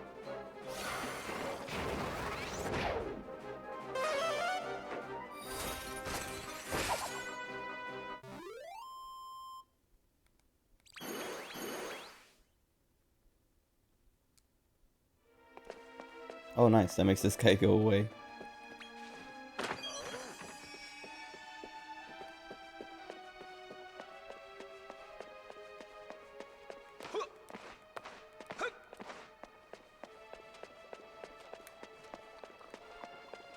Hopefully this is not the boss. Nice. Are they doing it again? Oh, they're sleeping this time. Oh, one is sleeping.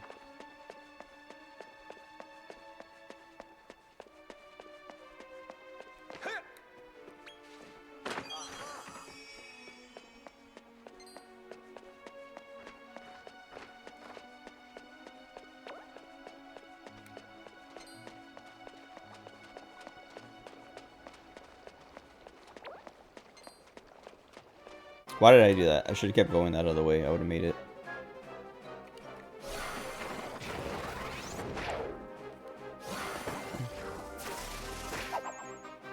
I guess the slime using an attack on the first turn isn't a big deal, but like I was saying, I would rather have him buff everybody. But if I put him on buffing, then I have to switch him back to healing when everyone's about to die. Oh my god. Oh.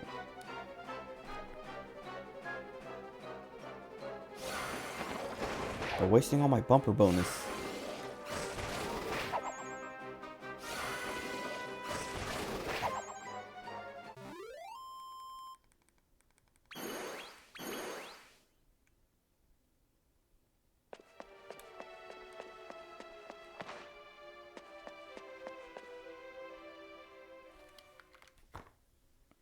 I think I made one of these. I am Sir Saberfang, Baron of Beasts of the Quad Squad. This is not our first encounter, although I doubt you remember me. As children, you and Ludo were ever present beside your brother, Master Dolph. You in particular looked up to him.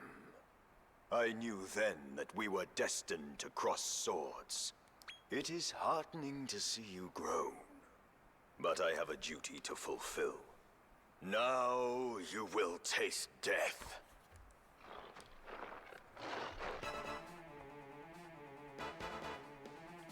I don't know if I've synthesized one of these or maybe not. Wait.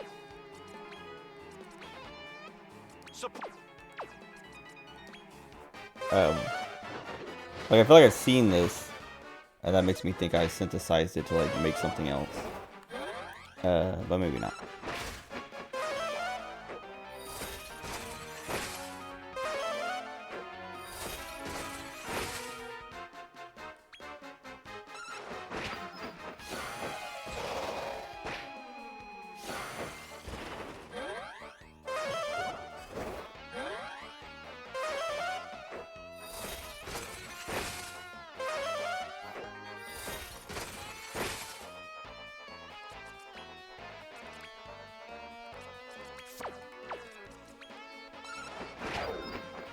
Oh, nice. Put him to sleep and then wake him up.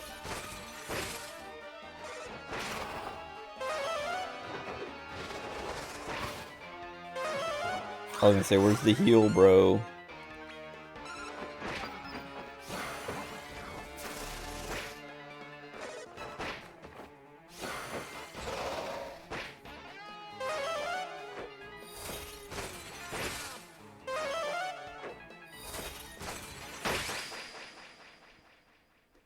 I feel like that was quicker than the other guy.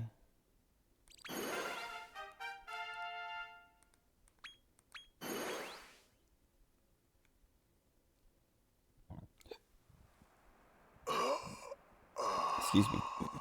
If only I were stronger. I...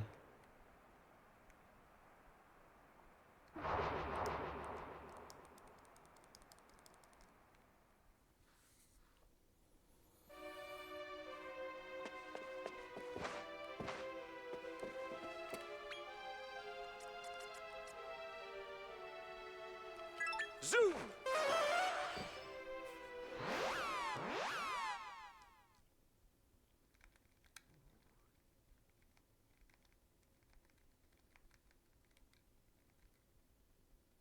There's a dragon looking dude and then that weird tentacle thing. That's all that's left.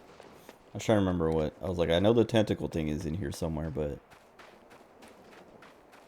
trying to remember what the other guy was. I don't know if he was like a bipedal dragon or a quadrupedal. I just remember thinking like, oh, he looks like a dragon.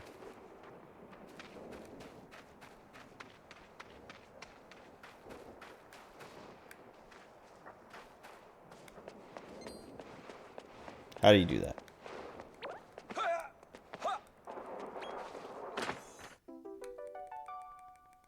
Is that 2 or 3?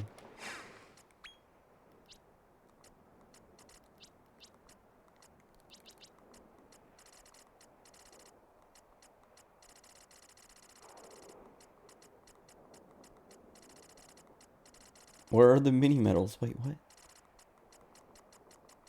Oh, okay, that's 2. So I need 3 more. I mostly just want to get the metal king slime so I know what's next. Not that I actually need a metal king slime.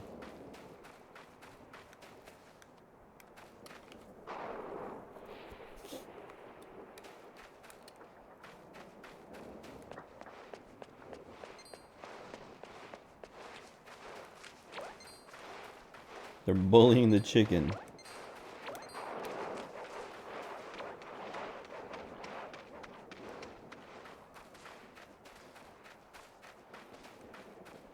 Frame rate's tanking in this area.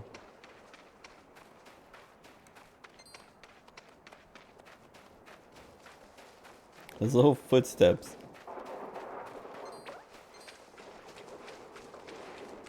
Oh, that stupid bird. I'm trying to watch the cute little brownie run after me.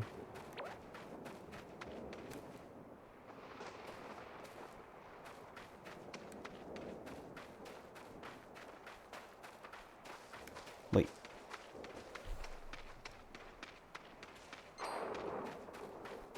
I was gonna say, I feel like I should have run into the thing by now. Oh my god. I should not fight that guy.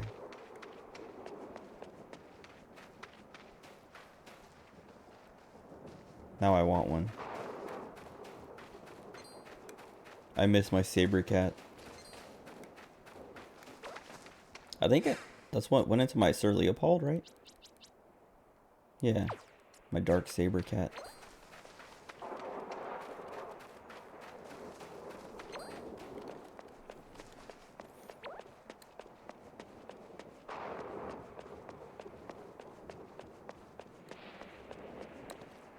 I have to check. Okay. I would say I might not check the last one. I'm gonna check the last one anyway. Because it's 3 now that haven't had anything behind them. But they only have to do it once.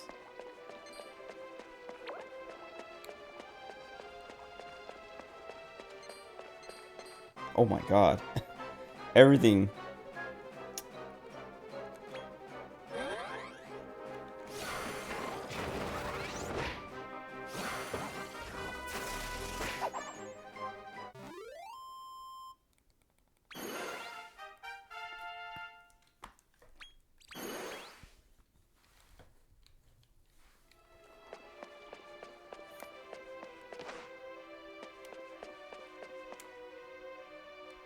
The Dracolites.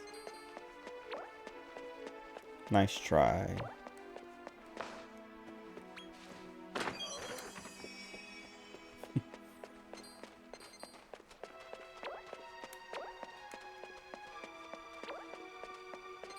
Oh, come on. He was not looking this way.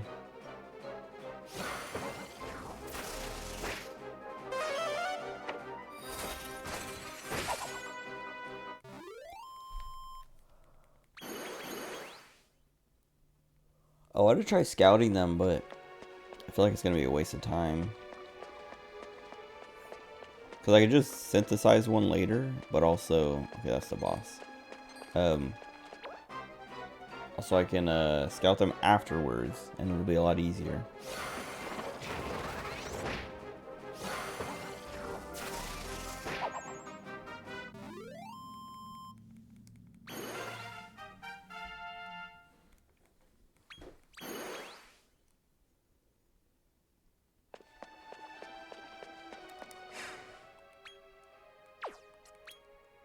I would wait to use the bumper bonus ball until the boss, but I don't want to forget, so I'm gonna use it now.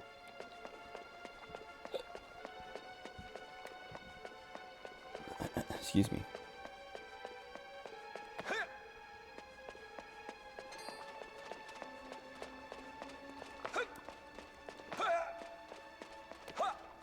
Juked.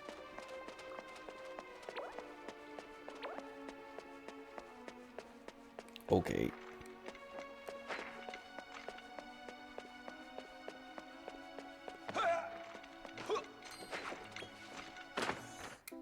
Nice.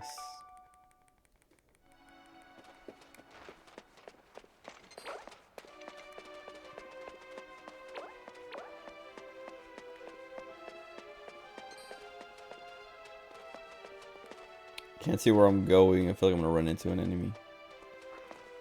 Is he stuck in the door? I can't get past him.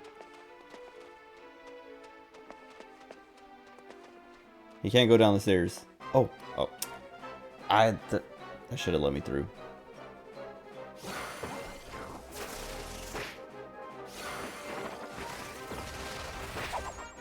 That did not do that much. I thought that was gonna be. I was waiting. I was expecting to be impressed. Cause I didn't realize he was using that. Like I hadn't seen him use Big Banga yet, so kind of forgot he had it.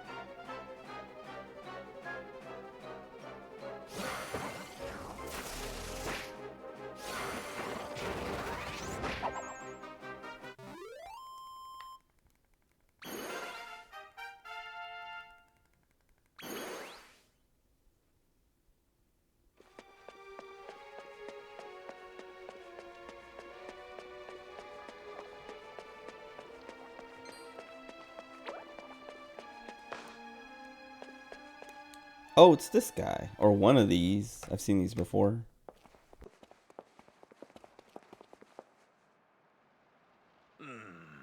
Lord Randolfo's second son. Well, I am Sir Beefdrake, Duke of Dragons. Beefdrake. A member of the Quad Squad. Have you met your younger brother, the drifter, Ludo? His mother's identity is a mystery, you know. I heard she was an elf with very special powers. Her current wearer, but you and he are the same. A threat I didn't mean to skip that. Naderia that must be dealt with.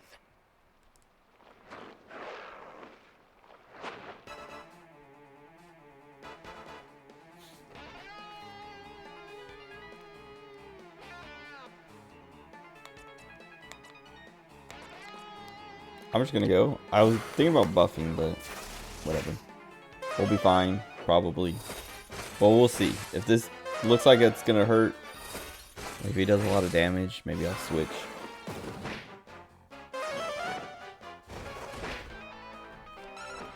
I think we're fine.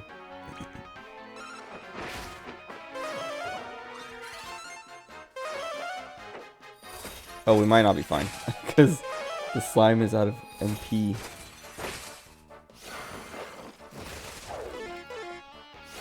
Annoying.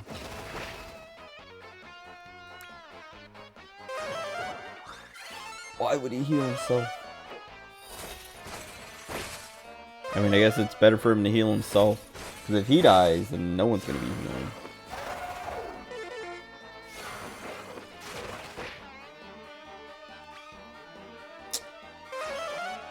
If she doesn't kill him here, she's going to die. Maybe. Okay, she's fine. Nice. Nah, maybe nice. Okay, nice. I'll say nice, but then I was like, well, now he skipped his heal for Crystalinda.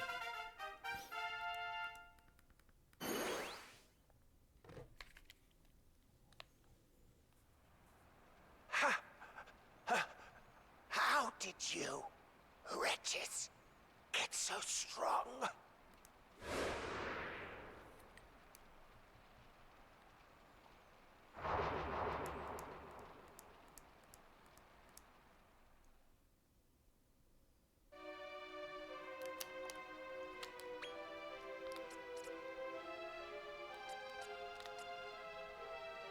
I guess I'll just finish going around this way. I was gonna go to the southeast and head west, but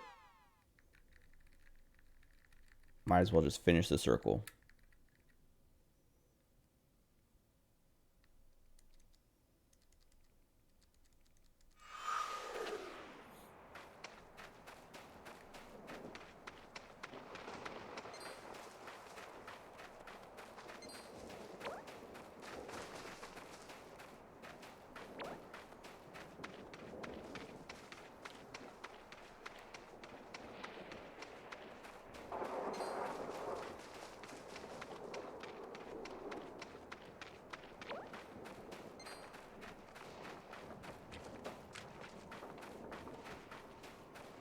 Okay, wait, I feel like this one was super close.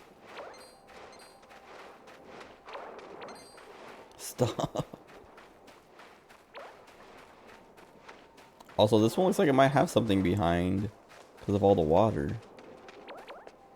Maybe not like directly behind the building, but there's something over there.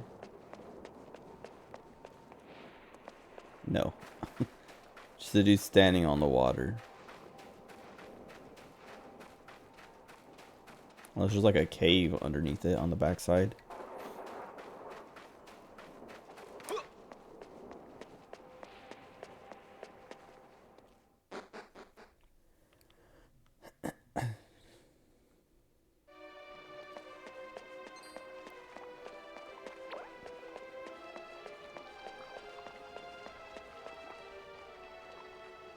This is like the same layout, but flipped as the last one.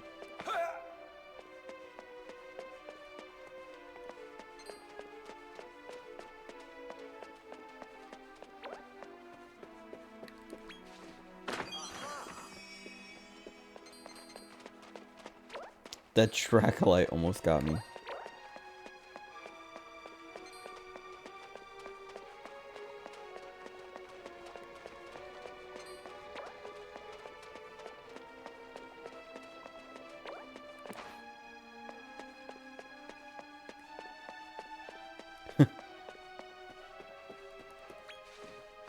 Just trying to wake him up.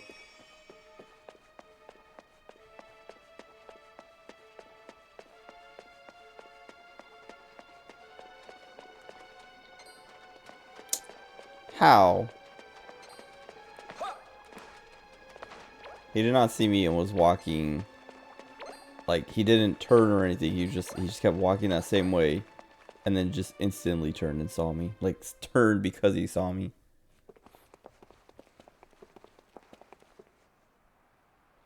I am Lady Venezia, Duchess of Deception. One of the Quad Squad.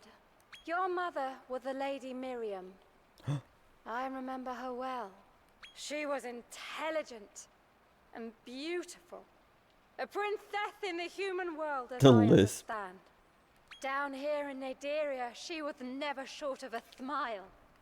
Even for we lowly How come they members don't- of the Quad Squad. They don't spell out the lisp like they did with the little imp dude.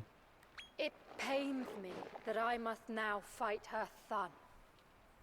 But destiny is immutable. Let us do battle. I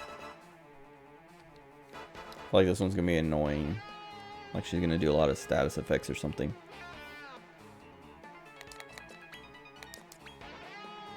Support.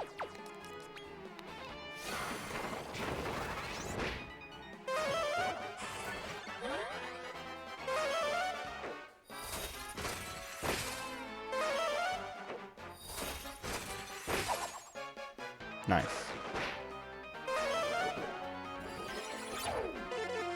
No.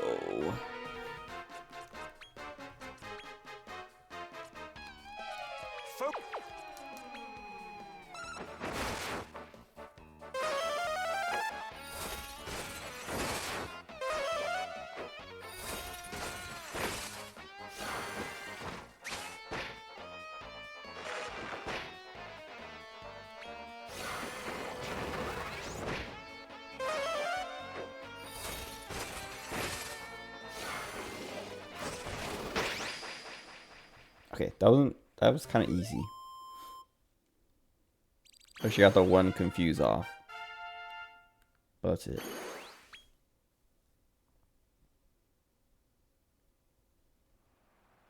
Master Dolph, I failed you.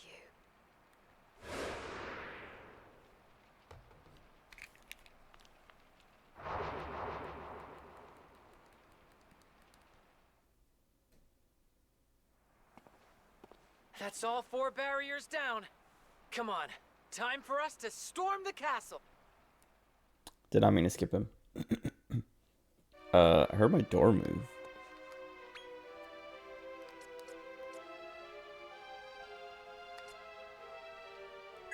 Zoom! I think everybody leveled, or almost everybody leveled, so we're all healed up anyway. But, I'm gonna walk in and heal anyway.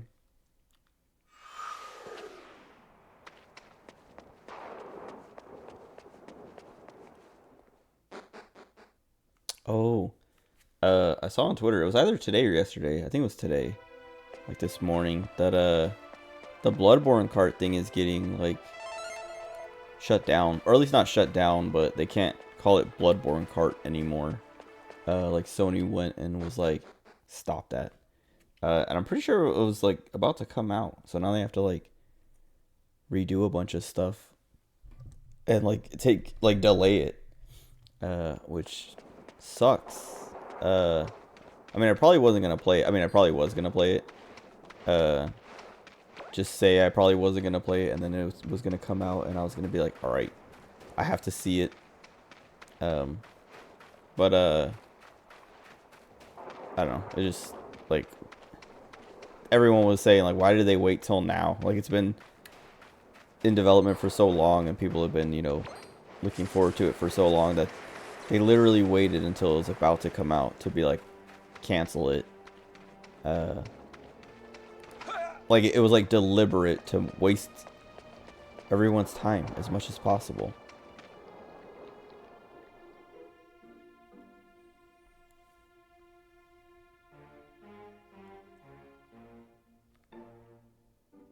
It's just so annoying because, like, they're literally just sitting on Bloodborne doing absolutely nothing with it. Conqueror's Keep.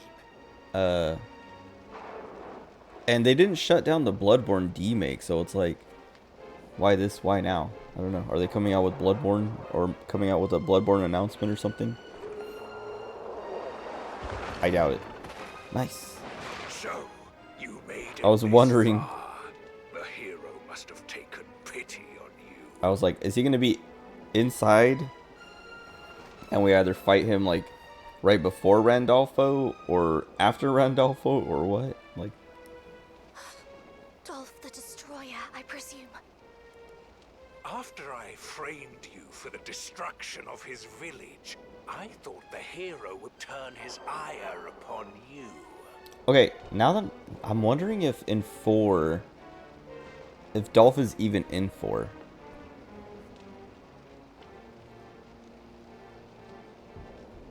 Or if, like, this is a retcon, like, because this is kind of like an alternate timeline for Pissarro to not be evil, basically.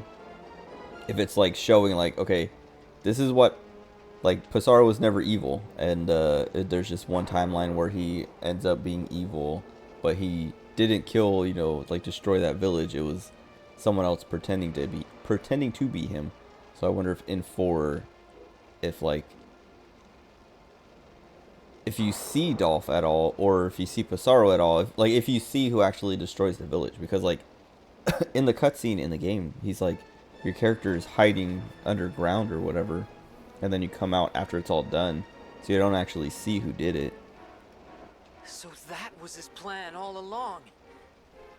He went out of his way to let him live. You even managed to overcome that unfortunate curse of yours by having your little gang of monsters do the fighting. Perhaps we are cut of the same cloth after all. Just try not to let it go to your head. It'd be unforgivably arrogant to believe you could displace Father as master of monster kind. And to prove it, I'll crush your dreams here and now!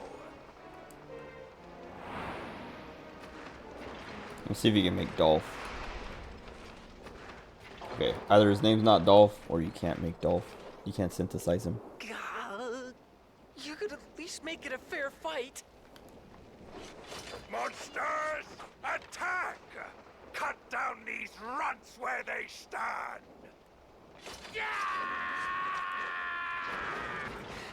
Damn!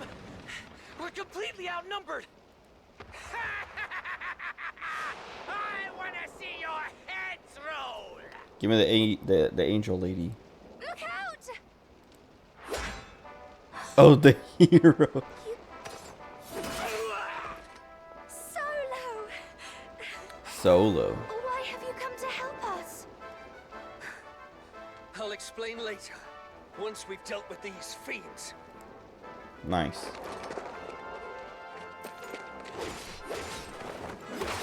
Yeah! We'll take the fight from here, Manslayer. This makes me wish I played 4. We are coming here to conclude the reign of your terror. Ah, it's exactly as Tsarevna said. Duh. Up close, you're not a bad-looking individual. Maya, please. This is not the time. I'm out to the dungeon at Themyscira Castle and hankering for a fight, so I am. Ah, what are you doing here? Go! Your battle is with Dolph.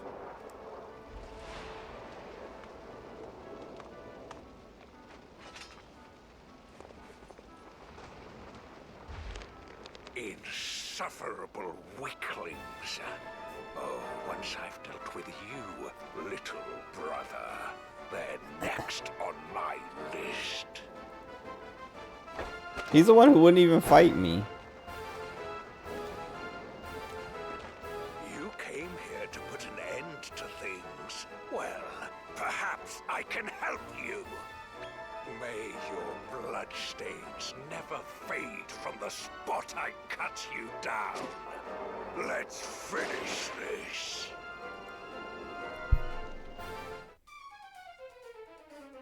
I wonder if there's ever been like someone in history who, I don't know, fought with a jawbone of some like, I don't know, big animal.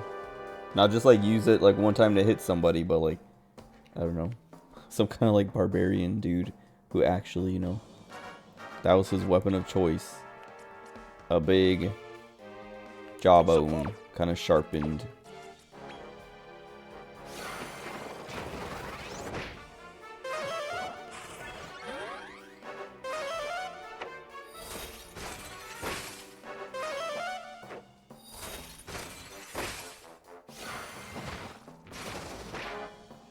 Okay. Oh, he's still alive. I was like, bro. Now I don't know what to do.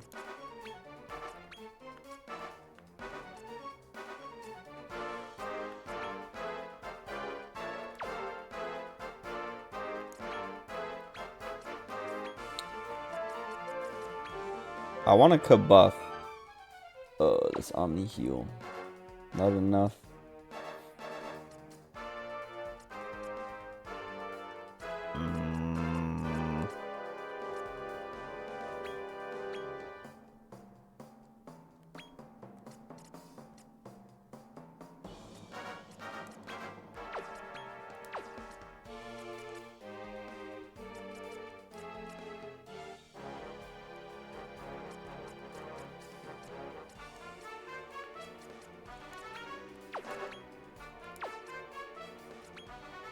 I mean, maybe we can kill the guys on the side before they can hurt us. Stop.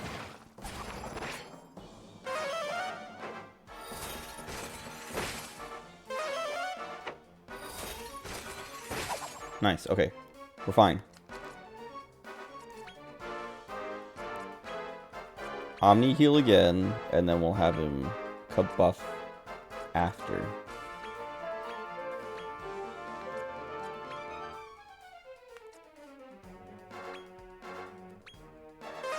Maybe I should have had him defend again.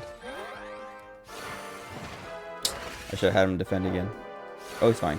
Okay, maybe not though.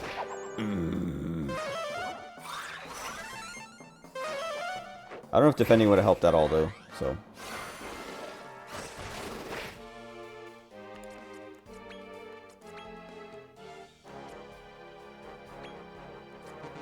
Oh, why did I do that?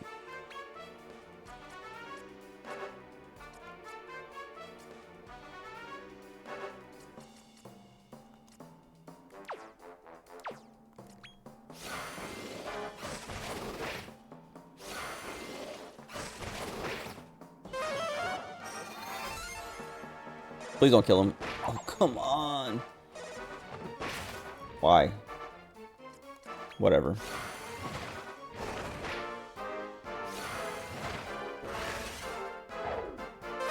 What does that do?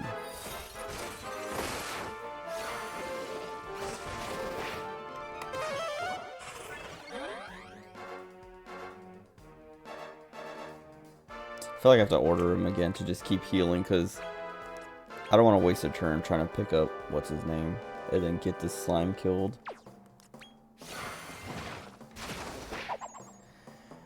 I didn't even get to waste the turn.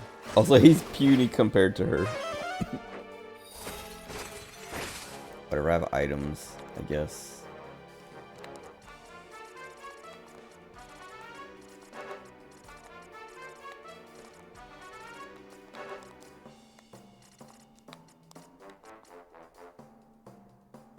Revives all fallen allies. Do it. Here. Excuse me.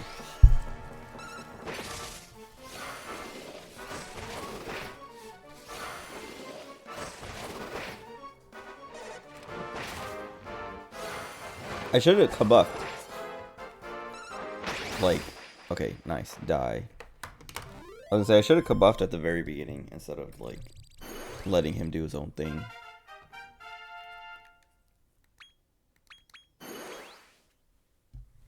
Cause I don't think we would have struggled nearly as much. I mean, I was gonna say it wasn't really much of a struggle because I used that item at the end, but it would have been a struggle if I tried to get through that without the item. Like I mean, I'm sure I still would have cleared it because I still had the wormhole dragon and the Chihuahua worm. Sniveling little. You can't defeat me. You can't. Oh, he's gonna have a second form, right? Because he has to do his secret of evolution. You beat Nadiria's strongest.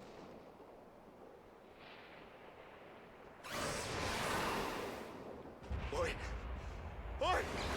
This does not look good! He's about to go berserk! Run for your lives!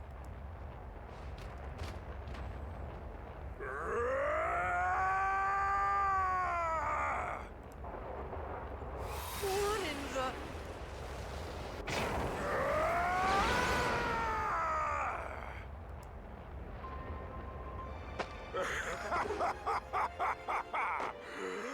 Never let your guard down around me. Look around. Oh, your monsters are gone. You don't stand a chance. So come on. Let's see what you're really made of.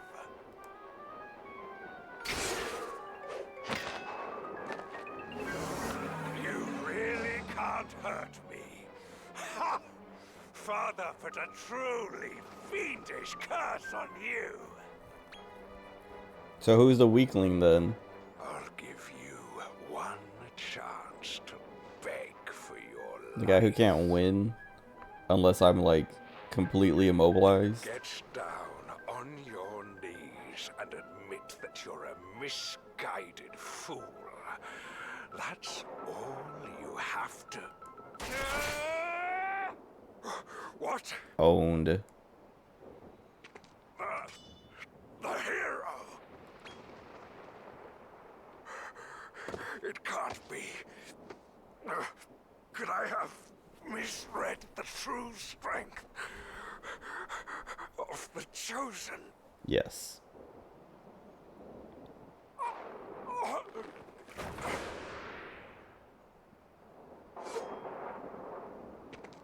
When the time is right, I hereby swear that you will die by my hand. Bro, I'm not evil.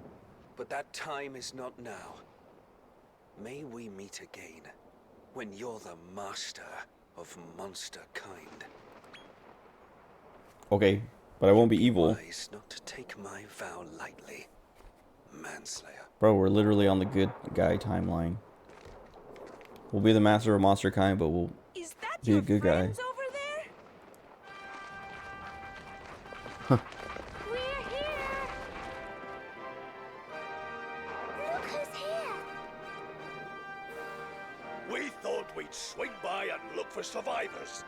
Seems we found a few. We are the Brimstone Boys, and we've always got our master's back when he's in trouble! Your loyal servant and pawn duffer here. Servants? Your wish is my command. Our command! Next must thou face Randolfo the Tyrant, in what will be the final battle for Naderia. Hello, hello. What? Make sure you win, and avenge Oh. Armin for me. Please. Seems you've amassed quite the following. It's time to settle this once and for all.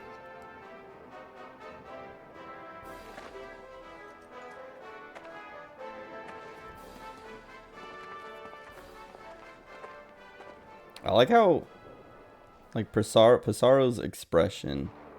He always looks like, I don't know, his eyes and eyebrows. And he almost looks cross-eyed sometimes. It's cute.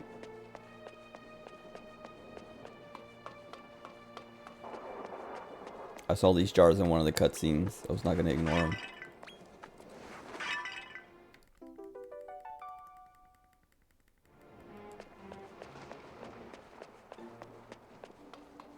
I don't know if there's any on the other side. If this has a mini medal, I will leave immediately to go see what's in the, what else is in the Molosseum. Okay. Like, get the Metal King Slime and then see what's next.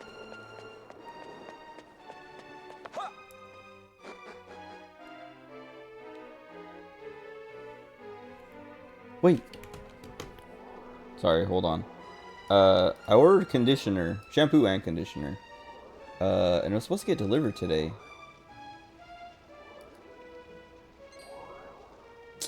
They changed it. It said, so originally it was supposed to come on Thursday. Like it said, it was getting delivered on the 26th. Or that's Friday. The 26th, so yeah, Friday. Then Friday I checked on it because it didn't, like I came home and it wasn't here. And then when I checked it said the 27th, which was yesterday. Or I guess today. I mean, it's 3 a.m. now, so yesterday. And checking now says still calculating, check back soon. That's so annoying.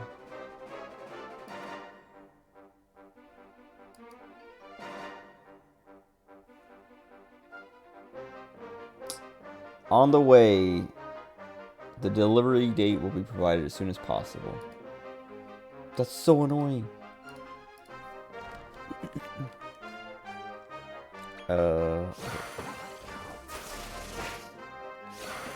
I ordered like I get my conditioner of choice is Pureology's Hydrate, the purple bottle, not the Hydrate Sheer, just Hydrate. I've ordered the Sheer on accident before and then been like, no, this sucks.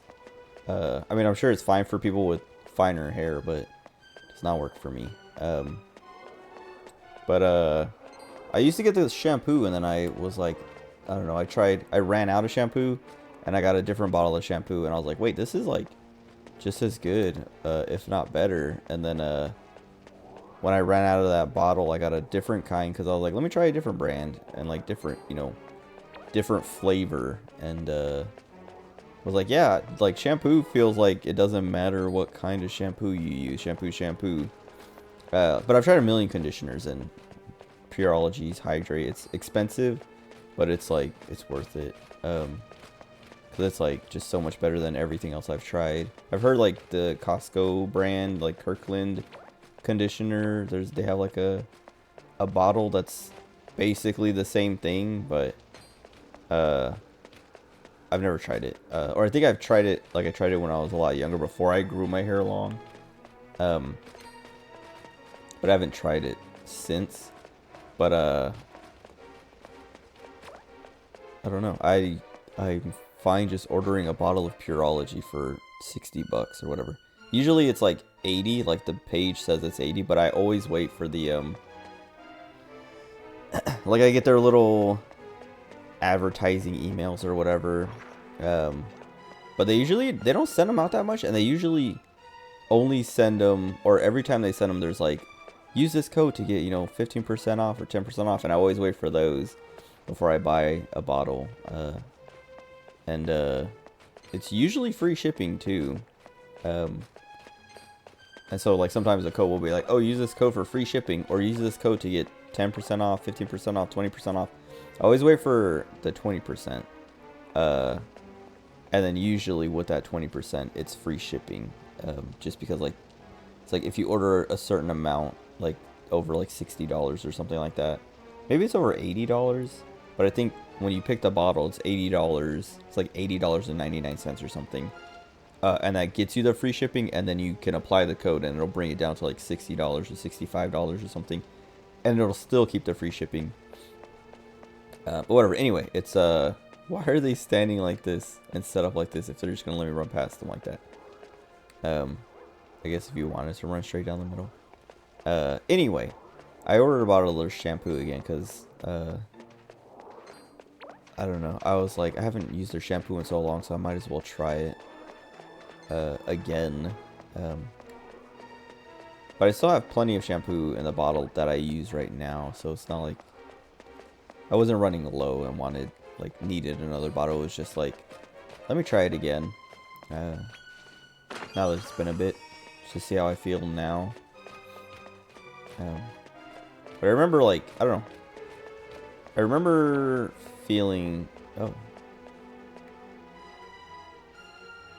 feeling like it doesn't lather up very well. It's like my main thing, but also it does get the job done without lathering up very well. Because I remember, like, basically when I started using other shampoos, I was like, I knew it. I was like, wow, these get like soapy, and then like bubbly, like lathering makes them very bubbly or whatever, you know, sudsy, I guess. And then when I rinsed it, I was like, oh man, like it cleaned, but it, you know, it feel like, I was like, oh, it feels just as clean as, oh nice. Well, I'm not leaving now, but cool. I remember thinking like, yeah, my hair feels just as clean as if I was using the Pureology shampoo. And so I stopped getting it, but now I'm like, I don't know, I want to have the matching bottles, and I forgot to order another pump, like a pump for it, because they don't come with the pump. You have to buy it for like $5 or whatever. But you can just get those like anywhere. Like it doesn't have to be from Pureology or whatever. But anyway, the conditioners peak. Like I don't know. I've tried like at least 10 different conditioners, and nothing compares to Pureology. Like there's this one that my mom recommended that like gets close to it, but it smells like Raid spray, like cockroach or pesticide, like bug killer spray. It smells like that, and so I was like, all right, it does a good job, but I don't like the smell of it, so I'm not going to keep using it.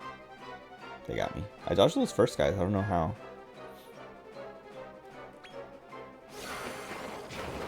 And I still have like that conditioner in my shower, like as like a backup, but I haven't used it in a long time. And like I said, it's not that it like stinks or anything, because like if you've ever smelled like Raid, like the bug spray, it's not like an awful smell. It is just like very like it feels like you're smelling a pesticide or something. Oh, is this an elevator? No, it's a button. Oh, okay, that's why I couldn't cross that pit. Or wait, oh, it is like an elevator. That's so weird. This elevator looked like, I don't know, it looked like everything else was moving, and I was just standing there. Like, it looked like everything was moving around me, not that I was going down a floor.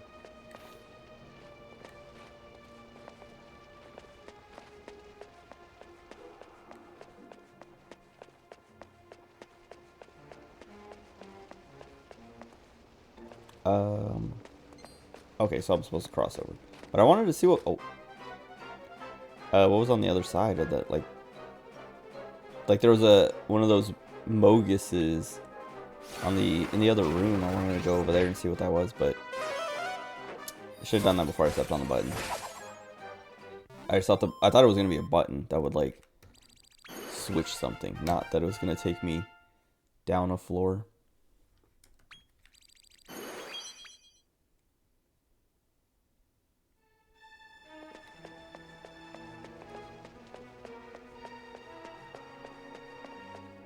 I wonder what happens now that it's down.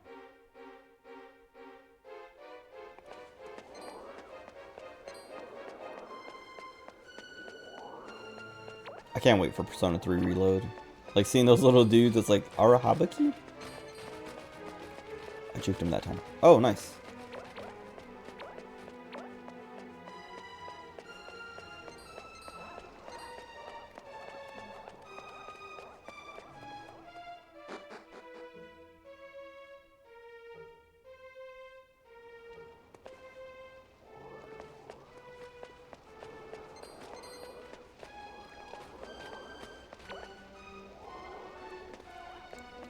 Jeez.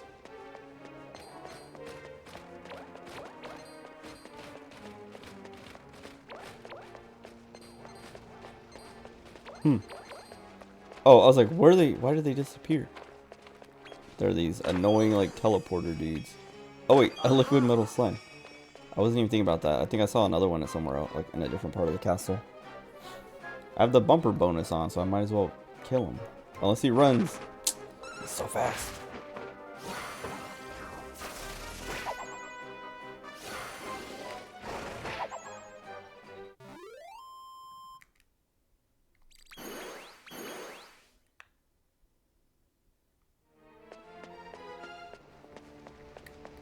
I wonder if that is, like, the liquid metal slime is always in that room?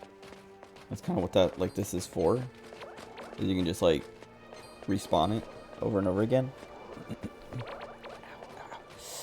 Man, I pulled my hair. I don't even know how that happened. Oh.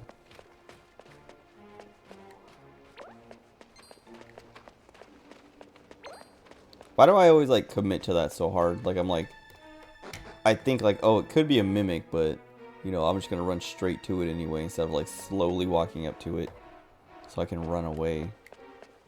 Come here.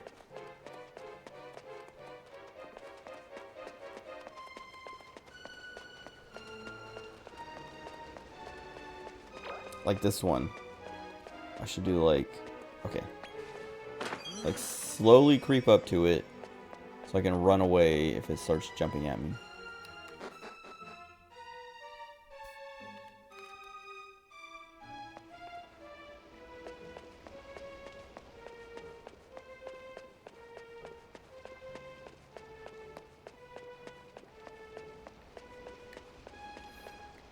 Okay. No, I have to go all the way back around. I was like, okay, we're back on, you know, the right floor so we can get over there.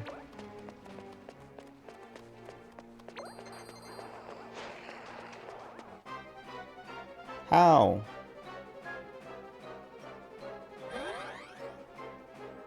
So this cheater cheetah guy again. So I was talking about before of like, there's so many monsters in the game, but we see the same ones over and over again. But I think these house spawns are new to this floor, or new to this area. The cheater cheetah guy isn't though.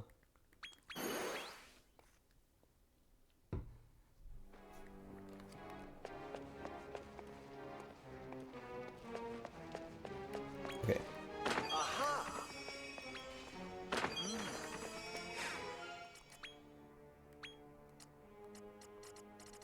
The sages ring any good?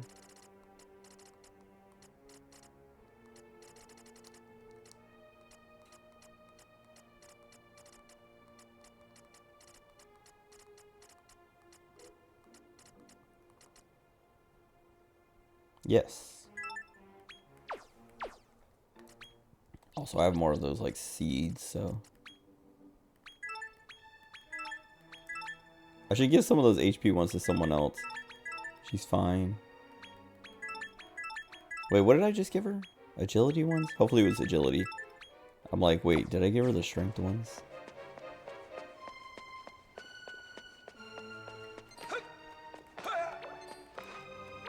I like the way he runs.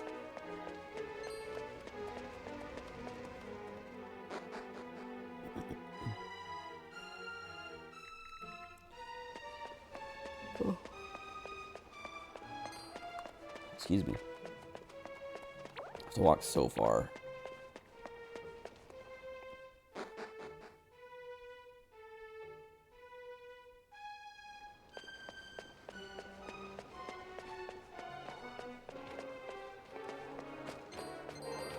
Do I wait?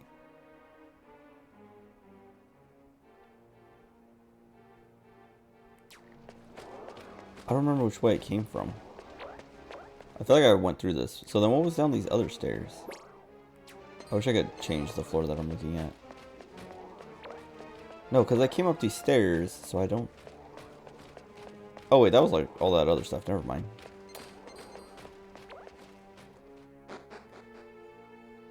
I forgot that the room that I just came from to get back to that room, excuse me, was like a secret little side area.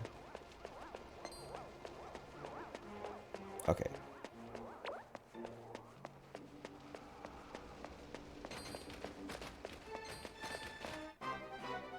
Almost. I thought I kind of figured out the rhythm. Like you stay close to one side so you can drag him around.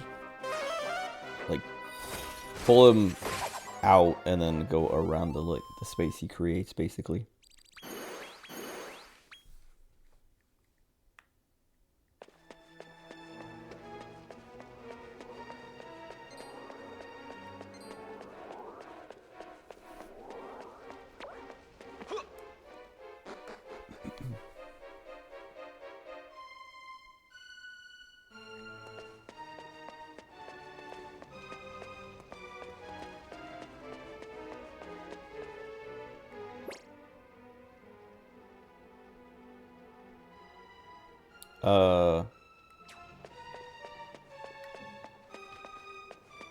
I think this is the way I'm supposed to go.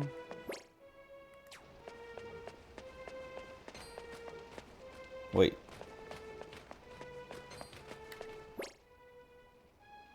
Okay.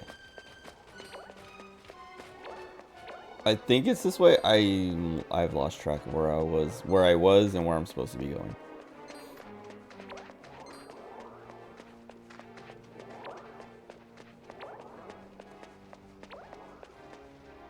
No. We came through this way. Okay.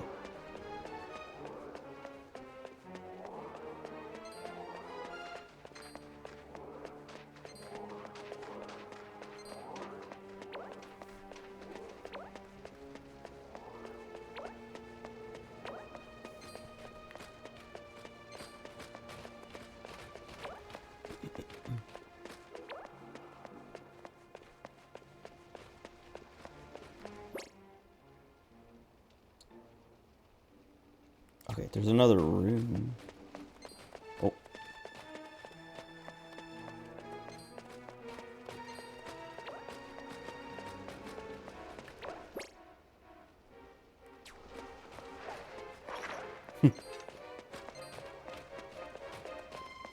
Okay. Fine. I knew that would happen, and I knew there was kind of no point to looking in there, but I had to make sure.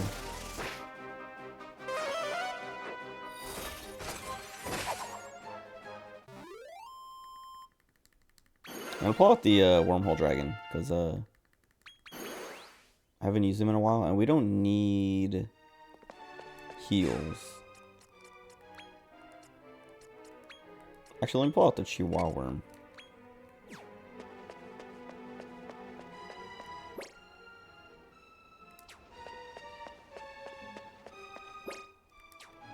Also, let me spend his points a little bit.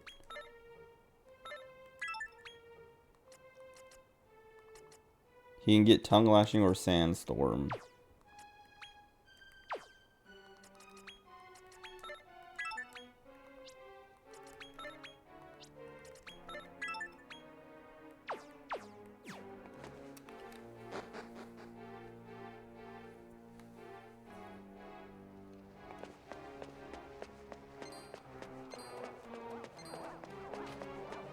Why did he move?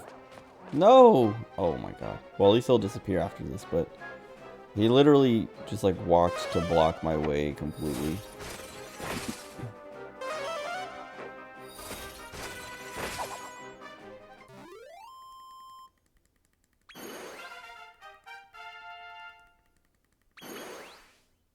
Oh, nice. Sure.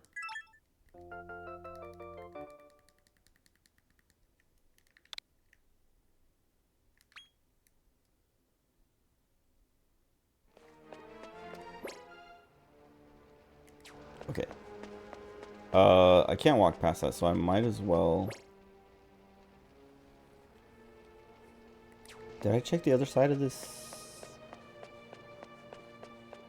There's a chest. I feel like there was something I was gonna do before.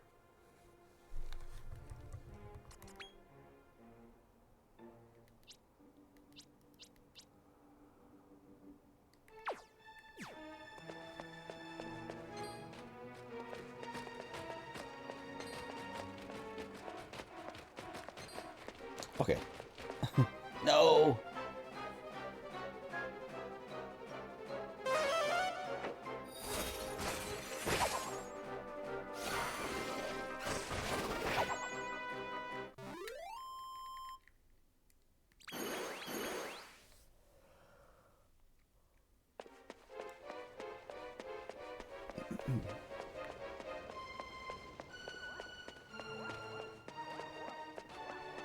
Nice. I was like, he's walking towards it. Oh my god, he got me though.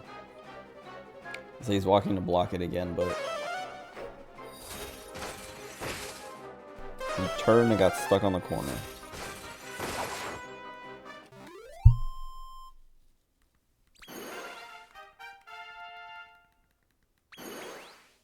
Step on this elevator and then go use the restroom because I haven't gotten up in like 4 hours. I know I got up to like check my eye, like to try and catch that eyelash before it fell out. But I think that was like within the first hour of the stream. Alright, hopefully nothing comes to attack me. I'll be right back.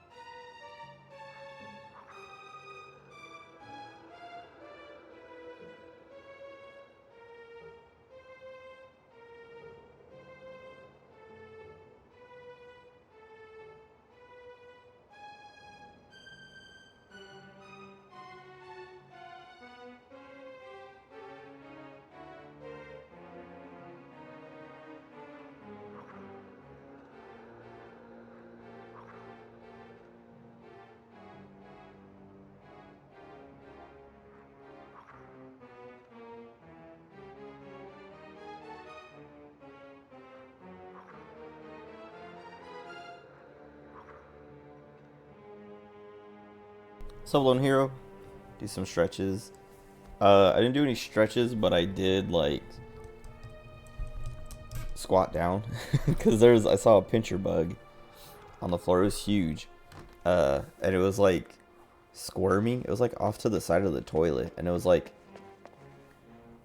just like rolling around in place. And I was like, okay, it looks like it's dying, but like I'm gonna flush it down the toilet still. And I like went to look at it, like as I was going to like pick it up with toilet paper, and its legs were all like, they looked broken, and I was like, what happened to this dude? Because like it wasn't there the last time I went into the bathroom, and I don't think anybody has done it. Like the only people here are me and my mom, and she's on the like complete opposite side of the house, and she would like, there's no reason she would come to use my bathroom for anything. And he wasn't like, I don't know, he was like, wait, what did that do? Oh, I guess I just go back up. Yeah, I don't know, its legs were all jacked up, and I was like, kind of confused, like what happened? Because it looked like something, like, beat him up. Or, I don't know, it looked like someone might have, like, not stepped on it, but, like, squished it a bit, enough to, like, hurt it, like, break its legs, basically, but not completely kill it. But yeah, it was weird. And it was so big, too, like, I was, like, when I first saw it, it looked kind of like a slug or something, because, like, it was kind of, like, chunky and thick. And also, like, you know, that kind of shape. But, like, once I got, like, looked at it, I saw, like, the pincher and all that stuff. And then its legs were all weird. And I was like, what is happening to this thing? But I don't know. Like, I feel like my first thought was, like, oh, it's, like, I don't know what the, we had, like, a pest control guy come, like, some months ago. Great. Pest control guy came and, like, I don't know, sprayed along the outside of the house to prevent, like, we get these, like, I don't know, people call them water beetles, but they're like some kind of roach. But they usually, like, they live outside, like they're not like cockroaches, like indoor. I mean, they might be some kind of cockroach or whatever, but they don't live indoors. Like, they don't survive indoors for very long. Like, they're suited to stay outside, but they like water. And so, like, I remember, maybe it was like during summer or something, but I don't know, they like kept coming inside, or like they kept ending up inside. And so, like, we called the pest control dude, and he came and sprayed, and then they stopped coming inside. But then I started noticing, like, bugs that do make it inside, like, they're always like along the edges of the house, like along the wall or whatever. Like, they don't make it very far, and they're just like flipped over and dead. And I'm like, okay, they probably like walked through the pesticides and like made it inside and then just died. That's what I was thinking was like what was happening to this pincher bug. But I don't know if that pesticide stuff is still good. But also, his legs, like I was saying, his legs were all jacked up, that like it looked like he got hurt, not that he like walked through the pesticide and was like poisoned. Oh, that's the end of it. Or maybe there's like more. That's like the warp point to, like, they put one before every boss. Is there a chest over there, or am I wasting my time? Anyway, I got my stretching in by like having to squat down and reach behind, like back behind to the side of the toilet without touching the toilet, or dipping my hair in the toilet. That's what I was like, I don't know. I was kind of paranoid about that. But I ended up like fixing it before I did it so it wouldn't touch, like nothing touched the toilet.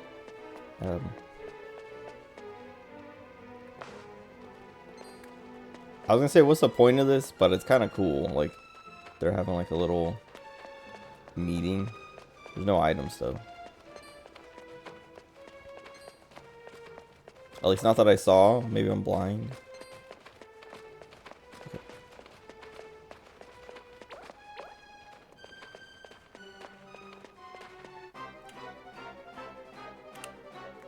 I want to catch one. Or try to. Yeah. Oh, I forgot I only have the 2. I was like, what?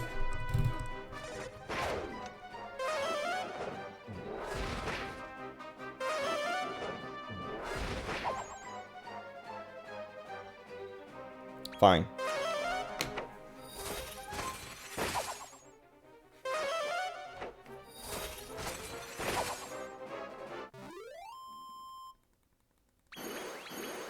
My poor Chihuahua worm.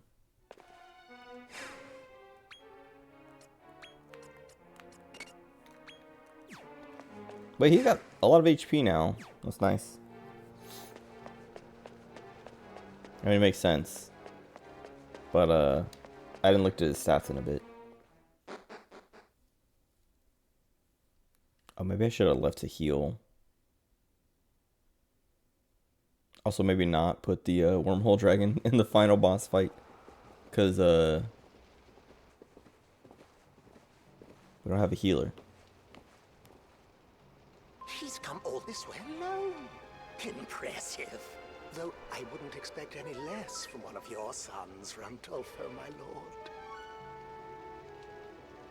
Tell me, boy of mine. That's Randolfo. Can you guys feel that? He's way stronger than anyone we've faced yet. So, I was gonna say, why is he a ghost your though? brother Dolph is dead. I think it was just like showing his ghost version in this seat overlaid on top of him. All I have ever wanted is a strong heir. One worthy of this throne. And so I subjected all my sons to rigorous trials.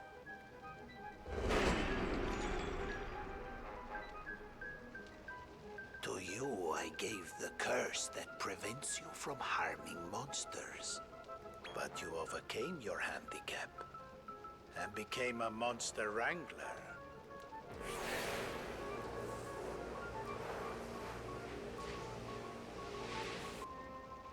You even defeated Dolph. I need no further proof of your merits as my successor.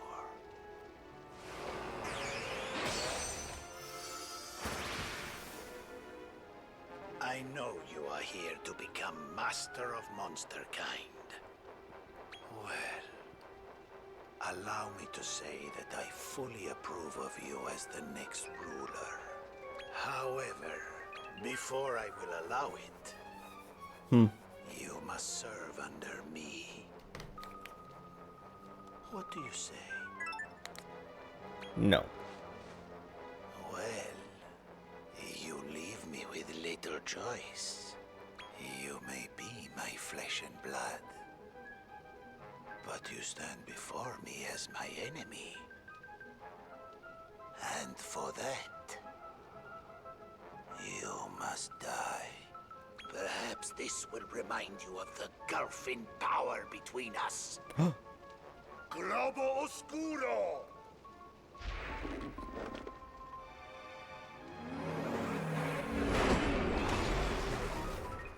Watch out!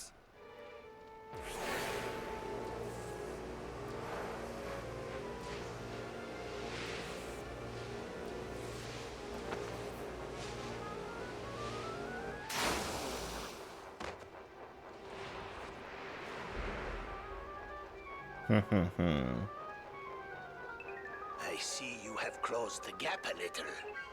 I can take no chances with you, it seems. You must face the full force of my wrath. Face reveal? This is the battle you've been waiting for. Naderia has never known a greater ruler than I. His eyes. Now I will demonstrate power that you can only dream of. Cool.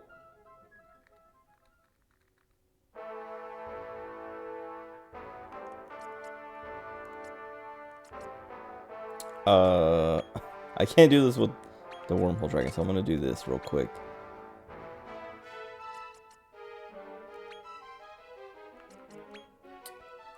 I'm gonna put him on healing and then tell him to do the buffs at first. Have them all actually buff.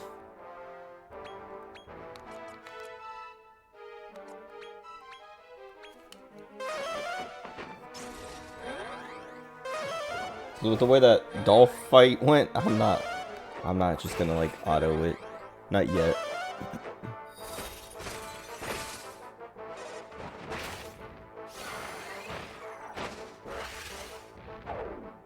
What does that do? Disruptive wave, and then it shows like something goes down, but our stats don't change.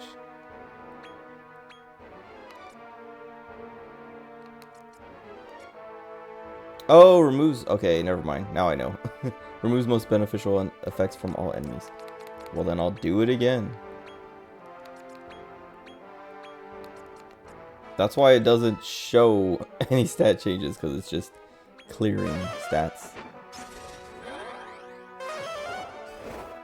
If he does it again, I'm gonna give up on the buffs and just fight. I mean, okay. I'll let her do whatever.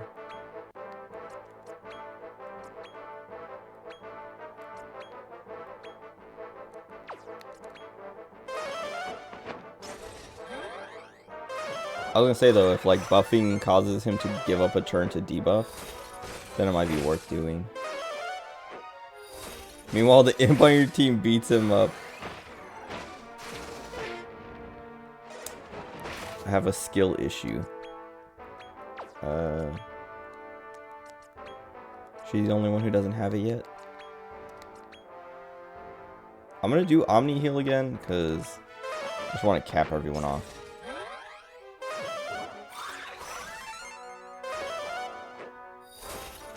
Wait, she has no MP already. What did I do? Oh, maybe I didn't have any MP when I walked in because I didn't get a heal. Brother.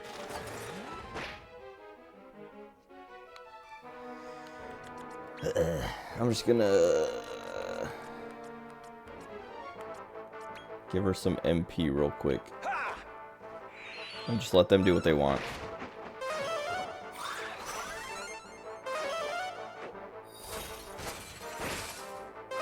Like the buffs, I guess, you know, can last a turn or so, but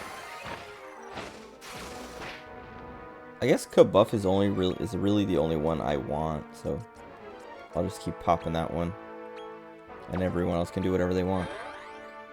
Oh my god.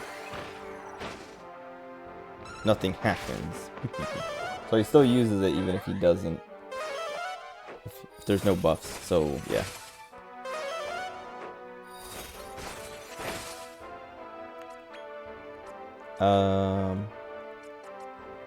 No, I would say I kind of want an Oomful still, but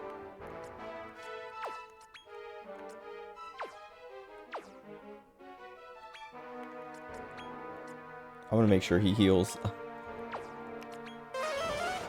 Oh, great.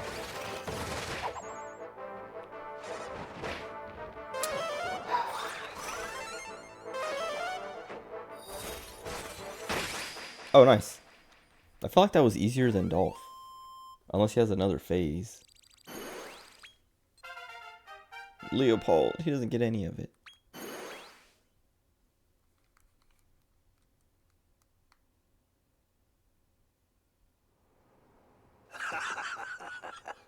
Very good.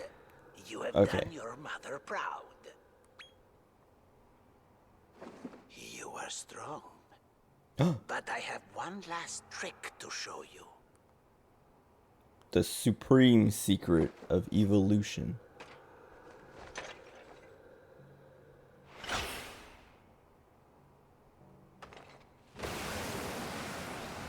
The gods wanted this power kept secret. but now it is mine.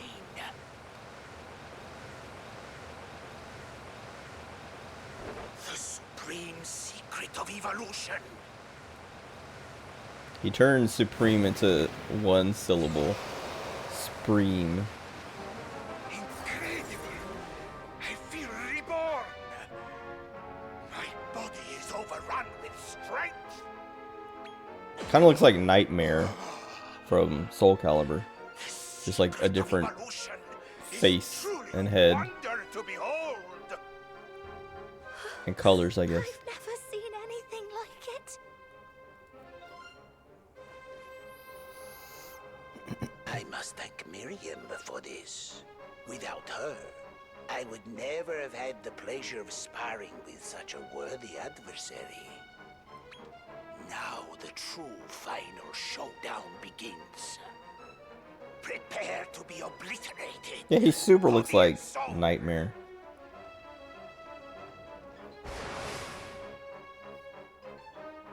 He just had like armor instead of bone.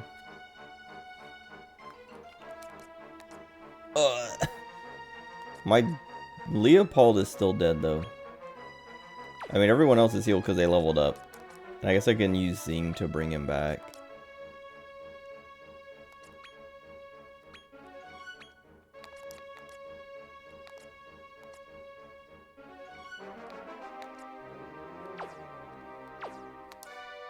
Sure. As long as he doesn't do an AoE attack. Oh, great. Okay. That sucks. And that sucks. I'm just not gonna bring him back.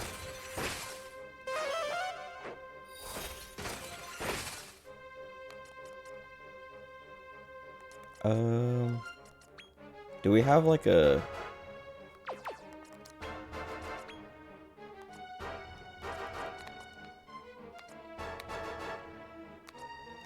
He doesn't have like a remove debuffs thing.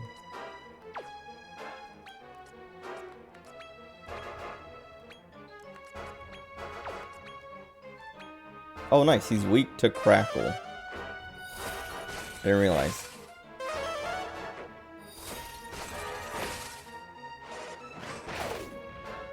This fight was the first one to cause your team some challenge. Oh god. No! I'm just gonna use items. I'm like not gonna deal with this stupid... this stupid slime deciding he wants to get paralyzed.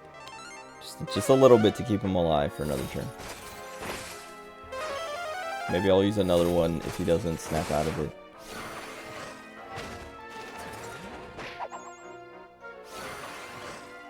Alright.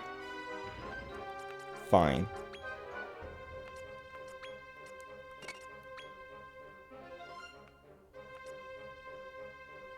Debuffs hurt, yeah. It's and like I don't have anything to clear it. I mean, I guess maybe items, but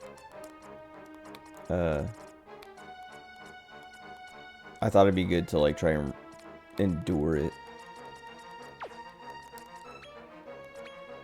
What do you have? It probably doesn't affect him. Oh, it could.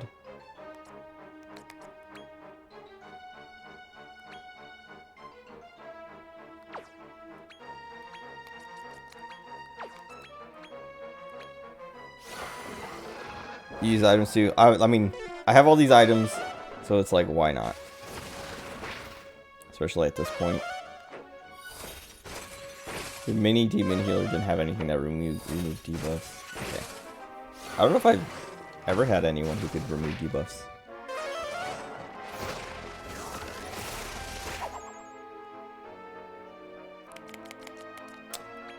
Okay. I don't think I have another one of those Yggdrasil things. The ones that like revive your whole party.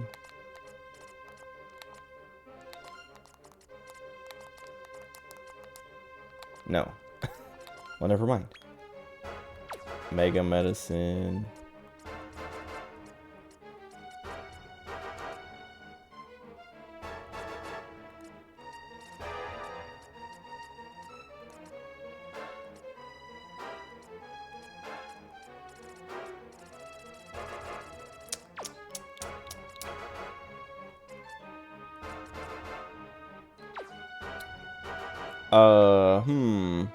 Like, this isn't gonna help because he's still gonna, like, he's gonna do more than 240 to her.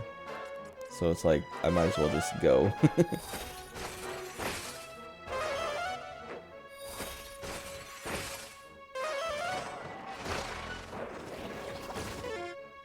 Nice.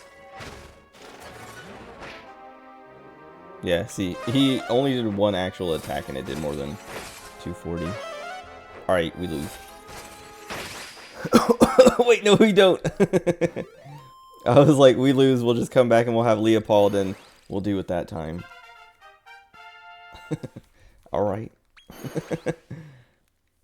I was like, ready to lose, okay? I had not imagined you would grow so strong. Dude, literally, like, he just had to look at her for one more turn, she would have died. I have high hopes for Naderia's future.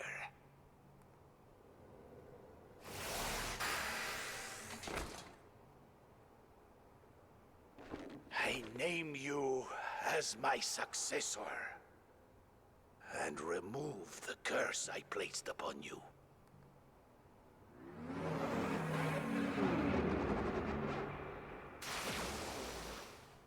Now you may kill me, and take my place as Master of Monsterkind. When you are ready. Kill him.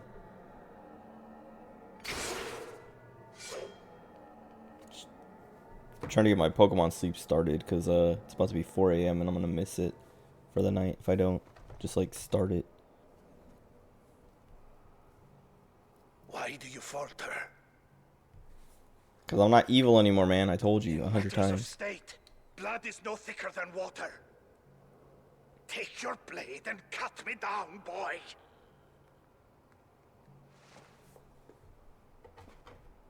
I knew you wouldn't do it. It's like I always say, no one knows you like I do, partner. Does he always say that?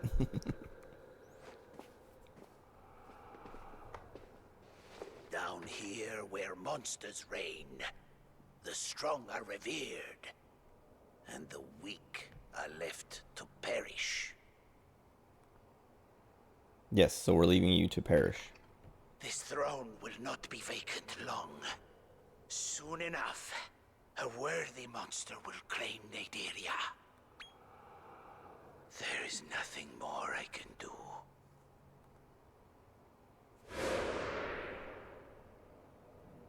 My soul may now return to where I belong.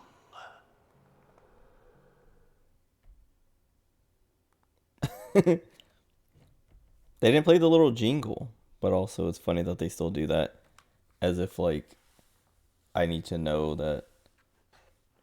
Yeah. So I was like, bro, I don't want to be king.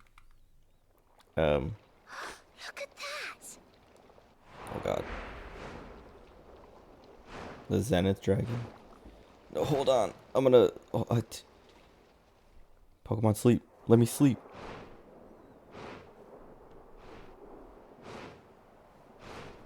I think it's gonna roll over to 4 a.m. before I can hit the sleep button. I was like trying to feed my Snorlax and all that, and like everything takes so long. There's so many menus and screens that pop up to like show you different stats. Oh. Yuji Horii. I missed it because I was looking at the stupid thing. I thought he was gonna sit there and talk to us. Now I have to like pull up the VOD real quick and.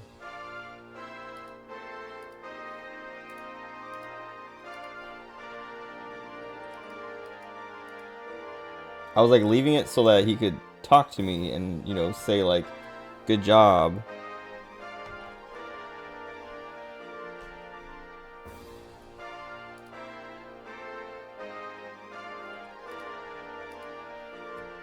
Hold on, I'm trying to like see it on. Okay, wait.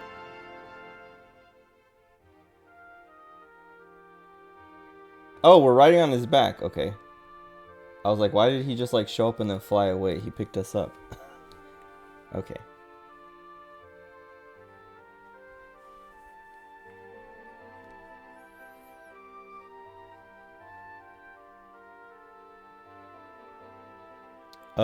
Wait. I saw a bunch of names there. Like, these are all like monster names and stuff with like their voice actor, I'm assuming. Alice Leisha, Al Shale.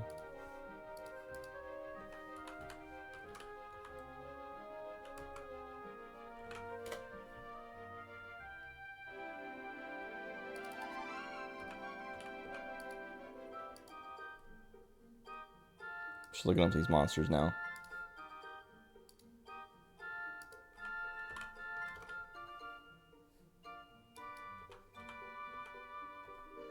They're not showing up. Whatever. Oh yeah, yeah, and like he flew to me. Though the other thing is like, didn't he like? Well, yeah, no, we didn't. The first time we took the little teleporter, we didn't zoom to him, but we could have zoomed to him at any point. Also, I'm sure he could just like talk to us, like he's always done, of like, you know, just put us in that pitch black darkness or whatever. But also, where is he taking us? Back to Zenithia?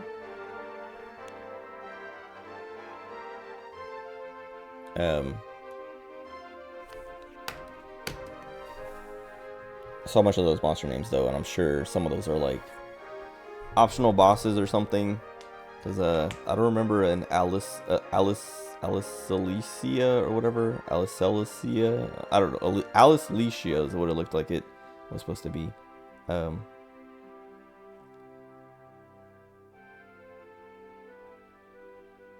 then a Shayla. What was the other one?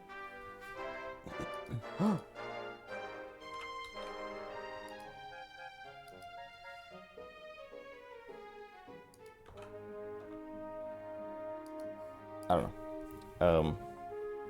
There's a whole lot of names on that list that I was like, I never saw those names before.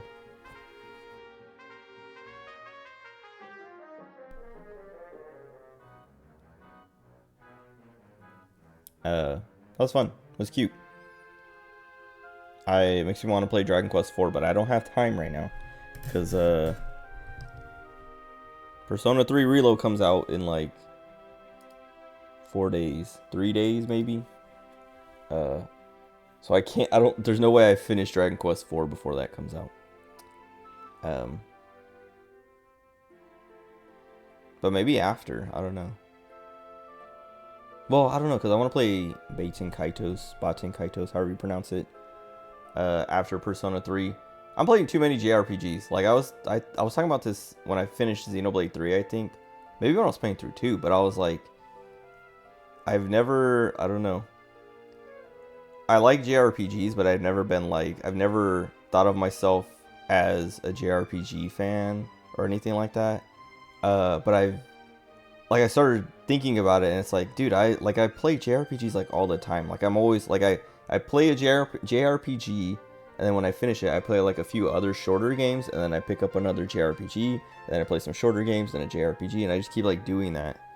And I was like thinking about it, I was like, dude, I like JRPGs. I mean, I've always liked them, but I've never, like, I'm like, maybe I don't know, maybe I am a JRPG guy. 4 is fun. I hope so, because that's the next Dragon Quest game I will be playing. And it seems cool. Like, I've seen those characters before. What's his name? The guy with like the mustache. I've seen him before. And I knew he was a Dragon Quest character, but like, I didn't know he was from 4, but then those like 2 girls in the orange, like the twins, or I don't know if they're twins, but the sisters, and the hero. Like, I'm like, okay, these are all, I've seen these people before, and I didn't know they were from 4, but like, they seemed popular enough that like, there must be something about 4. Ragnar McRyan. Okay, twins. And so, I don't know, 4 seems like it's good. You know, It's not one of the bad ones, at least. But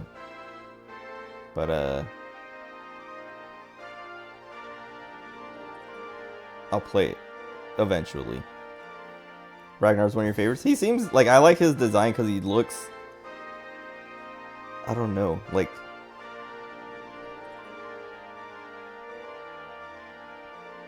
non-standard, I guess. I don't know. He looks kind of skinny, but also like not like he doesn't look like a main character kind of guy, like not like someone who would be in your party.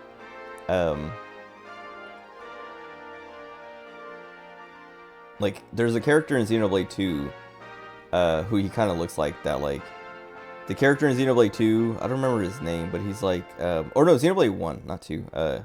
Xenoblade 1, he's like the little like commander guy of the military people in like Colony 9? Colony 4? I don't remember what the colony is.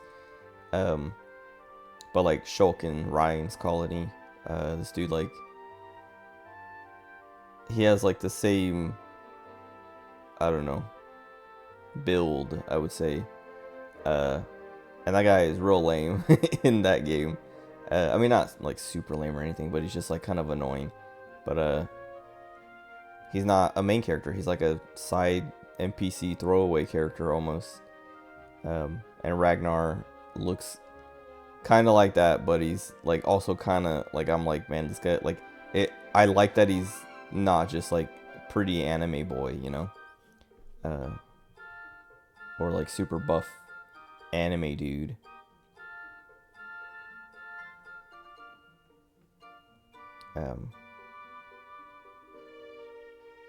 And yeah, seeing all of them show up at the end there, like when we're with the Dolph, before the Dolph fight, I was like, man, I wish I had played 4, because like this would be so, like, it's cool now, and I'm like, this would be, I'd probably be like real excited to see them all show up like that. Torneko to Loon, the chubby merchant guy, the guy, yeah, I think he was like the last one who showed up, who was like, I've come from like whatever. You were hyped. See, that's what I'm saying. I wish I could have had that. But oh well.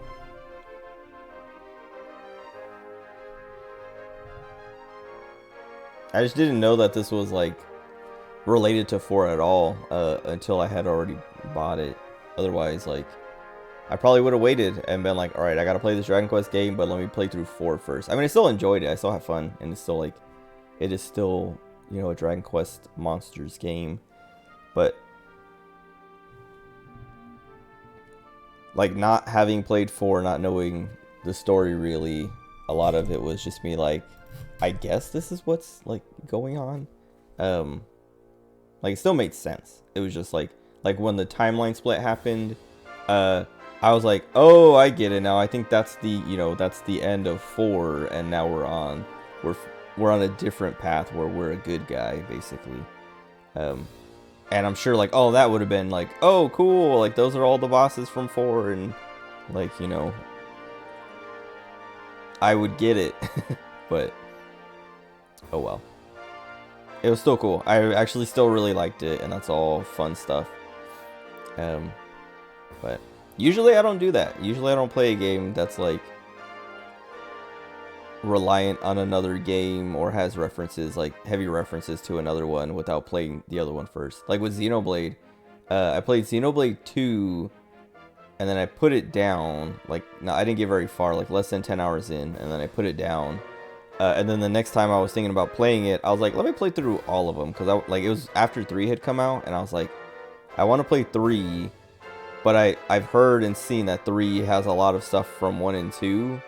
I've also heard, like, that you could play it without playing those 2, but I was like, nah, I'm gonna start from the beginning and then get to 3. And I'm glad I did, because like all the stuff that's in 3 that's from 1 and 2, I was like, man, like, I'm so glad, like, I'm glad I played through 3 or played through 1 and 2 before 3, because like the story, 3's story stands on its own. Like, it doesn't rely on 1 and 2, but there's like all kinds of references to, like, Melia from 1 shows up, Nia from 2 shows up, and then there's these like statues of the founders, and it's like, wait, that's Shulk. and that's Rex. And it's like, you know, like all these things, like it's like I know these people. And I haven't played the DLC. I haven't played a Future Redeemed yet, but I know it has Shulk and Rex as like the main characters. And so like that's gonna be fun too.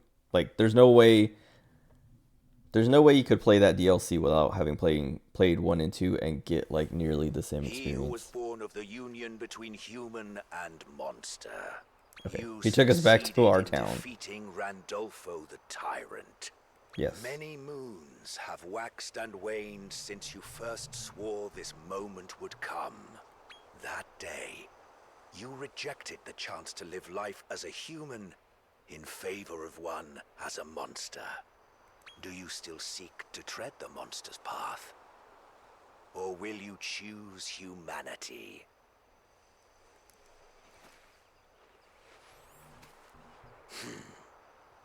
I expected you would say as much.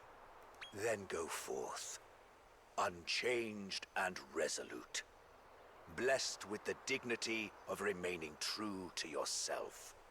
I take comfort, knowing that you have found peace with who So did we say monster? until we meet again. He said unchanged. Or did we give him some answer of like, I want to keep being me, which is a mix of both.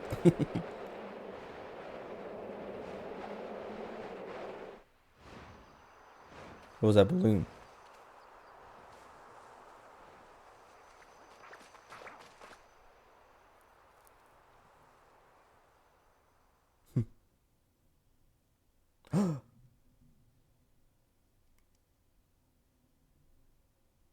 Is that a real to be continued? Half human, half monster. I want to be me. That's, yeah, I hope he said that. I feel like that's what, like the actual implication. What? You're going back out to train up your monster some more? Huh. I guess a monster wrangler's journey never truly ends. Well, I can't let you have all the fun. This sounds like a great chance to bulk up my collection of magical ingredients. Let's hit the road! Is it to be continued this part? Or was it implying they're gonna make a Dragon Quest Monsters The Dark Prince Part 2 or 4? Time for post game. I mean, I might do some of the post game on my own. Probably won't stream it. I think I'm done. Well, I'm done for tonight. I mean, I'm gonna run around a little bit just to, like, I want to see what this is. There's like a marker here, so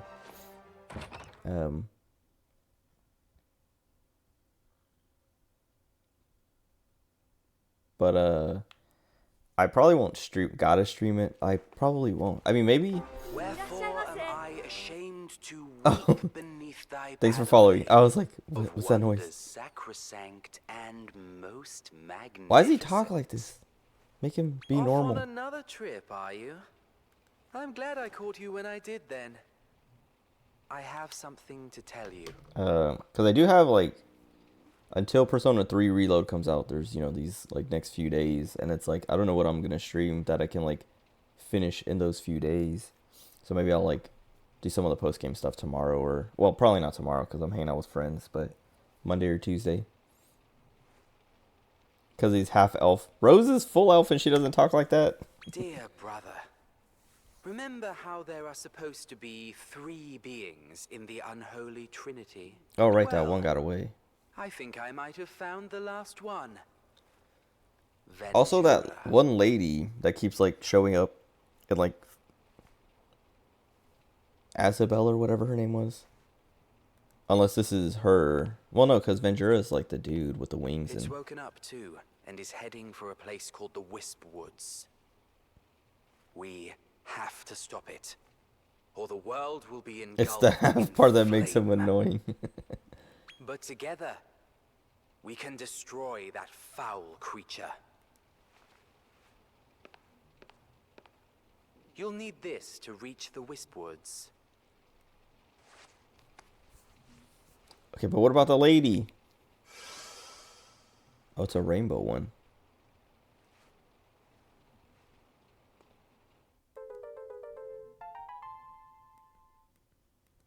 I'll go on ahead.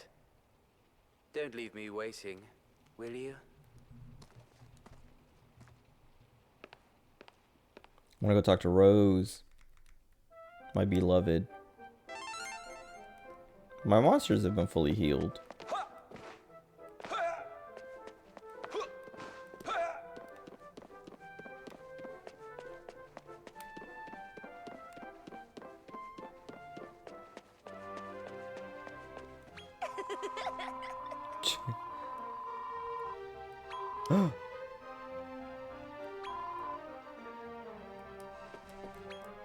By the way,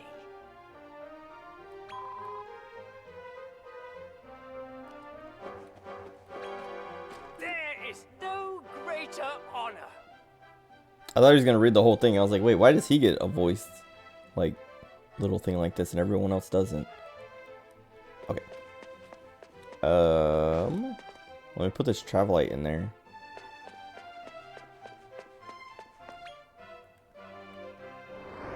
And actually, I'm gonna go to it just to see what it looks like for a second.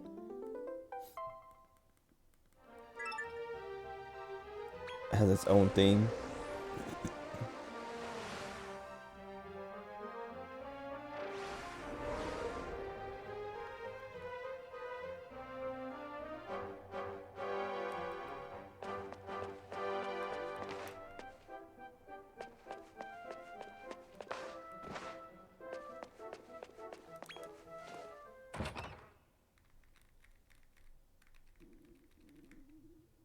I'm trying to think of what all is left though, because like there's the 2 Colosseums, the S ranks. This. So this is where we'll find Ventura. I'm guessing they don't have a big hitter around these parts. Should make it pretty simple to recruit the local monsters. That'd be cool. I'm glad you finally made it. Come, let's go and take care of Ventura. There's not a moment to lose. In fact, we should probably go together. I hope you don't mind. Cool. It doesn't mean much because like they don't do anything. They just show up in the cutscenes. You didn't have to join to show up in the cutscenes. It's this way. Oh, We'd better get a move on. I thought he was gonna do another poem because he posed and everything.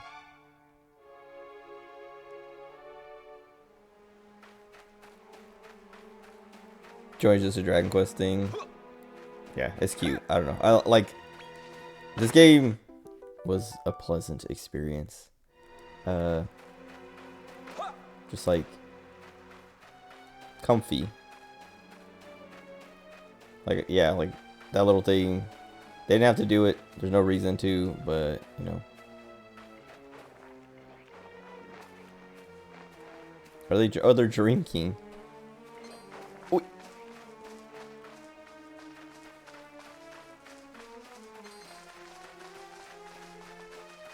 It's better be good.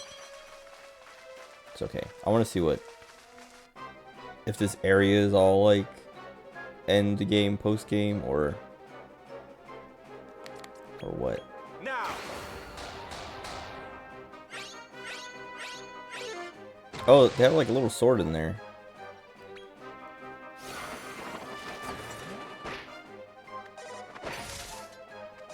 Yeah, they're like. Okay, maybe not. I was gonna say, like, they almost just killed him. Crystalinda is still just destroying him. Ronin are independent samurai.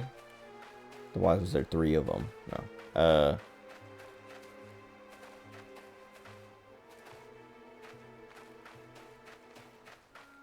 Aren't they? I mean, yeah, I guess like independent. I would say, aren't they? Isn't like the thing more that they don't have like a master or whatever.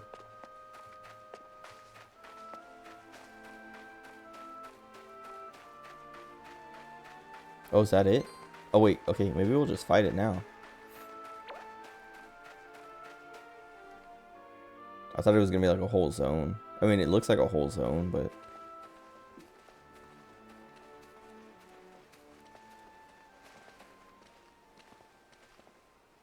Independent, yeah, okay. So this is him, huh? The last of the unholy trinity, Venjura.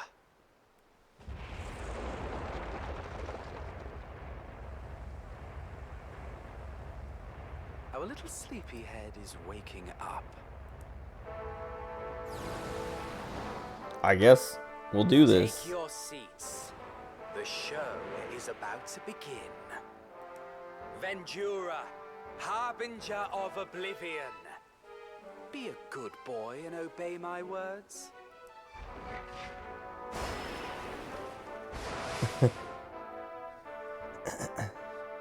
Said no. Well, let me try this.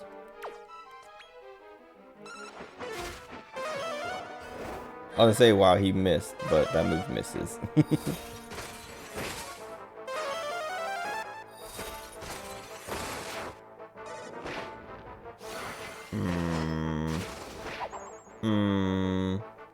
Leopold, embarrassing.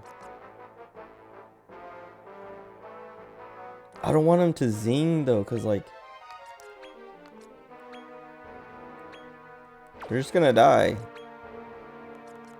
Do I have? Maybe that can like keep him alive for a turn. Oh, I forgot we do it like right away. In my brain, I was thinking he was gonna zing and then they would get healed.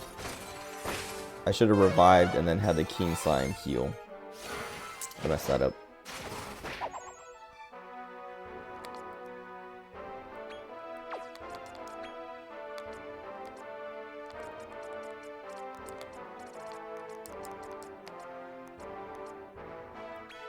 So do that, and then have the King Slime Omni heal. Here. Just don't die, simple. True.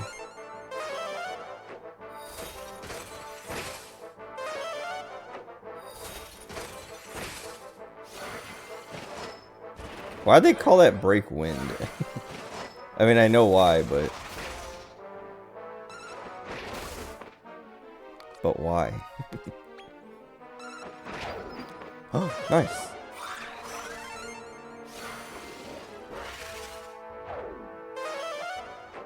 Why'd she do that? I mean, I guess she's smart, taking the turn that he's sleeping to do that. Why did he do that? And not, like, some other buff?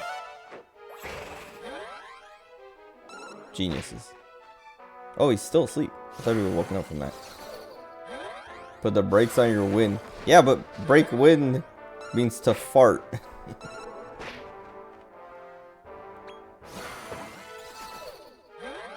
Dude, he's still sleeping. Dude, just like normal. Okay, I'll say, do normal attacks not wake him up?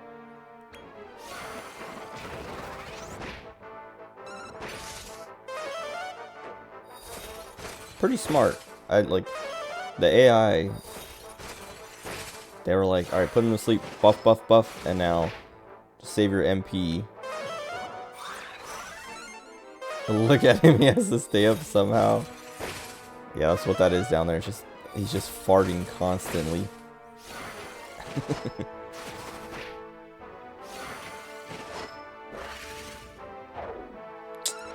That's fine. Oh, nice. We won. That was even less scary than Dolph and Randolfo. But probably because we got him, we put him to sleep and we were able to just like super buff for a bit.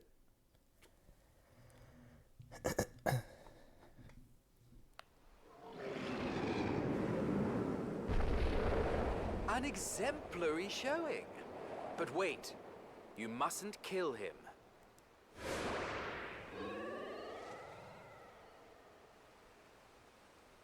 All we have to do now is follow his spirit. Huh. It will lead us to our final destination. Jumped in when he just woke up from a nap. Would Would you mind telling us what you're really up to?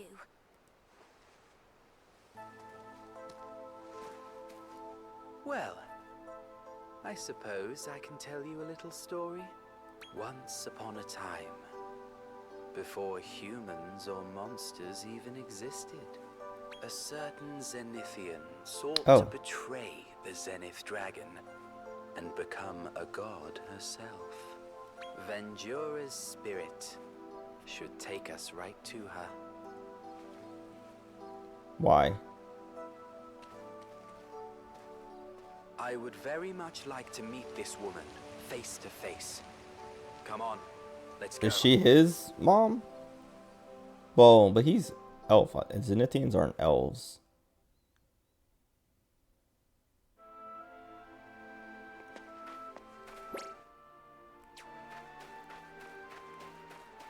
Now I have to play this.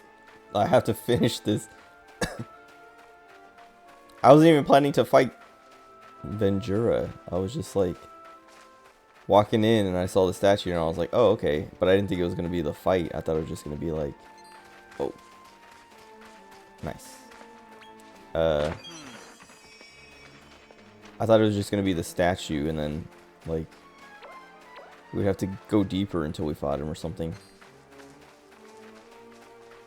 Zenithians aren't elves. Stone golems are elves, yeah.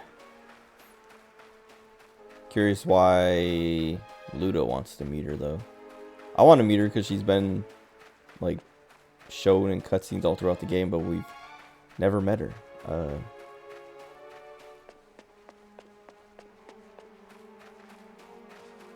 I don't know what he wants from her. Oh! I, like, went close to it and walked away to, like, try and bait it out. And it didn't move. So I was like, okay, it's not a mimic. And then I turned back in and then it came at me.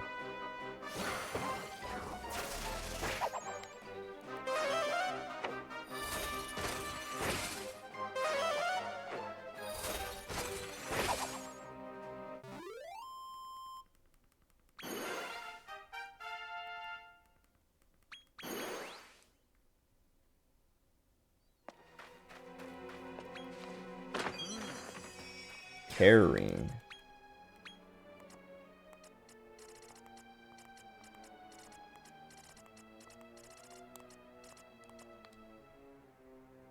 Critical. Oh wait, no. Auto Restora. She has Critical Thinker. Part of me wants to give it to Leopold because he can't survive anything.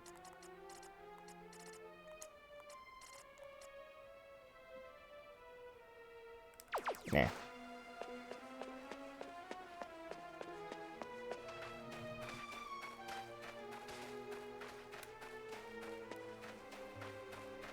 I guess I'll finish this. Well, unless it's a... I mean, I'm sure we fight her. But unless... If I lose the fight, I'll quit. If I win the fight, I'll quit. No, I don't know. I guess we'll see. Or if this looks like it's like a whole dungeon, if there's like a dungeon that we have to go through, I'll probably save that for tomorrow or Monday or Tuesday. Because I still want to do the Colosseums as well. That's what I was saying earlier. Like, I might do all the post-game stuff just offline. Because I do want to get the S ranks on those tournaments. Wait. I guess it might be easier to just go here. Oh. I should have just went here. Because she's going to take it.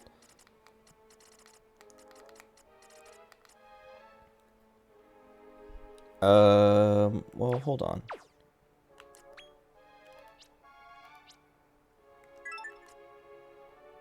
I don't know if I want to give up the Critical Thinker, because Auto Kadabra, maybe give it to the King Slime.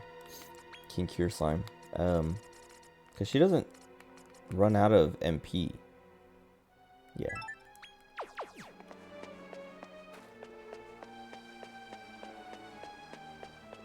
Like, she uses Crackle so much, and it... I see that chest over there. It, they cost less because she has the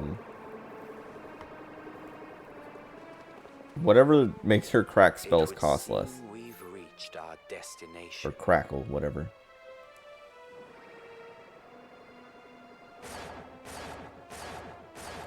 So, what the heck's it doing? It's desperate to see its mother.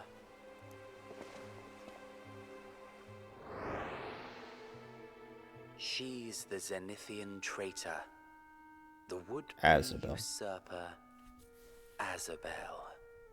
She birthed the unholy trinity to destroy the world, so that she could create it anew.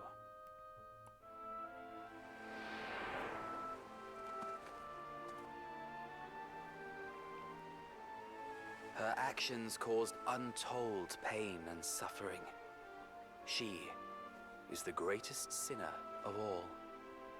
For her crimes, Azabel was banished to another dimension by the Zenith Dragon himself.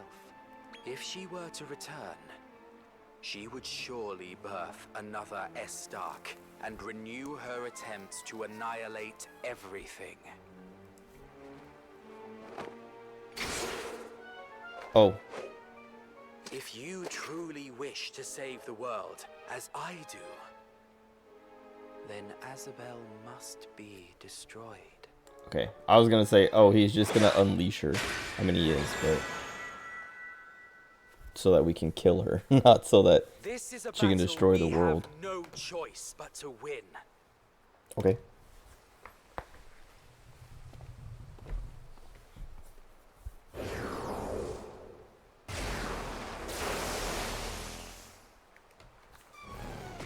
I will not allow it. Cool. Wormsworth, you can't stay out of my business, can you? Fool! Refuse to heed my warnings, will you? Then you go no further.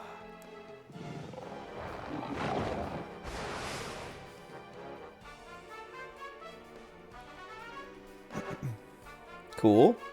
We get to fight him? Oh wait, I should insta-laddle.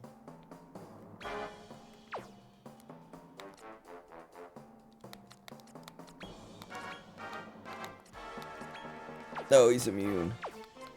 I was gonna say, now I just want to put all the bosses to sleep. Oh, okay.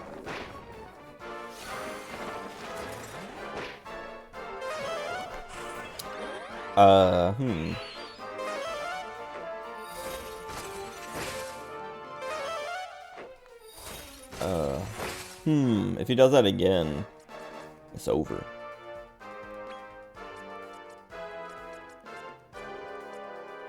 This might keep us alive, though. Okay. Okay.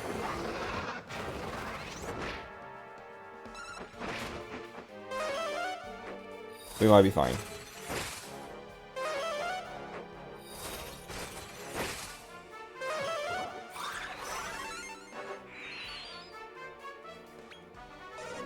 Yeah, I feel like it was a good idea to give him that auto cadabra. Oh, nice. Juicy crit.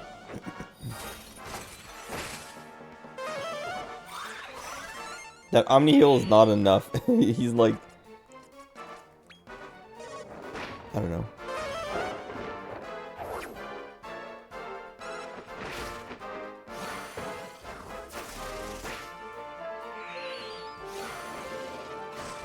I mean, yeah, I guess she still has attacks, but my crackles. Do I have like a? No, I don't have any kind of like cleanse. Oh wait. Oh wait.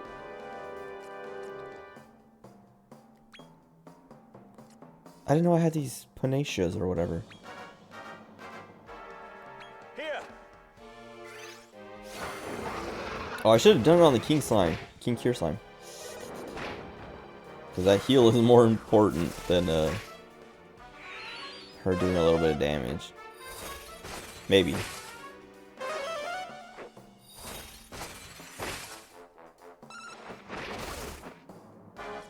Hmm.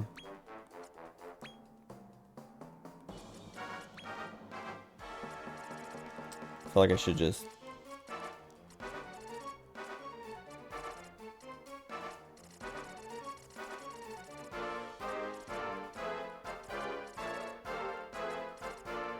I guess I'll just keep it like that. I don't know. Wisdom up and then dies.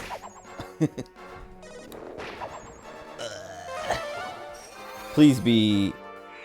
I need missed. I would say please be Crystal Linda. I mean, I can do it, I guess. But she's gonna die. Maybe. Here.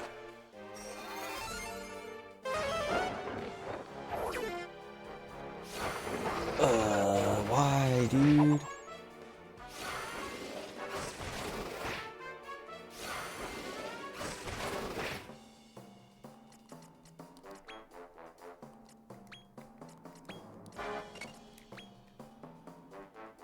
Does my wormhole dragon have anything?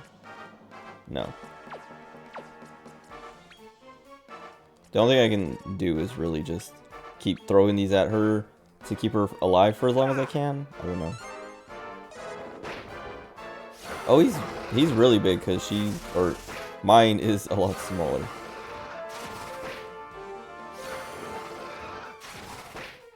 Team mostly resist the mostly resisted the fizzle here. It sucks that I don't have like anything for that. I mean, I have those Panaceous, but like, I guess maybe I have an accessory to resist. But yeah, getting silenced just sucks. He's faster? Oh, and he's taking 3 turns. Okay, at least he wasted his turn.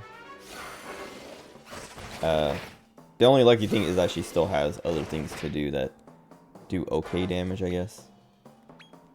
Just keep feeding these to her. Nice.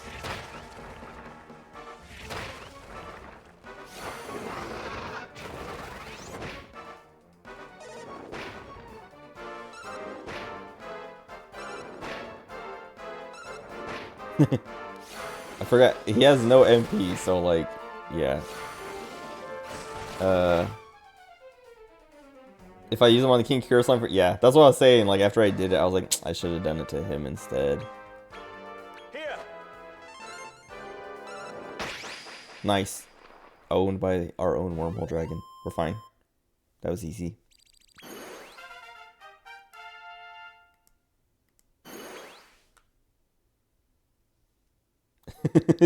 I keep like barely clutching it out.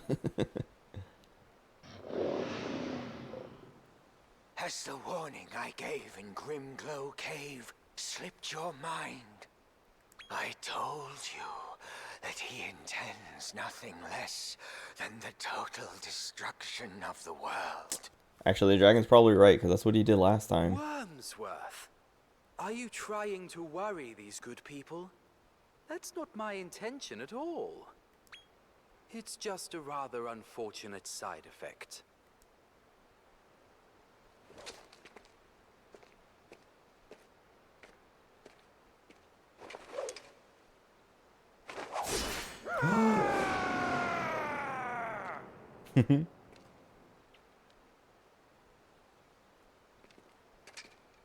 He's not wrong, though. The end of this world will be my fault. The portal is open now. It shouldn't be too much longer before Azabel wakes. Remember that if you do not defeat her, she will destroy the world. Of that, I am certain. Yeah, the cursor movie could have totally stopped in there. That's true. But, we don't need Wormsworth. There, she has awoken. Azabel the Dawnbringer. Are they gonna heal me before they make me fight her? Or let me heal myself? No.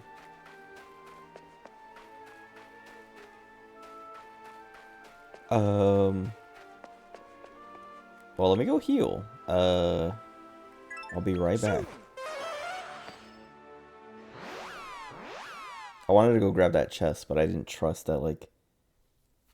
Imagine if I had him on my team. I have my wormhole dragon. Oh, or Ludo. Ludo would be pretty busted. He just, like... He's one-shotting everything.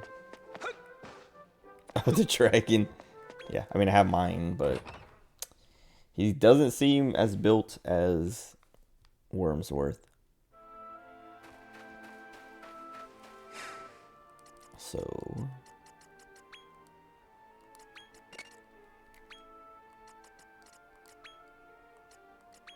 She has so many points and nothing to spend them on.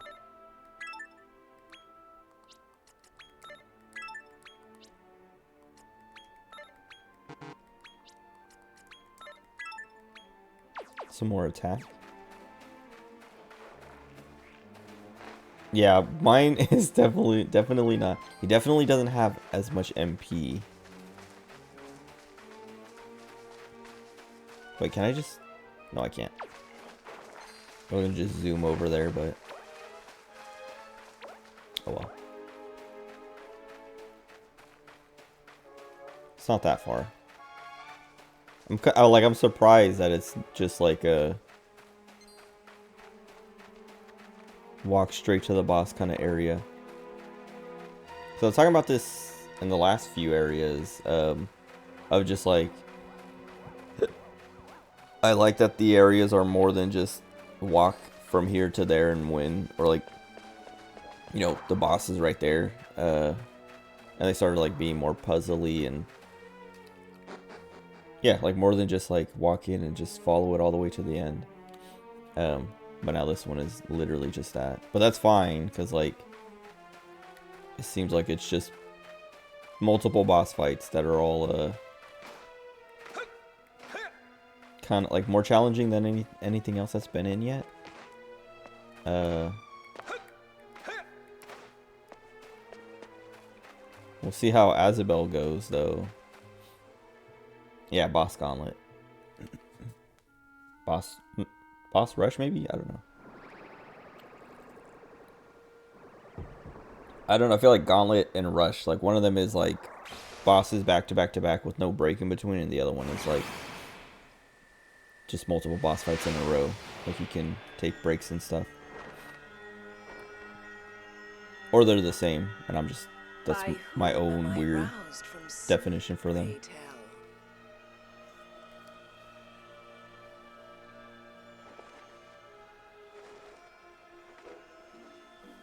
Is Majora, do Majora, Ventura. Was it you who came to wake me? But what have you become?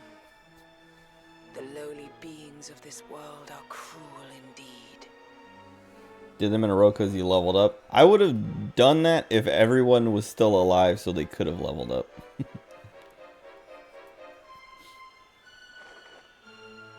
My darlings, rest a moment in my embrace.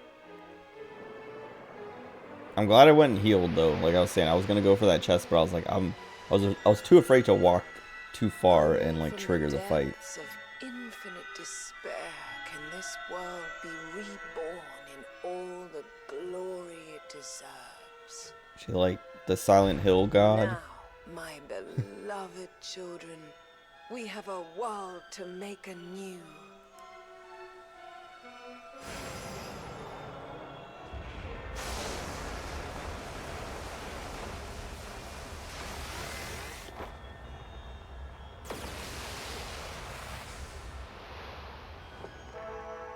Cool. Whoa.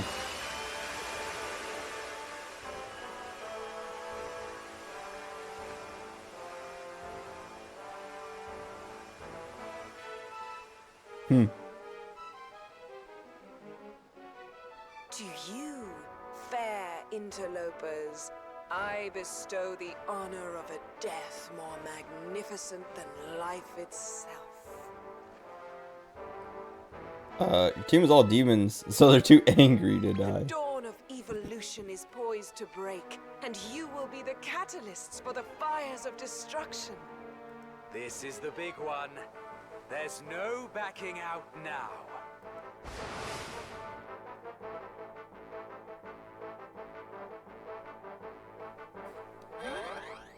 Oh, nice.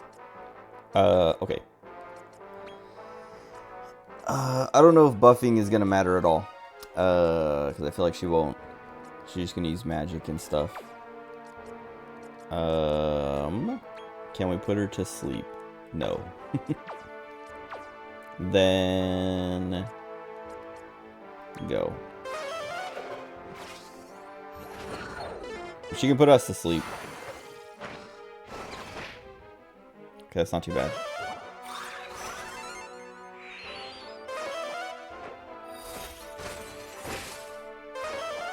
Bestow a death more magnificent than any. Oh yeah? Imp used Kabumo. GG. Okay. Nothing happens.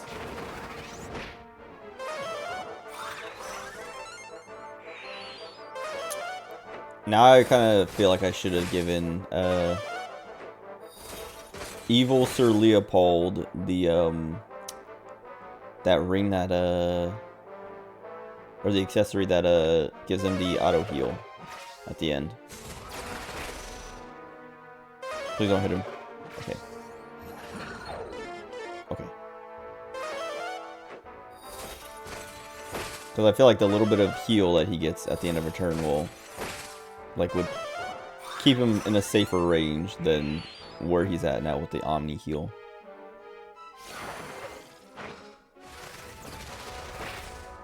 Okay. So far we're out healing what she's been doing, but this poison.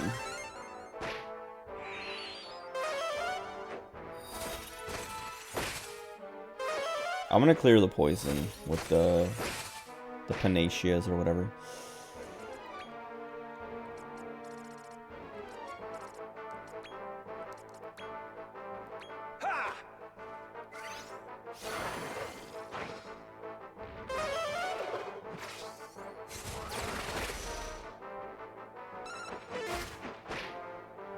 He's gonna kill himself.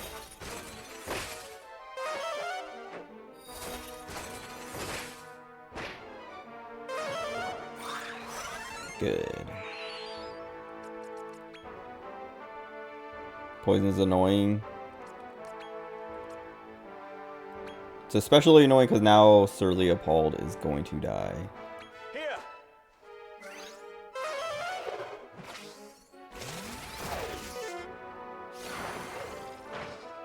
He's done. Unless I throw him a heal or something now. But I have to...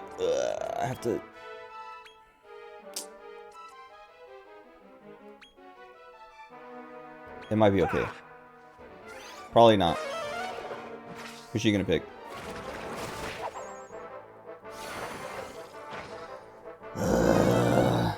Please work.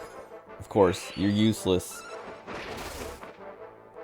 That's so annoying because he wasted a turn that he could have healed everyone.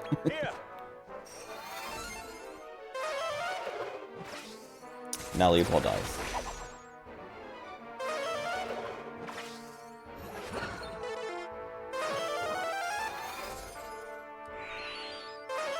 What's the point of having that be a critical spell if it's still gonna fail? Like, I guess he would have got more HP when he came back or something.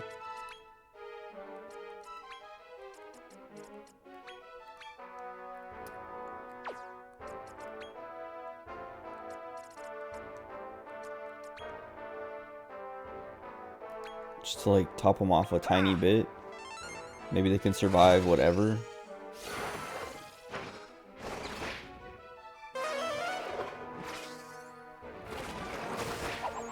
God, dude. All because... Okay, that's nice that he's frenzied at least. But I was gonna say, all because he like wasted a turn trying to zing. And it was a crit and it still just didn't even work. I'm gonna give her this. Here. Since he has 2 turns now, maybe he can zing and then heal.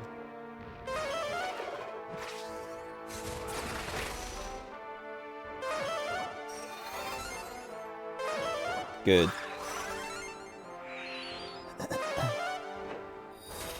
Alright, we're recovering.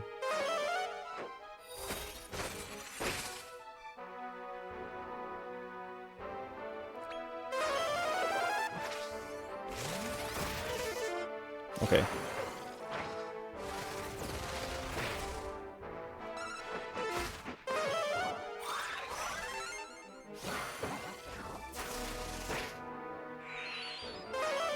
That auto cadaver is so nice.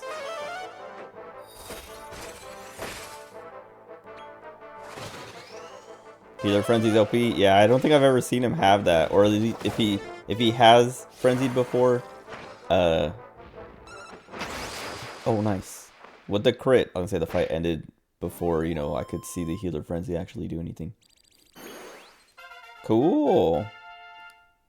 We recovered and we won. I was like still kind of worried because Crystalina was running out of MP. What have you done? Only in its total destruction can this world be saved. Oh, you don't have to tell me that. She looks so small now. Now, before I bring about the end, there is something I must first create. My utopia. But for you, Azabel, this is goodbye. Under different circumstances. She was always small. Yeah, but like when she's floating up in the sky and her wings are all like huge and everything, or all opened and everything, she's got, you know, she looks bigger.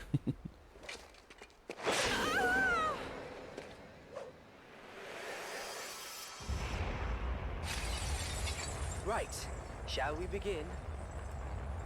Seriously, what is this all about? Are you really trying to destroy the world? As I've already explained, that's just a side effect. You see, there is someone that I'm rather excited What to is he? meet. Biblically accurate wingspan? Yeah. Not enough eyes. Okay, I was gonna say, do we have to fight someone else now? What's he doing? He could have just said that from the beginning. I think we still would have. I think we would have been more likely to help him if he would have told us. Ludo. Oh, how I've waited for this moment. Is it time for our wish to come true? Wait a second. It is. We can finally have our utopia now. Sorry it took so long. Are you ready to create it? How did your dad manage to have a kid with her, though? I mean, he had a kid with a human. Wait, what's happening? Are they gonna combine and it's another boss fight? What's happening? Wait, what's the thing in Full Metal Alchemist? The gate.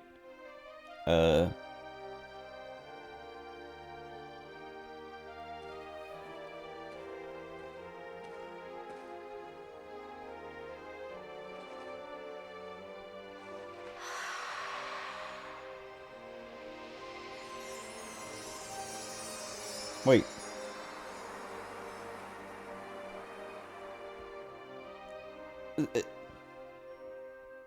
Final Fantasy X?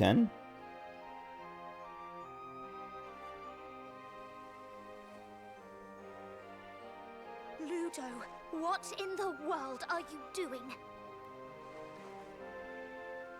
We are related to the ancient Elzetian elves. One of their priestesses had the power to create worlds. It was her duty to transform herself into the world that would forever contain Azabel.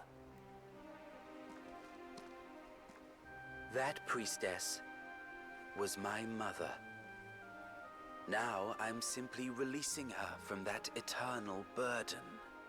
So, what does this have to do with the utopia you keep mentioning? Don't you think there's too much sadness in this world? I know you understand. After all, you were unable to finish Father, even though he tried to kill you. And in Grimglow Cave. So he's like, family should never have to fight like we did there. We're supposed to love one help me another. kill Azabel to stop her from recreating the world, so that then I can recreate the world. This world is nothing but a botched experiment. That's why Mother and I are going to make a new... Oh, okay, yeah. With that explanation, how did she have that? How did he have a child with her? Yeah, because he would have had to have existed before Azabel, or at least before Azabel did all that stuff. Had a kid with her, and then he's still only like 15 years old. Ours will be a paradise. I mean, I guess he's an elf, so maybe he ages slower, but Quarrels, a place of true beauty. I want you to come with us. oh, okay. Maybe he doesn't mean like. Us can live together. I thought he meant like redoing the whole world or something. They just want their own little zone. Perhaps you need a moment to mull things over. Let me go grab that You chest. should know that once our utopia is complete, it Oh. will begin to erode away at this world, and eventually destroy it. Anyway, my offer stands. Give it some thought. I'll wait right here for you. Oh right, he's younger than us too. So then, yeah, like what the heck? The time does not line up.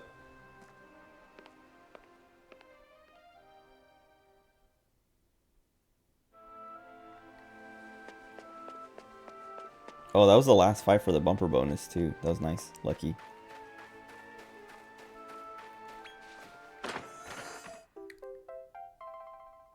Force. Oh, does that let me just change it? Nice. ZR.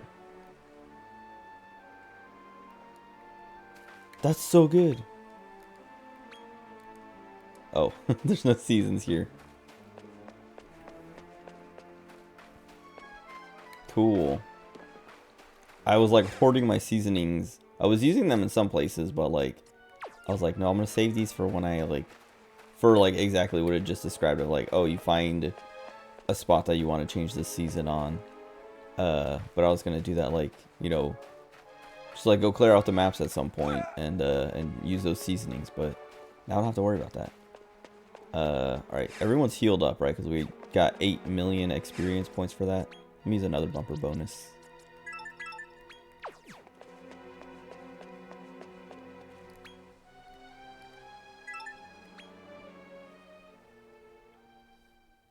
Alright. One attempt. If I lose, I'm going to sleep. I did not save. Does it not auto? It should have auto saved.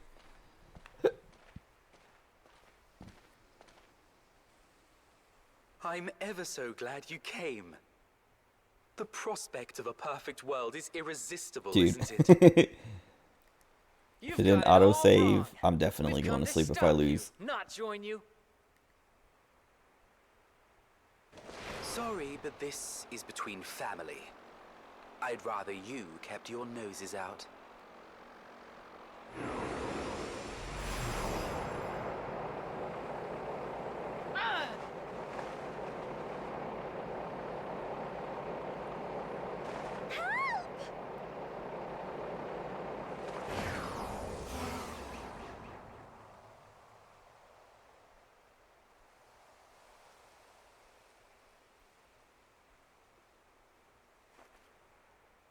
You needn't give me that look.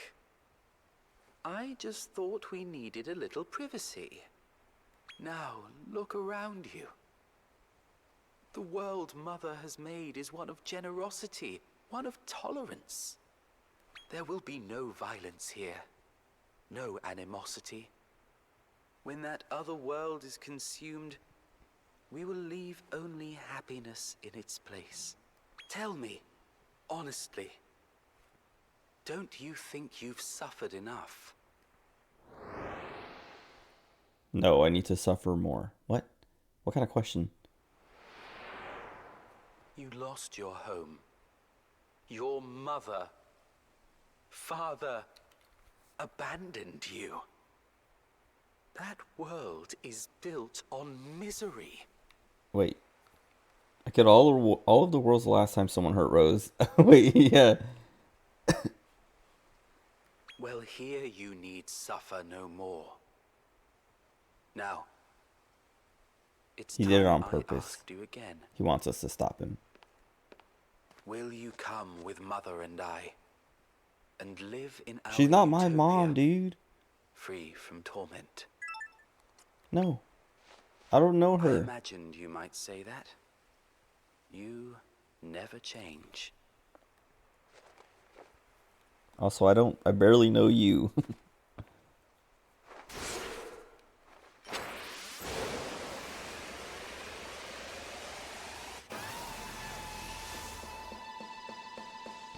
Cool. Oh. He's got an egg on his forehead.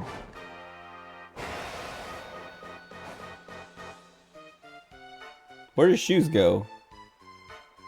It seems we must face off one last time. I truly He hope has for a a different stand. ending, where brotherly love triumphed over hate. Goodbye, my brother. Roused from slumber by a breeze. He's still doing this. Evaporated dreams. I turn to where you used to sleep. Expectantly. Oh yeah, I just poured away your friends. Don't think you've suffered enough.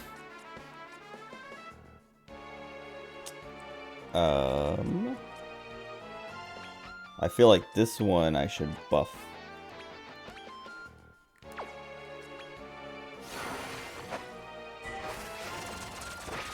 Okay, not too bad.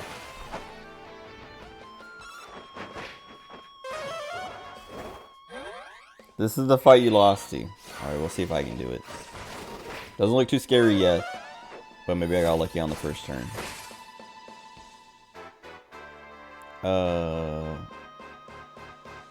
Right.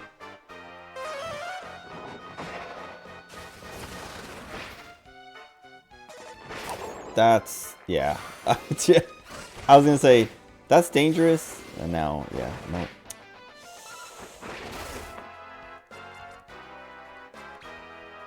What sucks is I'm gonna revive the King Slime. King Cure Slime. And, he's just gonna kill Sir Leopold, and we're just gonna be stuck in a loop of trying to zing him.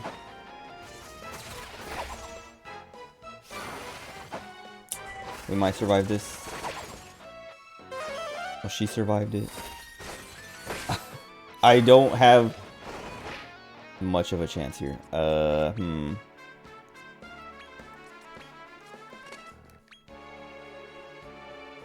And healing her is not gonna matter, like, at all.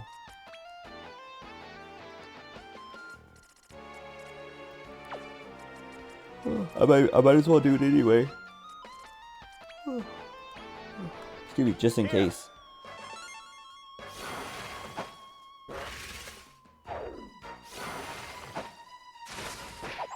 Oh, wow. That's, I mean, that's just as strong as anyone else has been doing it, but, like, unlucky.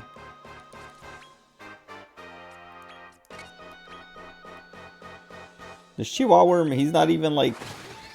And he gets the frenzy. What? I was gonna say he's not very special. He just came out of an egg and I thought he looked cool. But he, like, didn't take anything from that. Oh, wait, maybe he's gonna carry? Oh my god. Okay. I should have healed last turn anyway. I was so befuddled after the first attempt I just started breeding monsters and making them stronger in response. Well, that's what I'm like. I'm gonna lose, obviously. But what I want to do... Oh, the frenzy. What I want to do is, like, go and just... Yeah, synthesize, like, a billion monsters. Like, I'll probably do that... Well, not tomorrow. Maybe tomorrow night, actually. Not on stream, but, like... 'cause I'm not gonna stream tomorrow night. owned.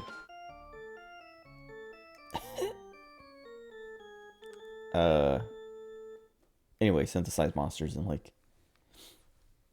maybe try to make something more than just like I like these monsters and want to use these monsters. And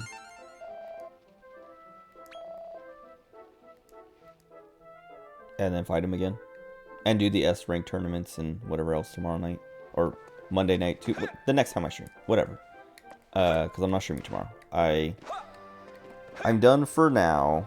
But Monday or Tuesday. Or maybe Wednesday. I don't know. Whatever day I pick. We'll beat this dude. We'll beat him. We'll go do the Colosseums, the S ranks, X ranks if they have X ranks too. And then I don't know what else. Trying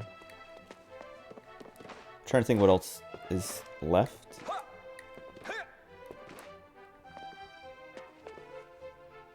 Wait. That's how I play. I mean, yeah, I'm still gonna like use monsters that I like, but monsters that I like that are also strong. Like I'm probably gonna like look up, you know, look to see what monsters are out there, and pick the ones I like, and then make them good. Not like I'm not gonna be like, oh, what's the best healer or what's the best, you know, the strongest monster. Literally just like, what are some stronger monsters than Sir Leopold here, and the Chihuahua worm. I'm surprised he took so little damage from one of those attacks. I mean, I'm sure it's just because of his resistances. But there's something where the wormhole dragon took like 200 something, and he took like 60 from it.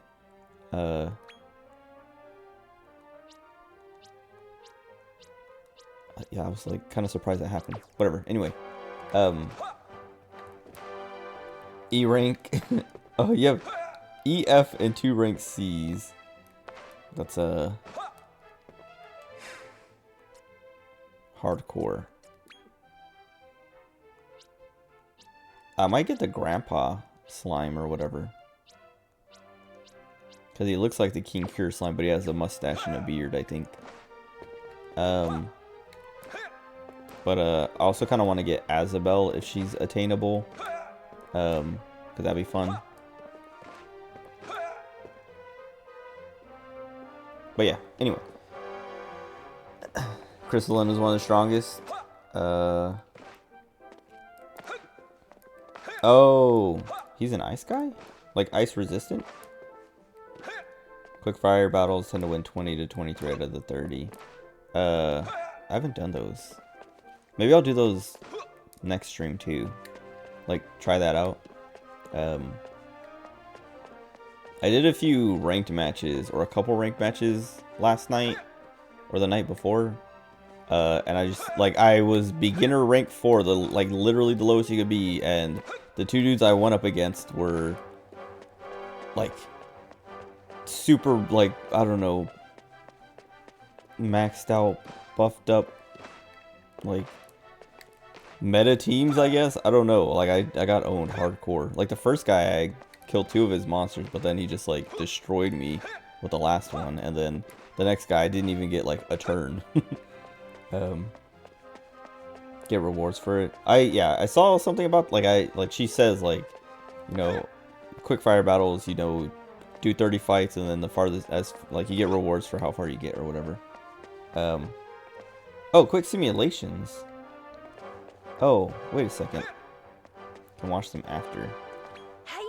Now I want to see how that works, because, like,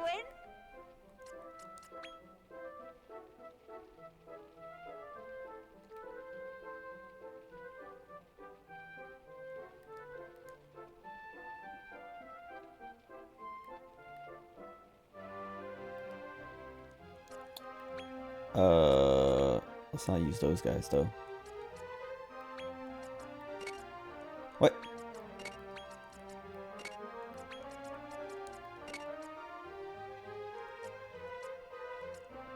Oh, I was like, which one is mine? Do they have their accessories? Good. Oh.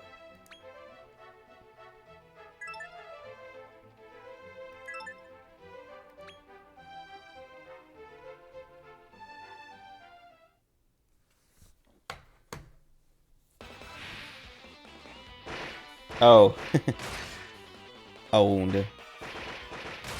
Owned. Hmm.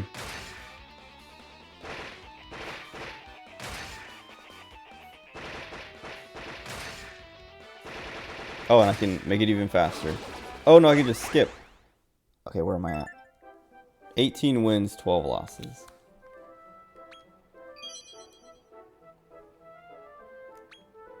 Nice. Can you do it again? Where did I lose? Oh, and you fight all 30. I thought it was like you fight until you lose. Okay. Hey, this guy's got Crystalinda. Oh, it's these two guys have Crystal. Alright, everyone has Crystalinda.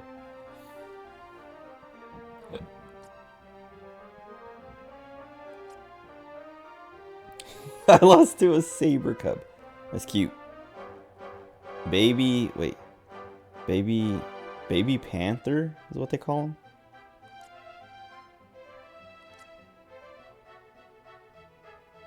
Oh, that's that grandpa slime.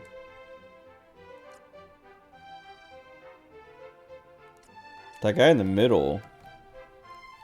Olgo Demira? Olgo Demira?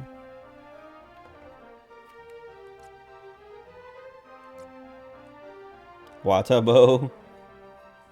Wait, I want a Watabo and a Warubo now. Okay, hold on. I gotta write that down. Oh, once a day you get the rewards. Okay.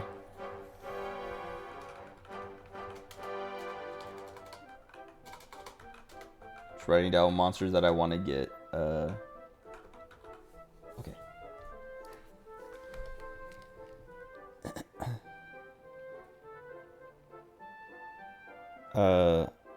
What's that? Light Dragon? Hikari knows something. Ryujin probably. I don't know. I don't know what the kanji for a dragon is, or what that kanji is. What is this dude? That's just a guy. Something Sama. What is that? What is that?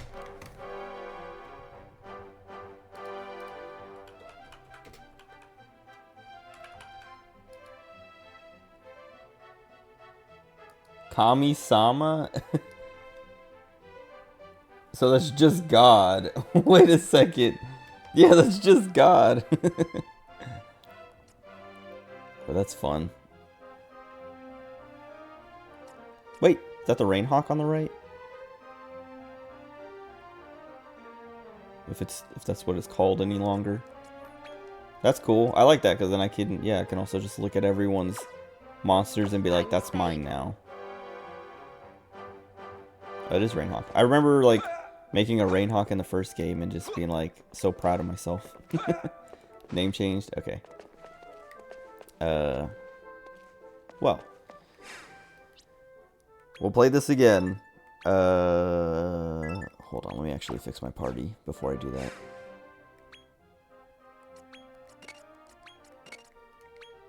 And I want her in the middle.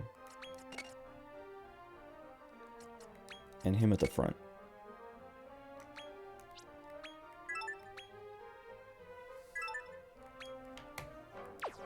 If I battle a team with an infinite mini demon, that's you. Alright, I'll keep an eye out for that. Hold on, actually, let's look.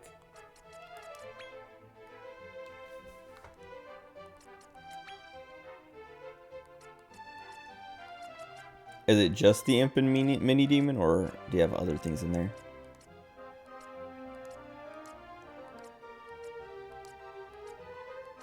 Wait a second.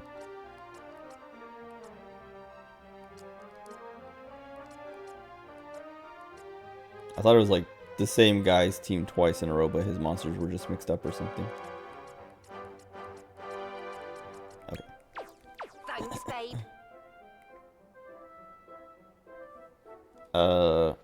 Swing Ogre? Metal Bubble Slime, okay.